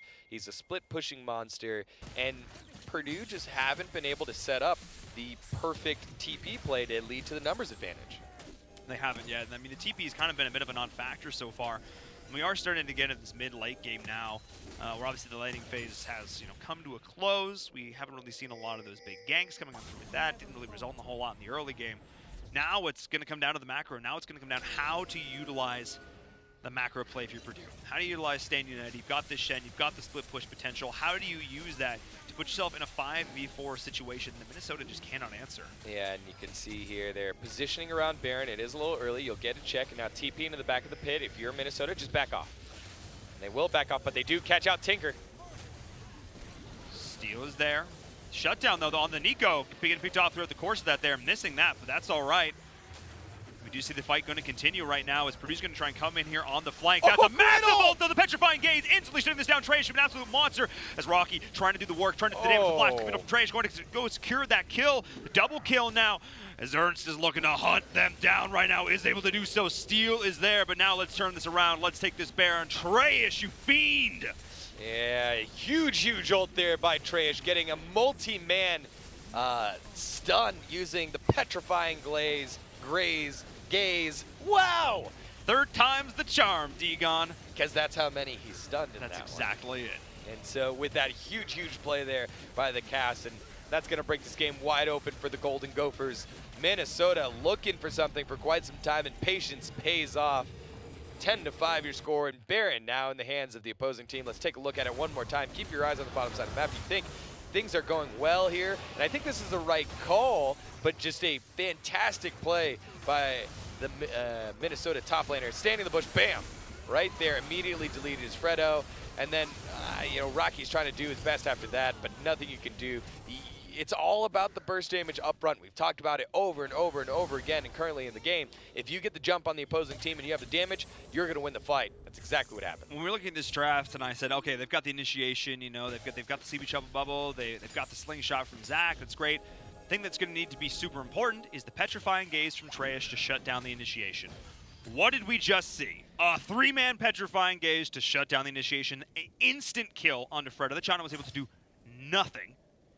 And that's how you want to fight. If you're Minnesota, you want to, despite the fact that was a 5v4, that should have been it for Purdue. That should have been their moment. Yeah, and I think if you're Purdue now, you're starting to get outscaled. Your paddle stars aren't leading to kills. The cast is getting online. You need to start fighting. Just take fights whenever you can. Force it. Blitzcrank has done a good job of getting onto the back line and going in, but now you just got to really sell out and go all in. Make sure you try to outplay the Cassiopeia ult and focus Cassiopeia in these team fights. Caitlyn's going to be reeling off some headshots, but Cass is the scary one. You got to make sure that you get onto him. Absolutely, because we've seen, this Caitlyn do Shen's work behind. all game long, but it's still... Here comes Shen. Here comes Shen. All right, Shen's going to look to try and go in, start things off. Can he find the taunt? Can he line this up? Steal is there, looking to go in. There it is. There's the initiation. Zach is there as well. That's the key target they need to bring. Bouncing.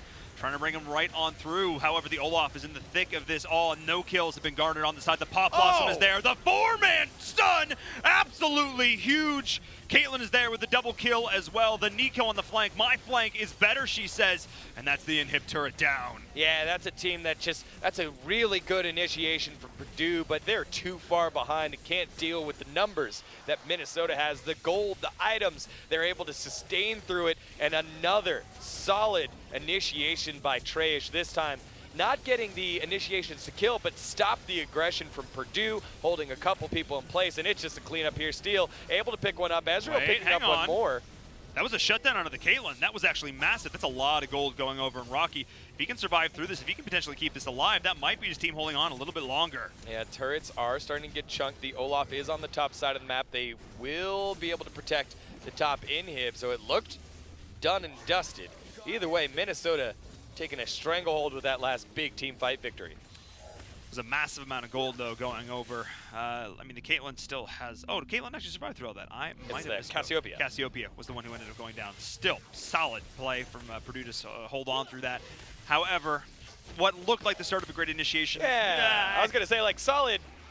Solid to not die. Solid to not lose pick up the game. that kill, but you're still getting outskilled right now. They are, absolutely. I think a lot of this has to do with the fact that Blitzcrank is not finding the targets. I mean, even in the situation where he is able to get the Let's Bounce and bring members back, it's not resulting in anything massive. It's like you need to find the Caitlyn, you need to find the Karma, you need to get them both, you need to trap them out, you need to find that opening, but he's not able to do so because every single time he's going in, he's just getting chunked, and then, man, these pop blossoms have been huge. Yeah, and that last one, I think it was a fine initiation. Treyish is the target, is one of the 2 targets you want to pick up, with Caitlin being the other one. He's able to pick him up, but just not enough damage on the side of Purdue right now. The Boilermakers still like waffling around. You're looking at the Ezreal. He's still trying to build the tier stacks of Seraph's Embrace. Currently still on Archangel staff. Very close, 50 mana away. That's about 7 or 8 spell casts before finally hitting that break point and dishing out a ton of damage. But that last fight didn't have it, wasn't close, and it showed. Cassiopeia got engaged upon, held in place for quite some time, and was still able to survive through it. And that's just part of the deficit that they're in. It is now. Minions are pushing in here. Oh, there's the Miasma to start things off onto Steel, taking a lot of damage going in on this. Treyish is looking to hunt him down, chucking him down to half HPs. The inhib is going to drop, which means that it's multiple super minions and multiple lanes. They're going to look towards this third one here. They can make that happen. It's going to be almost impossible for Purdue to recover. Those paddle stars are hitting oh so hard, but still not stopping the push, the train that is Minnesota. Yeah, Treyish did have to use his QSS. One of the only ways are his, yeah, it's QSS to, let's see, what? Oh, no. The Karma, I'm sorry about that. Karma built Mikhail's Crucible, which removes the sleep. So smart play there, but that is one more CC removal that is out of the next team fight. You gotta land another Sleepy Trouble bubble if you're Parky low. Make it happen and give yourself an opportunity for one last team fight, but minions are starting to build right into the base super minions on the top side of the map. Steel's probably just gonna have to ult in if they decide to fight here. He's going to have to. There's Sleepy Trouble bubble to start things off, but it doesn't save the turret. It's not going to save the inhib either. This is Purdue back against the absolute wall. They need to take a 5-man ace right now if they have any chance. But the Caitlyn is hitting so hard. Turrets are dropping like they are made of paper. And this is the most confident Minnesota. This is death by 1,000 cuts. They do not want to overextend. They do not want to give this up. They do not want to put themselves in a position where Purdue can turn this around. So they are just going to continue the slow grind to victory. Yeah, a little worried about this for Minnesota. I feel like they're clearly in the driver's seat, and yes, you could throw the game away, but they're so far ahead right now. I think they could have pushed it a little bit. They have super minions going into top and mid, but they are so far ahead that they theoretically can just play this out just a little bit longer, and that is what they intend on doing right now. They're rotating around Baron, and it's theirs to take. If you are Purdue, if you leave the base, theoretically, you could have Treyish teleport behind and take the base himself.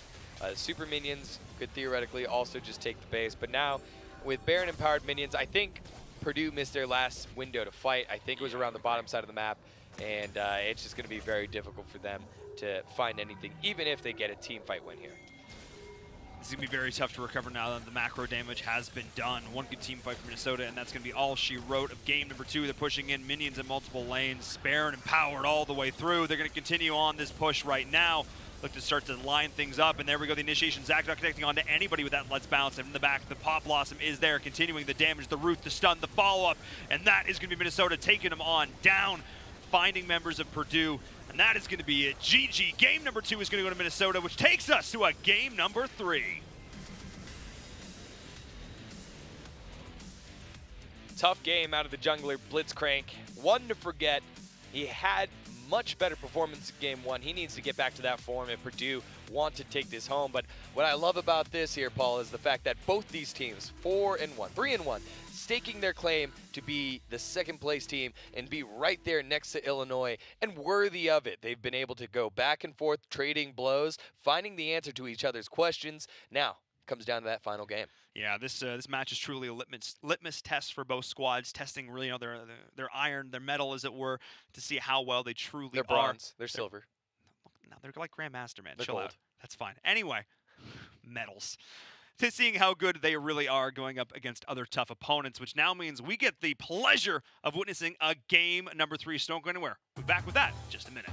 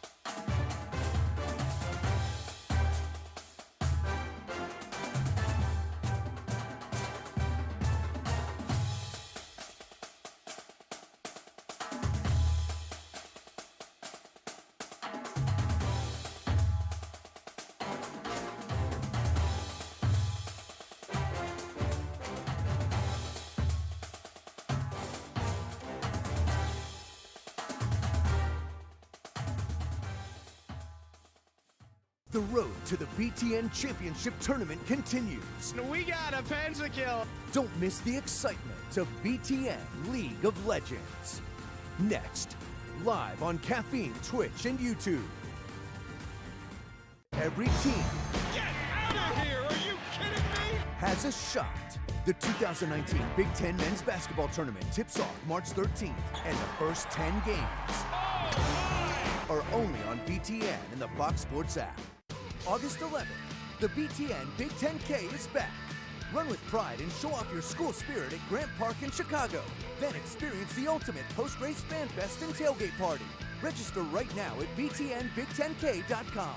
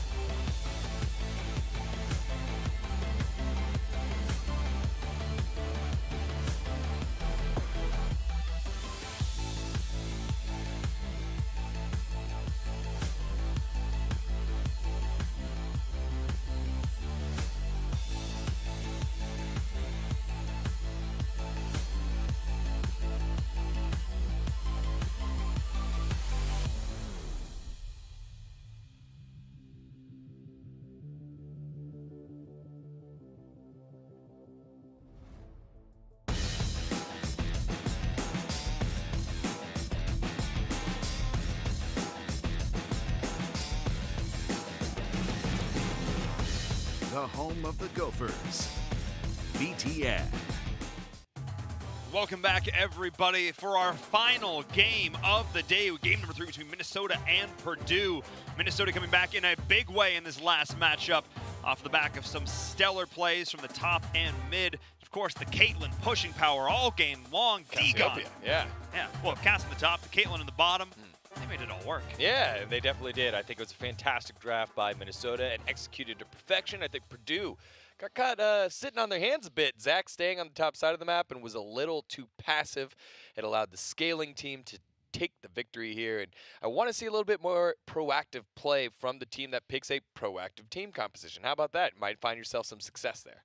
Yeah, I don't think we saw Zach gank the Caitlin once that entire game. Yeah. In the early game. That probably should have been a bit of a priority. Obviously, identifying the Cassiopeia as a threat up there as well, but just really didn't feel like his champ there in that game. Let's take a look at the highlights, though, from that match, because there were a few good moments where maybe Purdue was able to turn it around, but it just seemed like generally this was all Minnesota. Yeah, and I'm sure that was the game plan going in, but it just seemed like such a knee-jerk reaction. Fantastic play here by the monster in the top lane for Minnesota and Trash. And after that, they spent so much time on the top side of the map, did Zach and the rest of the Boilermakers, ignoring the bottom side, and it allowed Olaf to get going, and more importantly, just let this bot lane go unpunished, consistently being up under turret and making things happen.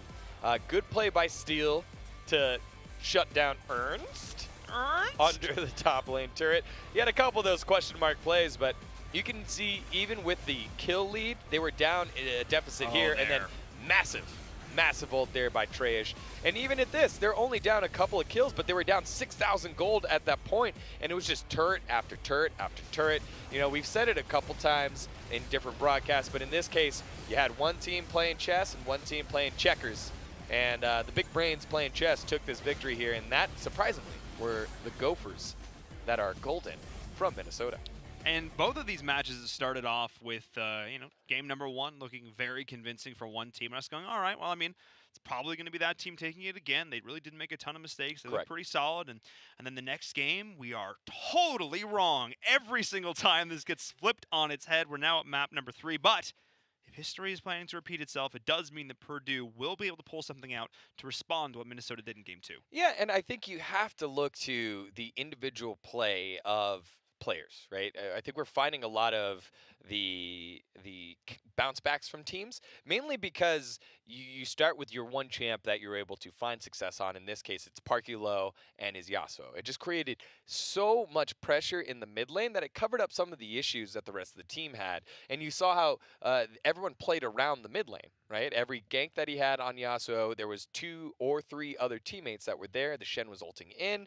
In this case, he wasn't able to generate as much pressure from the mid lane with Zoe against Nico, and because of that, the team seemed a little lost, right? Blitzcrank didn't know 100% where to go, where to gank, where to put his pressure down, and on the top side of the map, in a late scaling, against a late scaling matchup, Steele lost against Trash, against Cass. Yes, Cass has kill pressure, no doubt, but you shouldn't be dying to her so early on before she gets items or before gets anything going, and that just threw a huge wrench in the plans, and without direction for the team, it seemed like Blitzcrank was not utilizing his time best. He needs to act with intent and make sure that he is directing the traffic for the rest of the team. Yeah, it's going to be huge. And we talk about shot calling. We talk about prioritization of lanes, prioritization of tempo and pressure and all this kind of stuff, where not only identifying where you're going to win through, where you want to play through, but identifying where your opponents are as well, and then where you need to shut that down. That's massive. Well, again, we'll see if that gets fixed up a little bit here in game number 3, because we did see it happen in our match earlier in the day. Like I mentioned,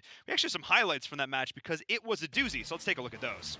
Was a doozy indeed. Michigan and Rutgers fighting in mid-table position. Michigan trying to bounce back from their loss against Michigan State, rival school, and Rutgers coming off their first victory of the season. They looked good. They had a great bounce-back victory with their substitution. The mid lane, Reiju going to the mid lane, and Rem heading to the top side of the map. And you know, it was going all right. He picked Rem, something that can play mid, can play top, something he's familiar on. The Aurelia in this case, able to pick up some kills and dish out some damage. And had best Ken and NA, probably the best jungler in this game. Going on the Echo. It's like, hey, look, he can assassinate people, but something they forgot to take into consideration, the Vladimir. Keep your eyes on ShamWow right now. Looks dire, very low, right? Gonna die. Nice pull. pop up dead. Not so fast. He's able to get the transfusion down, buy so much time. The stun goes in, but nice two-man shockwave. He is the bait of all fishermen that every single one wishes that he had. And he's able to pull out the Loch Ness Monster on the end of his goldenrod.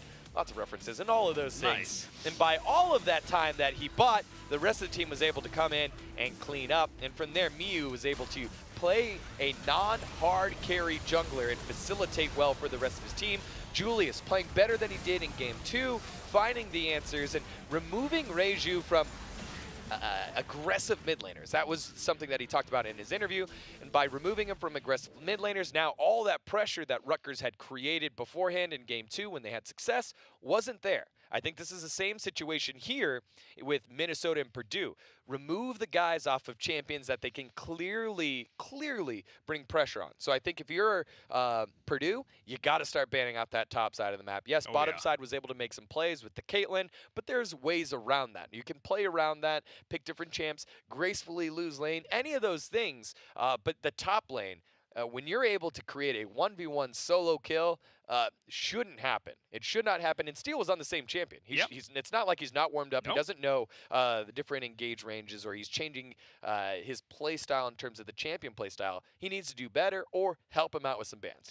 Yeah, I feel like one of those situations where they didn't account for what the other team's game plan was. The other team's game plan was to create this juggernaut pushing force around this guy, and among other things, was to create this juggernaut force. They moved it from bottom to mid to top. They just kept pushing it, but never was it addressed. And then at the same time, you have this Cassiopeia who's constantly baiting out resources, getting kills on their own, dealing with it 1v2. So you have these two different situations. Like you've got to address one of these two things. You can maybe win if you deal with one of these two things, and somehow they managed to not address either. Yeah, and it was weird because by the time they were landing some solid initiations on the Cassiopeia, it was too late. She was dishing out a ton of damage, and there wasn't enough damage on Purdue side to cut her out. And there was no macro. We didn't have the Stand United being used effectively at all. The Shen just felt like he had to actually sit and just be a little bit of a bodyguard, sit up front. He wasn't able to split like that. Not ideal there. Let's see if they can turn things around here in game number 3 as we get into our draft. Game 3, here we go. Minnesota and Purdue, the battle for second place here in the West. And I think both teams have been deserving of it. They've looked good in the games that they've won. They've looked a little listless in the games that they've lost. And so I think both these teams need to draft well and draft around their win conditions. If you're Minnesota, you better pick around Trey. If you're Purdue, you better pick around Parkey. Like, those are the two ways that they've found success so far, and I think they need to continue to do that right now. Side note, for Minnesota, if you do want to pick somewhere else, pick around Naidukan and Bard. Like, Bard Iverson and him did a solid job, not only getting an early lead, but then containing a lot of pressure there. So Trayish was able to whip around the map. We got to see Blitzcrank go from one side of the map to the other side of the map. They tried to set up a couple of ganks that weren't fully fleshed out and thought about how they wanted to do it, do some drive-bys. Didn't work out, and Purdue just got played around the map. They did indeed, and now we're seeing, once again, a couple of bans coming out for Purdue towards Trayish up in the top there, denying that ribbon as well, but still so many options up here. You just can't deny them all to start things off, so we'll see where Minnesota prioritizes this top champ. Here we are going to see the support being grabbed for Frodo, and that Morgana played to perfection in that first game there, so I like this call from Purdue, and we're going to see the same 1-2 we saw in this last game, left completely uncontested. Once again, Minnesota feeling super comfortable, assuming they do luck in that cast. Yeah, question mark about the Ernst pick here. Just with the Olaf, I guess it is nice to dive under turret if you assume that Purdue is going to play a supportive top laner, a tanky top laner, and they will in terms of the Shen. So again, a lot of pressure being focused on the top side of the map for Minnesota. I think Ernst needs to be aware, a little bit more aware of his engagers. He went in a couple times with Ragnarok and just died.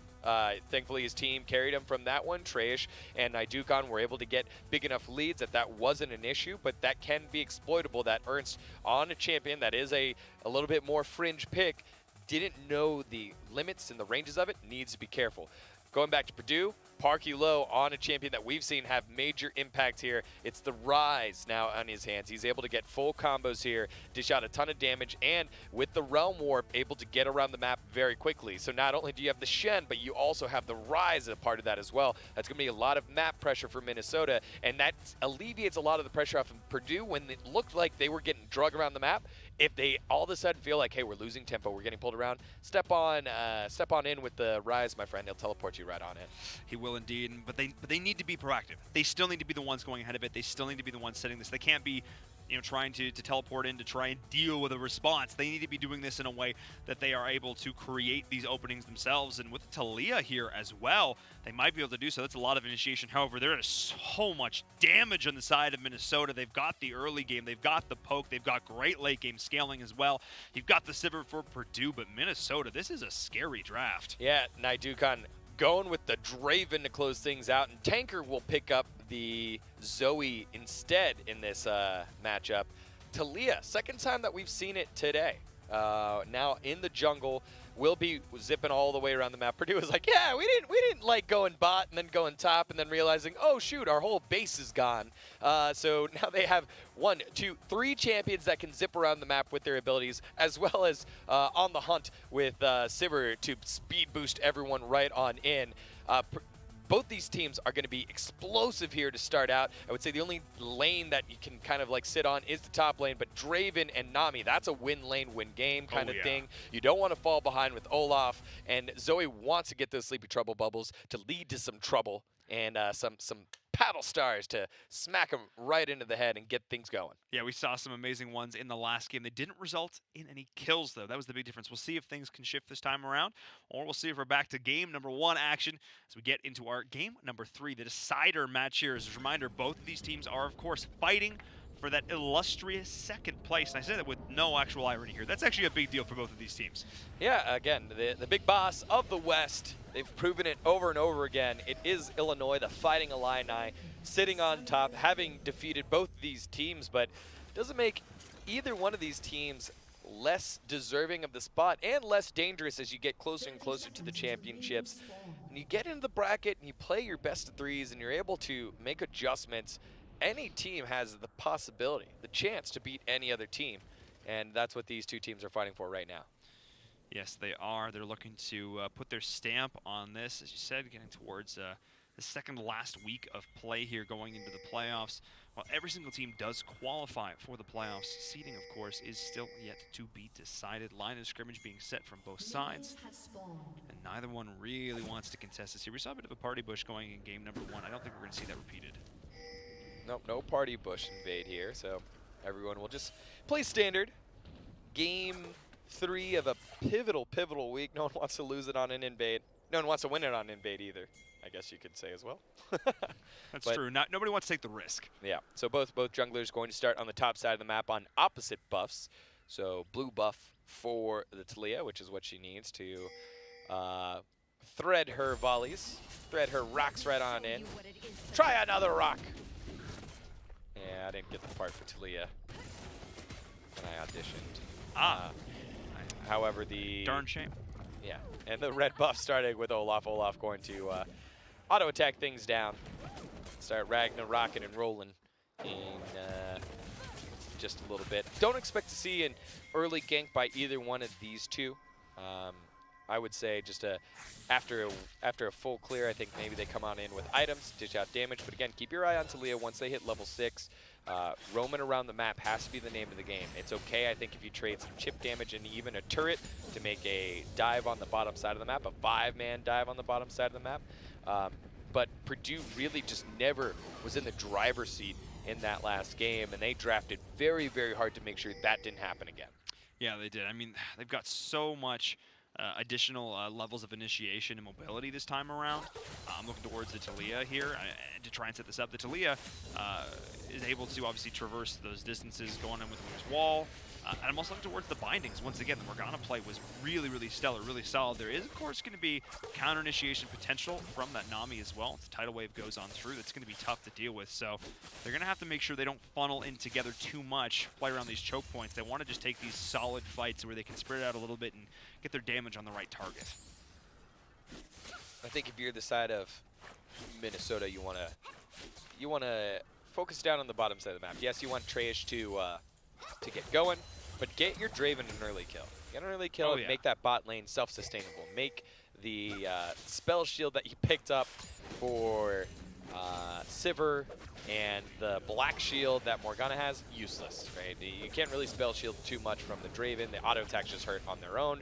Yes, you can spell shield to stand aside and not get hit to the side, but every single auto attack from the Draven is just so much damage, and the spinning axe bonus damage is just so annoying. It's 2 auto attacks in one. It's like almost 1.75 auto attacks in one. You never want to trade with him all alone without the CC coming on in. Absolutely not. He's just so oppressive in this early game here, and we can see this in the way the wave is being shoved in right now.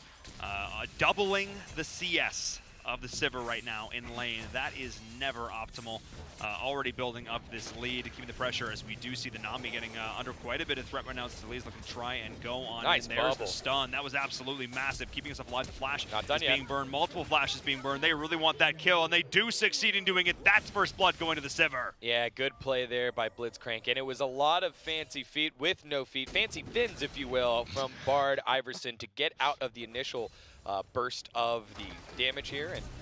But early flash there so that you can get away from the red volley means that the gap can get closed, and from there, doing a good job not getting hit by the seismic shove, but you have nowhere to go, you're out of position, rough stuff there. Unlucky, I would say, for Bard Iverson, because he was just going to ward. He was being a good teammate.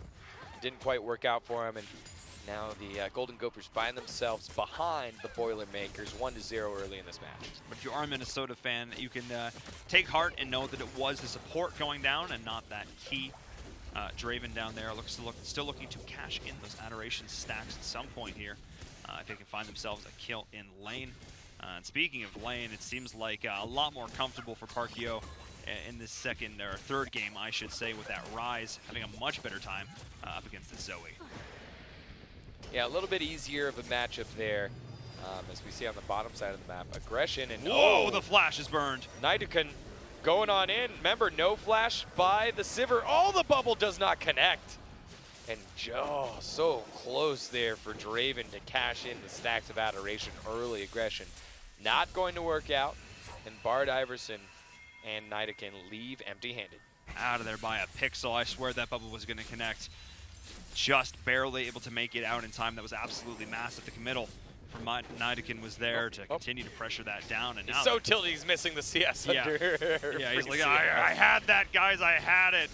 He needs to try and get some turret plating as the fight is going down up top. The taunt damage onto Trey is there. If he uses the ult, but a great dodge there. Absolutely massive. That was the play they needed here in game number 3. Yeah, nice play there by Steel, hitting him with the flash taunt, showing his mastery on the Shen, and again, just a little bit of breathing room here, bought by Steel and Blitzcrank for the top side of the map. Yes, Trash will outscale at some point, but stunt that growth, slow him down. Don't let him be a champion for a little bit longer, and that's exactly what they're able to do with that early kill. Nice stuff there by Steel and Blitzcrank. Already so much better than game number 1. Coming in with this Talia, making it look a lot easier this time around. The Zac just really didn't feel like his champ, but this Talia feels a lot more comfortable. Is able to go on in, but a little bit more sustained. It's not just about playing around a couple of very specific cooldowns. You know, with that slingshot in particular, and with the less bounce, this feels like he's a lot more comfortable on more of these sustained damage champions. Yeah, we'll say though that the AD carry CS numbers and the jungle CS numbers heavily favoring Minnesota right now. Matchup based, right? Yes. The Olaf wants to just consistently farm. The opposite side, Draven, is punishing the Sivir as he should. So I think it's not quite all over yet for the side of Minnesota. And now you see Olaf just sitting, Ragnarok and rolling, nowhere for Rocky to go. Absolutely nowhere. Committing everything right there was Ernst to take down the carry, and I would say that is 100% worth. Yeah, that's 100% worth and really annoying. You just want to go back to your lane. I just want to get back to fighting against this Draven. No chance, but now Trey should have been in trouble. Once again, the taunt goes on in, stuck between a rock and a hard place, no pun intended, as Talia is there on the flank. Beautiful positioning now. That's good. This is the Blitzcrank we were looking for from game number 1. That was a good rotation there by Blitzcrank and Steel yet again. That was a great pun by my fellow partner here, Paul. It was smooth like butter. Smooth like unstable ground. That's exactly it. Tanker. And TP forced out by Trey, so now he'll be a little bit further behind in tempo. Steel now has the opportunity to fix this bottom side of the map that's getting absolutely wrecked. Nidacon and Bard Iverson just take the turret. No response because Fredo went mid, tried to get something on the Tanker, wasn't able to. And so the whole time, Rocky's forced to sit and wait. And now the turret's about to fall. Yeah, they will be able to walk away from it. And the turret goes down so early. This is a dominant Draven. Not only has he caught all the axes, has pretty solid CS, but takes first turret gold as well. He'll be accelerating his damage curve after his first back. Yeah, he is just doing so well in this lane. But that's what Draven's supposed to do. This is it personified right now. The root does go on through, but he's like, come on in, step up. Do you really want to do this right now? I hit really hard, as now Ernst is finding that the Dragon also hits pretty hard. He might be in a bit of a rough position. Draven is forced to come on in and take back a little bit, but there's the root though. Knocking him down right now, the wall to split this up, but Rocky is on the flank looking to try and go in and get this done. Olaf just get the Dragon on the flank. We have Blitzcrank going on through, getting chunked down by the ult from the Draven. The kill is being traded out though, as Rocky is there. So we do have. We're not done yet. 2-for-1 trade, but maybe potentially a little bit more. Can the Draven needs to keep himself alive? That is the priority right now. He cannot get hit by that binding. It is fine for the Zoe to die as long as the Draven lives. The Draven already cashed in the kill with the ultimate earlier. That's so true. Great continued aggression here by the side of Purdue. Let's take a look at it one more time. The wall gets canceled, so no riding on the wall. However, it does split up the team. Nowhere to go for the Olaf. 2 kills heading on over. You see the Draven picking that one up, then the Nami being served up for Sushi, and then we talked about it, the macro play that was happening last game, now not happening for the side of Minnesota. Purdue says, we'll take the tempo, we'll lead the charge, I'll be the conductor, and you will hop on my train. However, now Parky has no mana, in a little bit of trouble. Here comes Blitzcrank.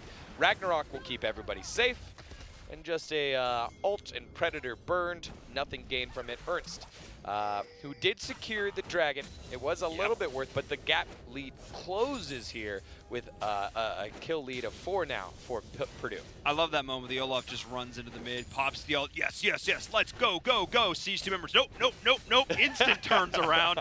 I'm good. This is fine. We're just going to turn this right on around, hut our way right on out of there. And no kill being secured there. However, we do see the lane swaps coming in once more as the Dravens look to continue this pressure up here on the top side of the map. Yeah, and so with the lane swaps now, you want to swap the lanes so the pressure of your duo lane can hit the turret, and if you're the team that lost the turret, you want to make sure that doesn't happen. So you have the duo of Morgana and Sivir to the top side of the map. The difficult part here for Sivir and Morgana is that they are so far behind. They're so far behind in items that it's going to take more than just them to hold that top lane. Thankfully, Sivir does have Ricochet and can shove against the Draven, but if they ever get ulted upon or they ever get engaged upon, that is so much damage heading to the top lane duo of Purdue because Sivir's so far behind right now. 2 kills did help out and alleviate some of the pressure, but the Draven was able to cash in the stacks of Adoration. That was absolutely massive. So that's really going to help with the damage curve, as it were, just continuing to ramp up the items going over his way. As we, again, I just need to see now. We saw the response. Ooh, Tanker, hang on. I'm going to hold that thought. Flash be committed, though. Does force to burn the flash on out, so Rise is still there. Going to look to be potentially capitalize on that in just a bit once we do see Tanker forced to be back in lane. But like we saw the pressure coming in before, taking down this Cassiopeia from Minnesota, I now need to see the response from this. So the other way around, I now need to see the counter pressure coming in to make sure that they shut down this Dragon. Draven. Jeez, we're having this is the game right now. This is the game. We're having it. It's in. I'm in there with you. Nice binding going to land, but does mean the top lane will be vacated. Oh, Bubble means a kill's coming. That Frito is gonna be it. Doesn't even matter. Free to be killed. Oh. I'm pretty sure his name is Fredo, but if we say it like Frito, then it sounds like Freelo. And that was a lot of what that was like. Fredo will be cooked into Alfredo. Yeah, that was bad. Not optimal. We did have pasta for lunch, so I understand, but still. Yeah, it's on the mind. It is. It's on the mind. Nidakin not done yet, though. Dishing out damage to the top side of the map, forcing out the Talia to come on in. And this is a little bit of a tough matchup in the mid lane right now. Parky low, just dishing out damage on the Tanker. and Tanker has to be careful.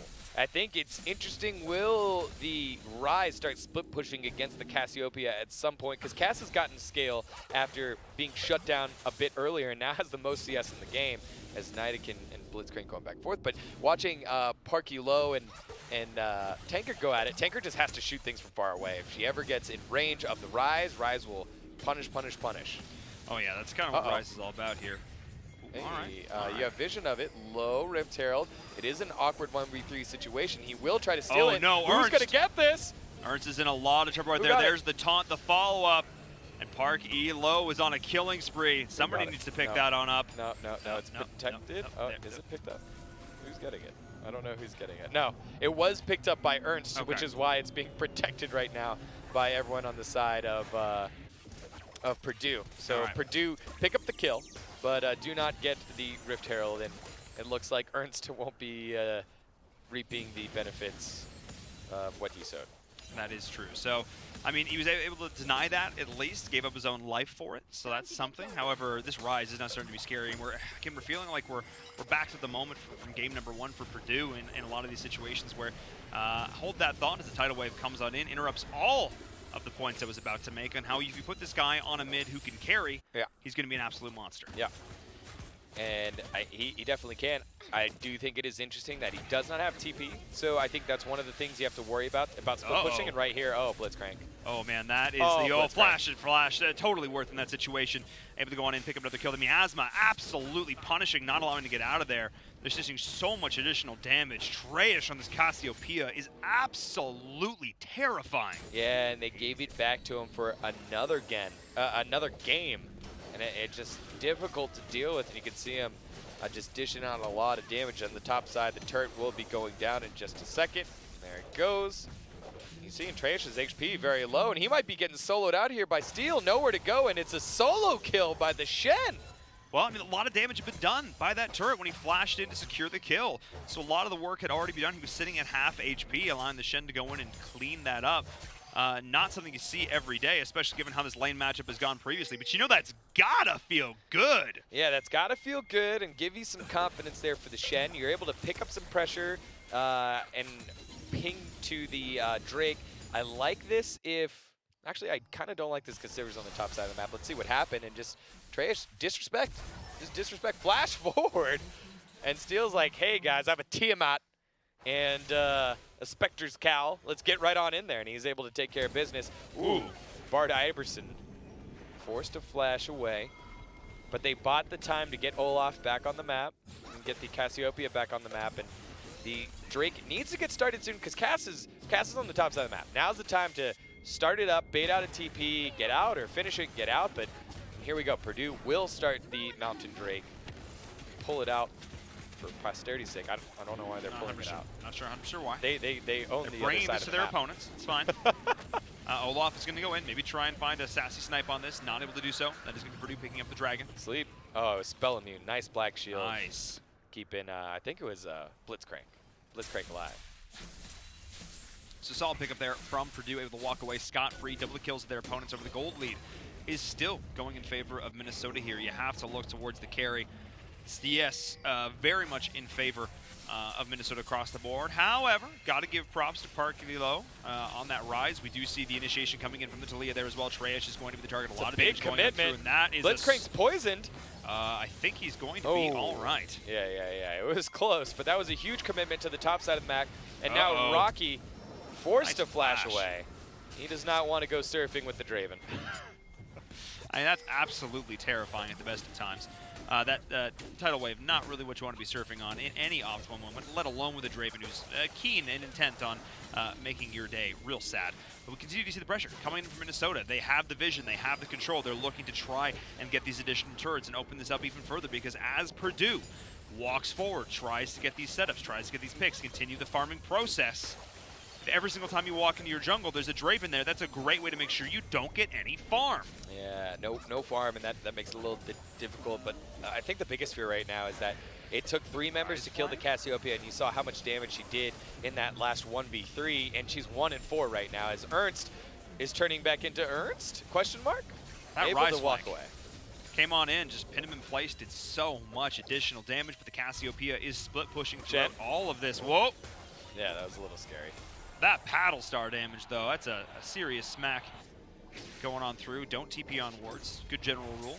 Yeah, that's a lot of time that just got canceled out by Shen just by walking up and stopping the backs. What can they get off of the back of that? Then they shove out mid lane, and they get their own backs as well and reset. And both teams will continue to put pressure on the map. I think Purdue needs to focus on getting this top lane turret down. Baron will be up in a minute and 30. Not that they would do it exactly at 20 minutes like they did last game, but I do think that they need to start getting some ground on the map. It's been almost a game and a half now where they haven't been on the other team's side of the map.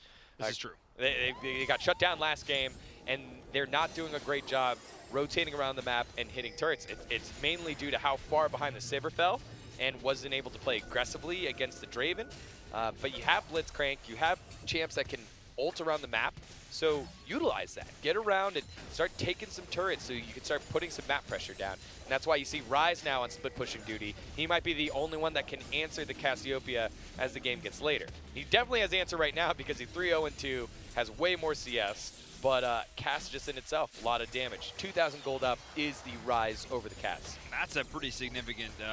it's an item. Yeah, it's an item right there. I mean, one of the things you talked about in the draft that I echoed and with concern was the idea that, yeah, you have the Ryze ult, yeah, you've got the Stand United, but you still have to be able to use it proactively. You still have to be able to get there ahead of your opponents and set up these plays. And so far, we've seen absolutely none of that. We haven't really seen the initiation be taken by Purdue. Oh, look at the damage onto Treyas, though. One spell going on through and chunking him right out. That's half HP gone. This Cassiopeia feeling much squishier than I think he did in game number 2. Yeah, and you like this lane setup if you're Purdue. You have the Stand United with Steel on the bottom side of the map. On the top side of the map, you have the Ryze that can Void Warp or Realm Warp right on in. You like this. Now make something happen. Put some pressure down on the map. If you're Morgana, you know, Fredo, we need something from you. You continually got banned off of your supportive supports. The Janna is not there. You got to make some plays here. Otherwise, Blitzcrank is kind of just like chilling by you, waiting to dish some damage out, but missing opportunities to farm up his own jungle and start to fall behind the hard carry that is Olaf. Yeah, eventually Ernst, no question mark, is going to be a pretty solid factor in these fights. Pop the Ragnarok, go on in. You can waltz right through everything that they're throwing your way. As we can see it right there, denying the CC again. Case and point in the mid right now as Minnesota's going to try and continue this push. But the turret does stand a little bit longer, but the paddle star, all the damage going on through. Up in the top here, wow, that is just so painful to deal with. You cannot stop. You cannot take your eyes off it for a second. It comes at you from nowhere. Yeah, and that play that Minnesota made, just walking around and flanking, that's all that it takes. It's all it takes to make a play happen. And now you see the response from Minnesota. They're like, hey, we don't like these lanes. We want the Shen against the Cassiopeia. Let's trade it back. But now Cass getting chunked out here, still doing a solid job. Look at the health. And able to punish the Cass just a bit. But with the pressure in the mid lane going down, they are able to take the mid turret. But ballsy call here by Purdue to just start sneaking on over to the Drake. Shout out to the Observer team to show what the vision is like. Thank you, Wesley. And yeah, they have absolutely no idea. Olaf is going down to the bottom side of the map. Smart play by Purdue to play the map and not play themselves, in Minnesota end up with pie in their face. They do indeed. That was completely unknown. They had absolutely no idea. They're going to try and go down and take a dragon in response. The full reset coming in from Purdue was there.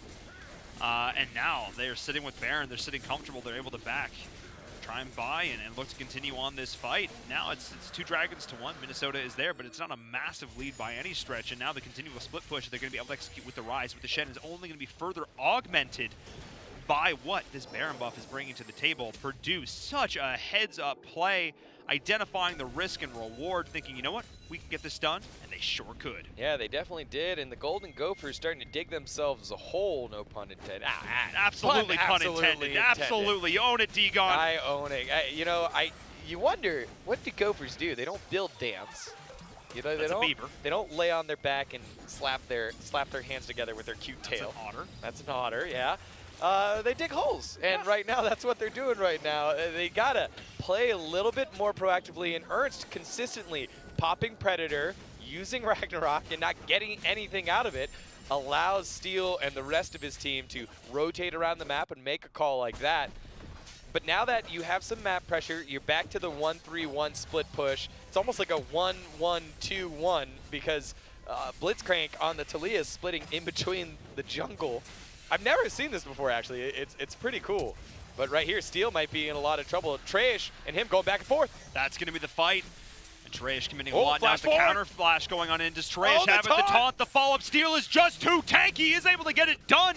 Way overestimating the damage was Treyesh. An uncharacteristic misstep from him. Steele knowing he had enough HP to work with. This was not the dominant early game before. This was the shutdown on the Cassiopeia early, thinking he still has the power from last game and biting him for it. The side of Purdue identifying that they need to put the pressure up top and making it happen now. Brad Iverson in a terrible spot, throwing out the ulti, getting wrecked. We're falling apart here, Brad Iverson. He's a Brad because he's a bro trying to go on in and lead him straight to the party. Nothing happening there, and you know, Treyesh might as well be known as Grayish because that's what his screen looks like. 1 in 5. Hasn't quite gotten things going here. And you can see now acts of desperation coming out of the Golden Gophers. They want this win. Ernst on the flank, Reno. TP coming in by Steele, but he TP'd with low health. And now the Realm Warp gets canceled. The rest of the team in a lot of trouble. Here comes the Golden Gophers. These are the fight that they want. Parky Elo trying to slow it down. Turning around the damage. Flash forward by Tanker. Golden goes Blitzcrank, but he'll get knocked down. Ernst picks up a kill. Holding in place is Parky Low. Parky Low trying to go 1v1 against Treyesh. He is much tankier, flashing away. Here comes the rest of the team. And then Rocky flashing forward with the flash heal. A triple kill heading over to Parky Low. Now he's just Brad Iverson trying to walk his way out of that one. And down he goes. It's a quadra kill heading over to the Rise, going huge in that team fight. The team coming in to save him at the exact perfect moment, saving the flash, saving everything for the perfect moment, able to turn it right back around. I thought that Cass had his number, but once again, Treyesh misunderstanding the matchup. And it all started with this. The Shen came on through with the TP, not a whole lot of HP, and the Olaf on the flank looked like things could get so much worse. Yeah, it looked good, but then immediately, Naidukan just got like crushed by the Talia, stepping on top of the seismic shove, and then couldn't get aggressive, had to flash backwards.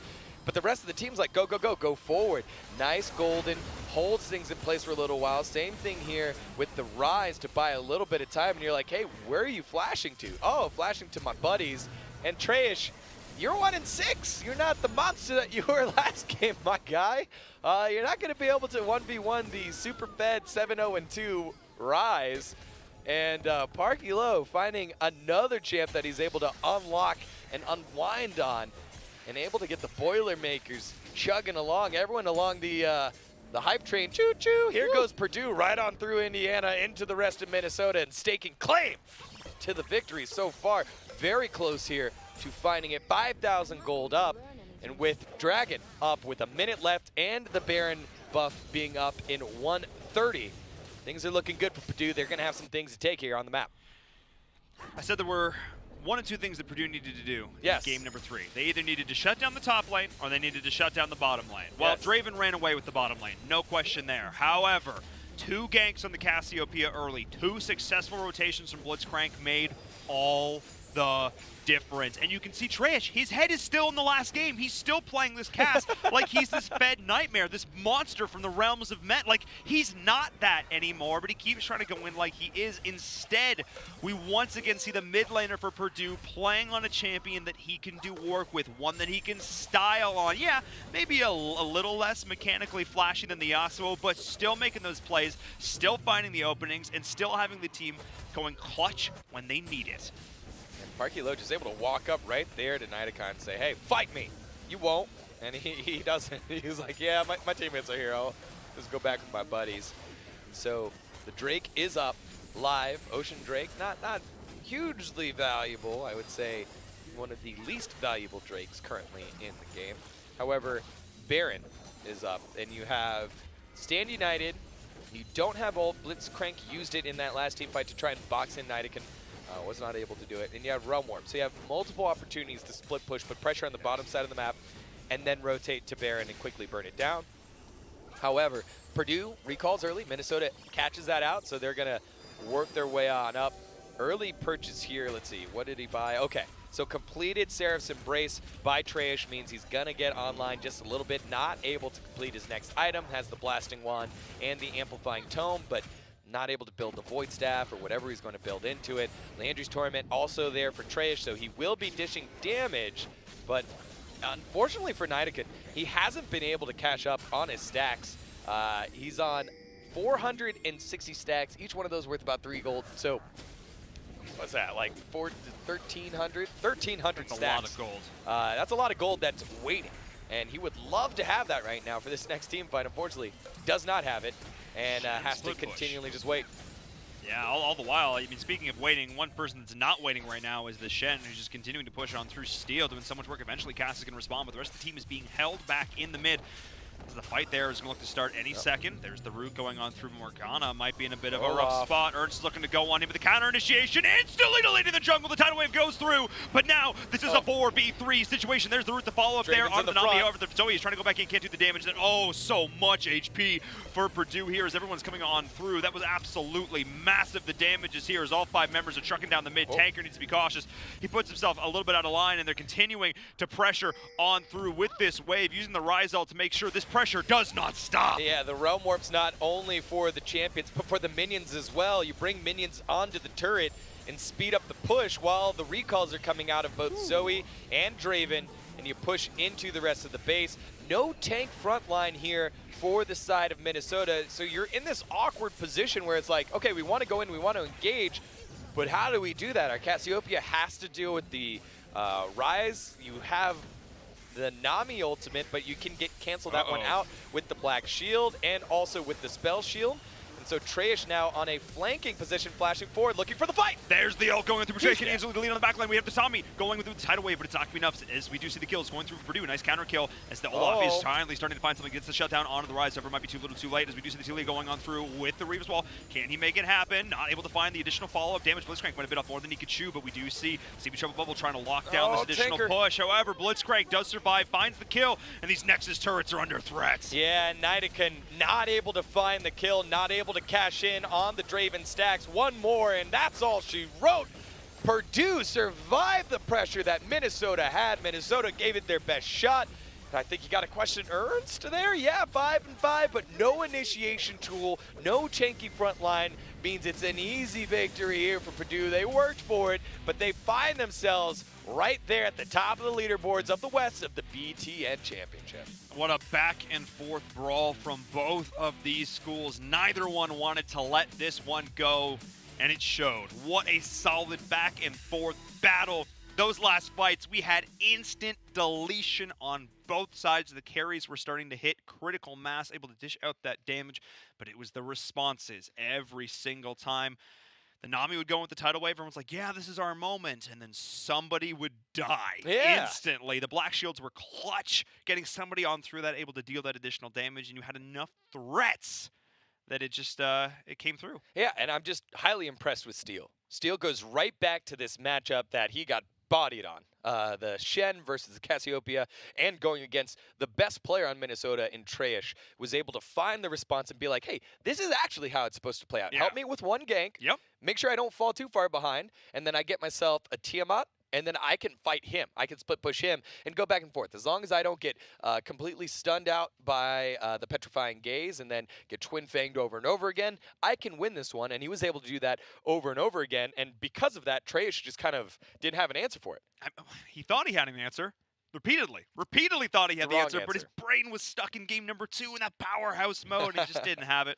We'll take a look at some replays, the highlights from that last set, and a lot of it came down to, I mean, that first blood was nice, yeah, awesome. It kind of set the tone, but really, it were these ganks here that made all the difference. Yeah, and just it was an aggressive flash there by Steel. That's what I liked. He was using flash to pick up kills, and then this was the awkward fight. You get to see, before it, you got to see the power of the Talia create the wall, lead to an awkward split team fight, and then another usage of a global ultimate here. Realm Warp forward by Parky Low, and he finally got to get uncorked here, just like he did in game 1 with Yasuo. Yeah, and we just saw him able to elevate his gameplay to the next level. We see it exemplified 1v4, here. look at this. 1v4 the whole time. Well, he does bring some friends in eventually. Everybody commits to the flash. They meet in the middle. Come to me, friends, and let's execute our foes. Sivir, heal me. Do your job. Best support NA. 80 carry. That's it. You got it. Oh my goodness, just massive damage from the rise that he's able to unleash there, and it's just great to see a guy like him able to pull the pressure. We talked about it earlier. Yeah. It's about being able to play champions that you pull pressure on. It's good that you can do it on one. Can you do it on multiple? And the answer for Parky Low in the mid lane is yes. Yes, I mean, game number 2, not the most stellar example, but just going to show that he does have that champion pool when he needs it. So solid play there from them, bringing them up in the standings. Speaking of standings, let's take a look. Let's recap the day. If we look here towards the east, Michigan State still 5-0. We saw Michigan able to do work there in their matchup. Rutgers 1-4 at the end of it all, but Maryland, Michigan State, 2 big question marks in the East. Yeah, and those questions will be answered next week. I can't wait to see this matchup. It's gonna be so good. Super juicy. I'm really excited. Me too. Yeah, absolutely. Let's take a look at the West standings as well. The results of that last match, Purdue now 4-1 behind Illinois, still up there at the top. 5-0. Minnesota, fortunately for them, barely in not clutching that one out there, but still a very solid matchup there from them. The 2 matches that they lost, of course, Illinois and now Purdue, really strong, solid showings from them. Yeah, clarity now in the standings is the thing that I wanted to say. It was a big cluster there for a little bit. Purdue, Minnesota, Wisconsin, all vying for that second spot in the easiest way back into the bracket, so you don't have to play Illinois till the finals. Yep. Purdue solidifying their slot there at number 2, beating Minnesota. Nicely done there from them as we had 2 epic back-and-forth slugfests. 2 games, 3 todays, and a lot of amazing plays from start to finish from all of us here at the BTN regular season. Thank you so much. I've been in Verum. That's D-Gun. Yeah, you See you next week. Brr, brr, brr, brr.